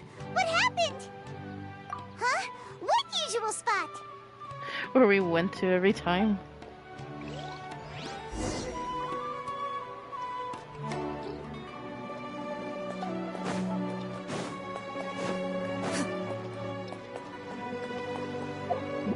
Oh, my dumb brain.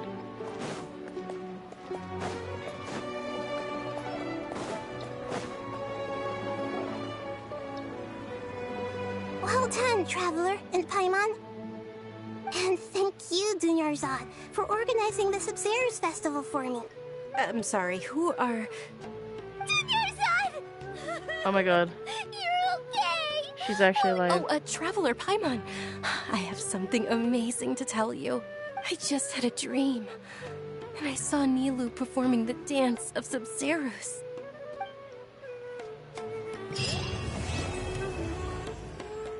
Oh my god, I thought she was gone.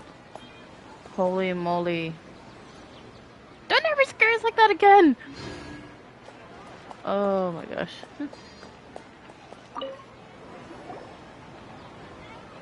You're actually Nahida, aren't you? Paimon felt like Catherine was acting weird when we met at the Sabzeruz festival. And... I know. Dunyarzad, did you save her?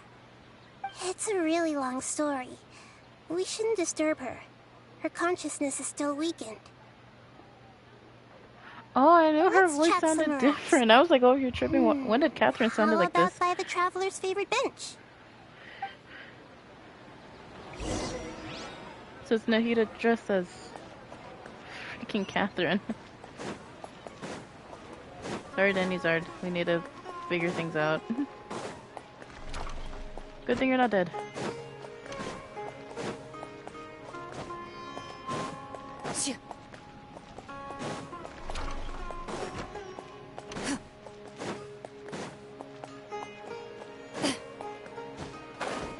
Oh my god. Oh wait, I can't even gonna fly. I'm using way too much stamina.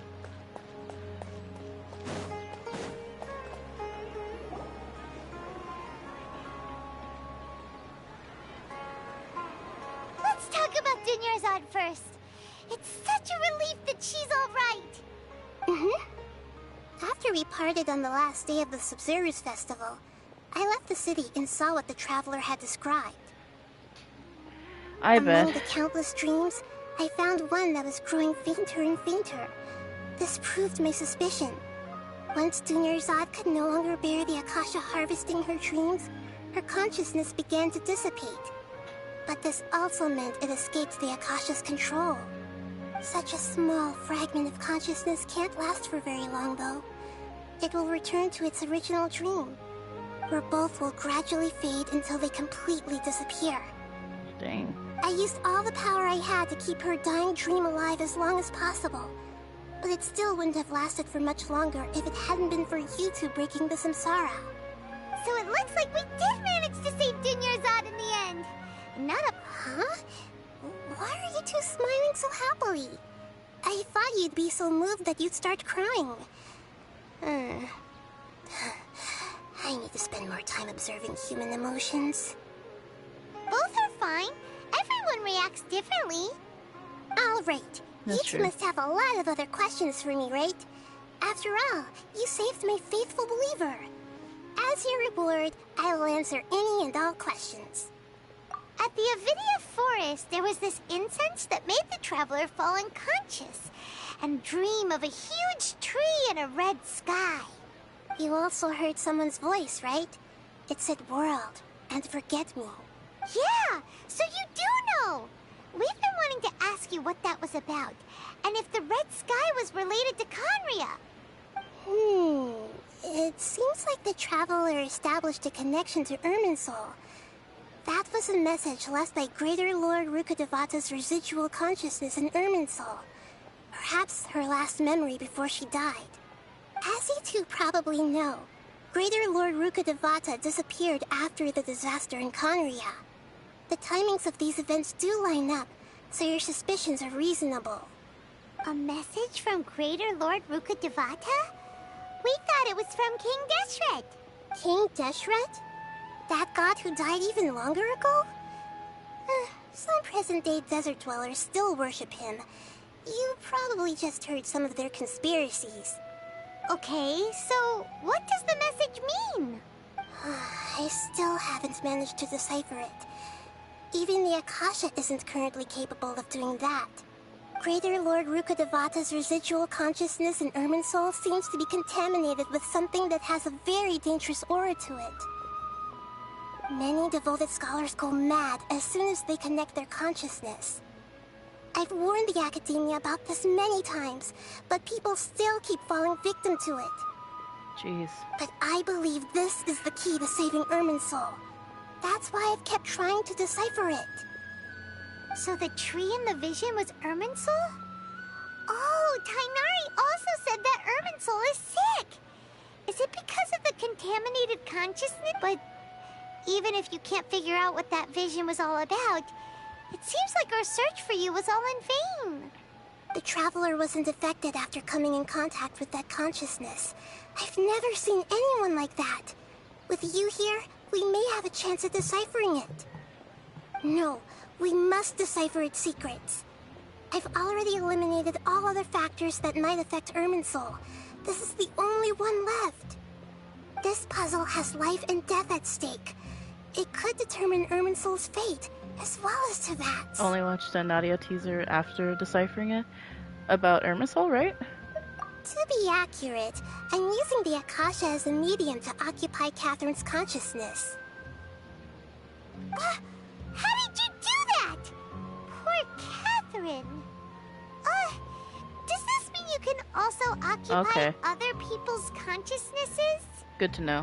Theoretically, I can enter anyone's mind as long as they're wearing their Akasha terminal.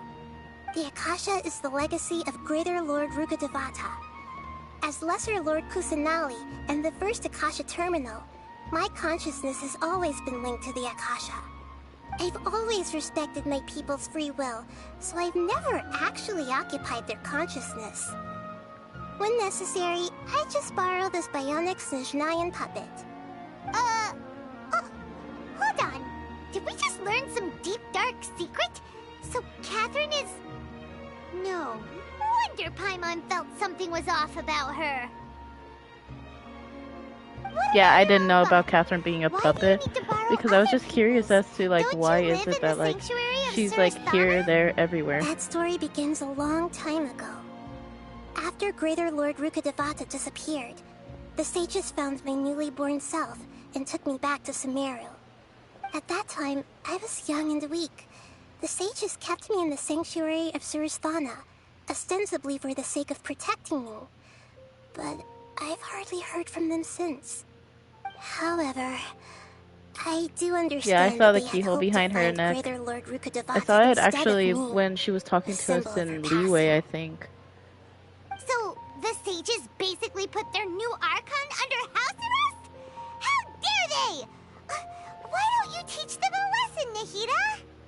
In some ways, they aren't wrong. Greater Lord Rukkhadevata was omniscient and omnipotent. Even after her death, the Akasha is still empowering this nation. And I'm still really far away from being able to call myself the God of Wisdom. Man, I would hate to be house arrested for 500 years. I'm more proficient at governing this country. My existence has little meaning. I feel bad for her because it's like the academia is like controlling the whole thing. So it's like, they make her feel like it's like, what's the point of having a god? Believers, just look at the Sabzeruz festival. Everyone who showed up truly loves you. Like poor baby wants some love too. But I honestly don't need physical freedom as long as I can connect my consciousness to the Akasha. Trying to find a way to save Irminsul is my life's mission and top priority. I will work on that, and try to live up to being a deity in the meantime. Every once in a while, I will also take up the duties of the God of Wisdom and enlighten a lost soul here and there. Doing all that should be enough. Of course, Great Sage would want to have Rukkhadevata. There's never been any big problems with the Academia's governance of Sumeru. Seems like a lot of like these people like their first Archon and not want to give poor Nahida a chance. What they hope to achieve. Even though the city's residents haven't noticed anything strange, if the Traveler hadn't broken the Sabzeruz samsara, the situation could have become dire.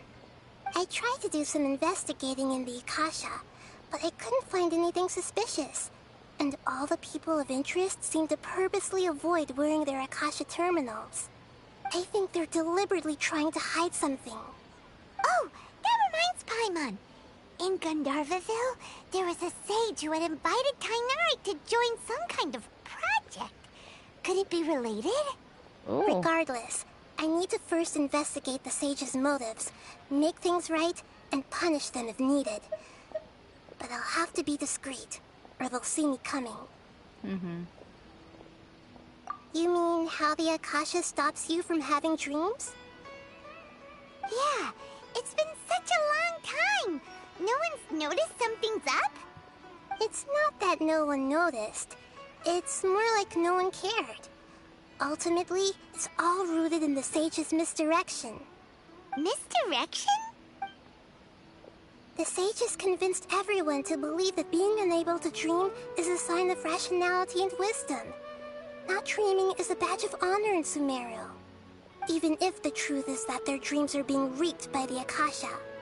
With their propaganda in place, the sages can maximize their use of the Akasha to facilitate their research. Besides, Greater Lord Rukkhadevata must have created the Akasha in the hopes that it could be used to its full potential. That's why I've never come out strongly against this. Anyway, the perspective advocated by the sages drowned out any voices of doubt. By now, even those who never use Akasha terminals find it too shameful and embarrassing to talk about their dreams. Got it! I hope my answers were satisfactory, seekers of knowledge. To be honest, maintaining Dunyarzad's fading dream took a lot of mental energy. I think I may need to rest for a while.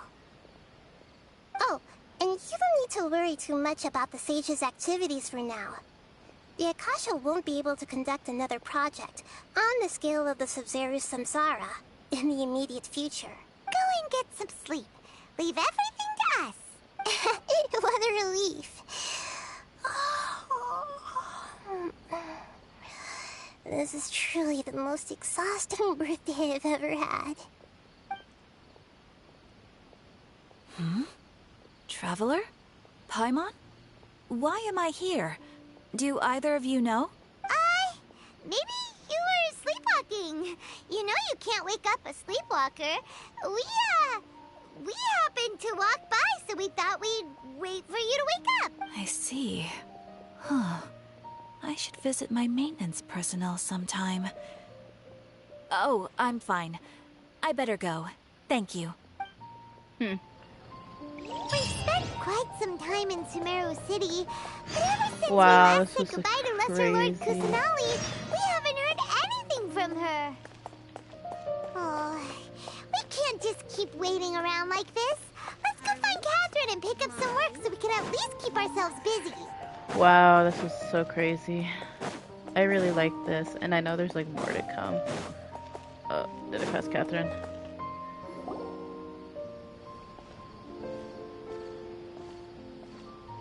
Ad Astra Avisask.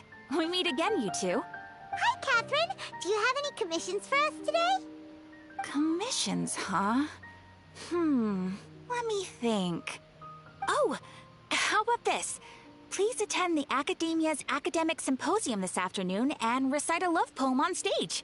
Wait, say what now? And if possible, please also use your camera to capture the reaction of the audience upon finishing the poem. Huh? What kind of commission is that? I see. It appears that you're not interested in this commission.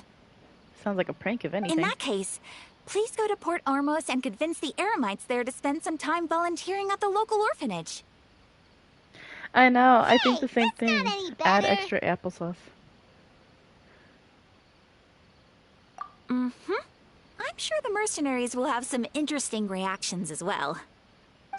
Paimon's gotta ask. Just who exactly has been submitting these commissions to the Adventurers Guild? Oh, the commissioner?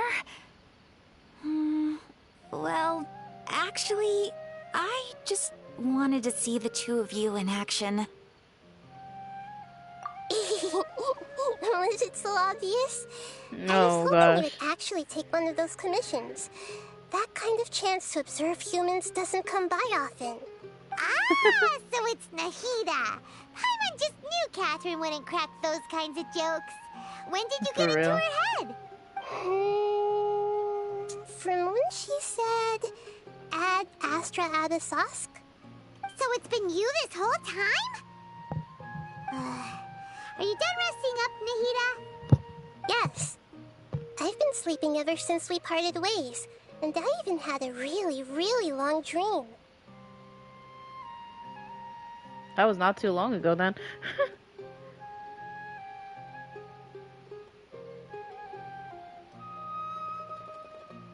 It was another dream about the Sabzeruz festival, except it was a happy one. In my dream, I was sitting in the middle of a flower terrace, and everyone in Sumeru City was holding hands as they danced in circles around me. That's nice, because that's people so you can know what's going around. Everyone looked really like a ghost. happy. I also got to sit on a gigantic flower carriage. Ferris, the Knight of Flowers, raised me really, really high above the ground, and I was throwing an endless amount of Yalda candies at the children. You know, Nahida, maybe your dream is how the Sabzeruz festival really should be. It's meant to be a joyous time where everyone gets together to celebrate your... Huh? Wasn't I describing a really happy dream? Why are you both looking at me like that? Wait, could this be an example of the emotion known as pity? No! We aren't pitying you. That would only make everything worse. We just don't want you to feel too sad. By the way, have you had a chance to visit Dunyarzad? How's she doing? The Homianis haven't allowed any visitors after the festival, so we haven't been able to check on her. Yes, I paid her a visit right after I woke up. She was resting at the time. Her condition is stabilized. However, since Elazar is a manifestation of the withering on the human body, we can only cure it by finding a way to take care of Irminsul's own withering. But for the moment, our top focus should still be figuring out what the sages are up to and what they're planning. Right. Who knows what'll happen if they manage to pull off another scheme like the Samsara of the Sabzeruz festival. So our first priority should be investigating and putting a stop to the sages' activities. As for how we should pull that off, let's discuss it somewhere else. There are too many adventurers around here. Oh, good point. Sorry, adventurers. We're gonna be borrowing Catherine for a little while.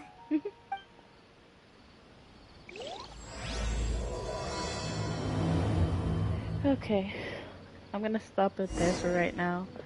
But I'll be back on tomorrow, so thanks for watching and have a good night or good morning. Bye.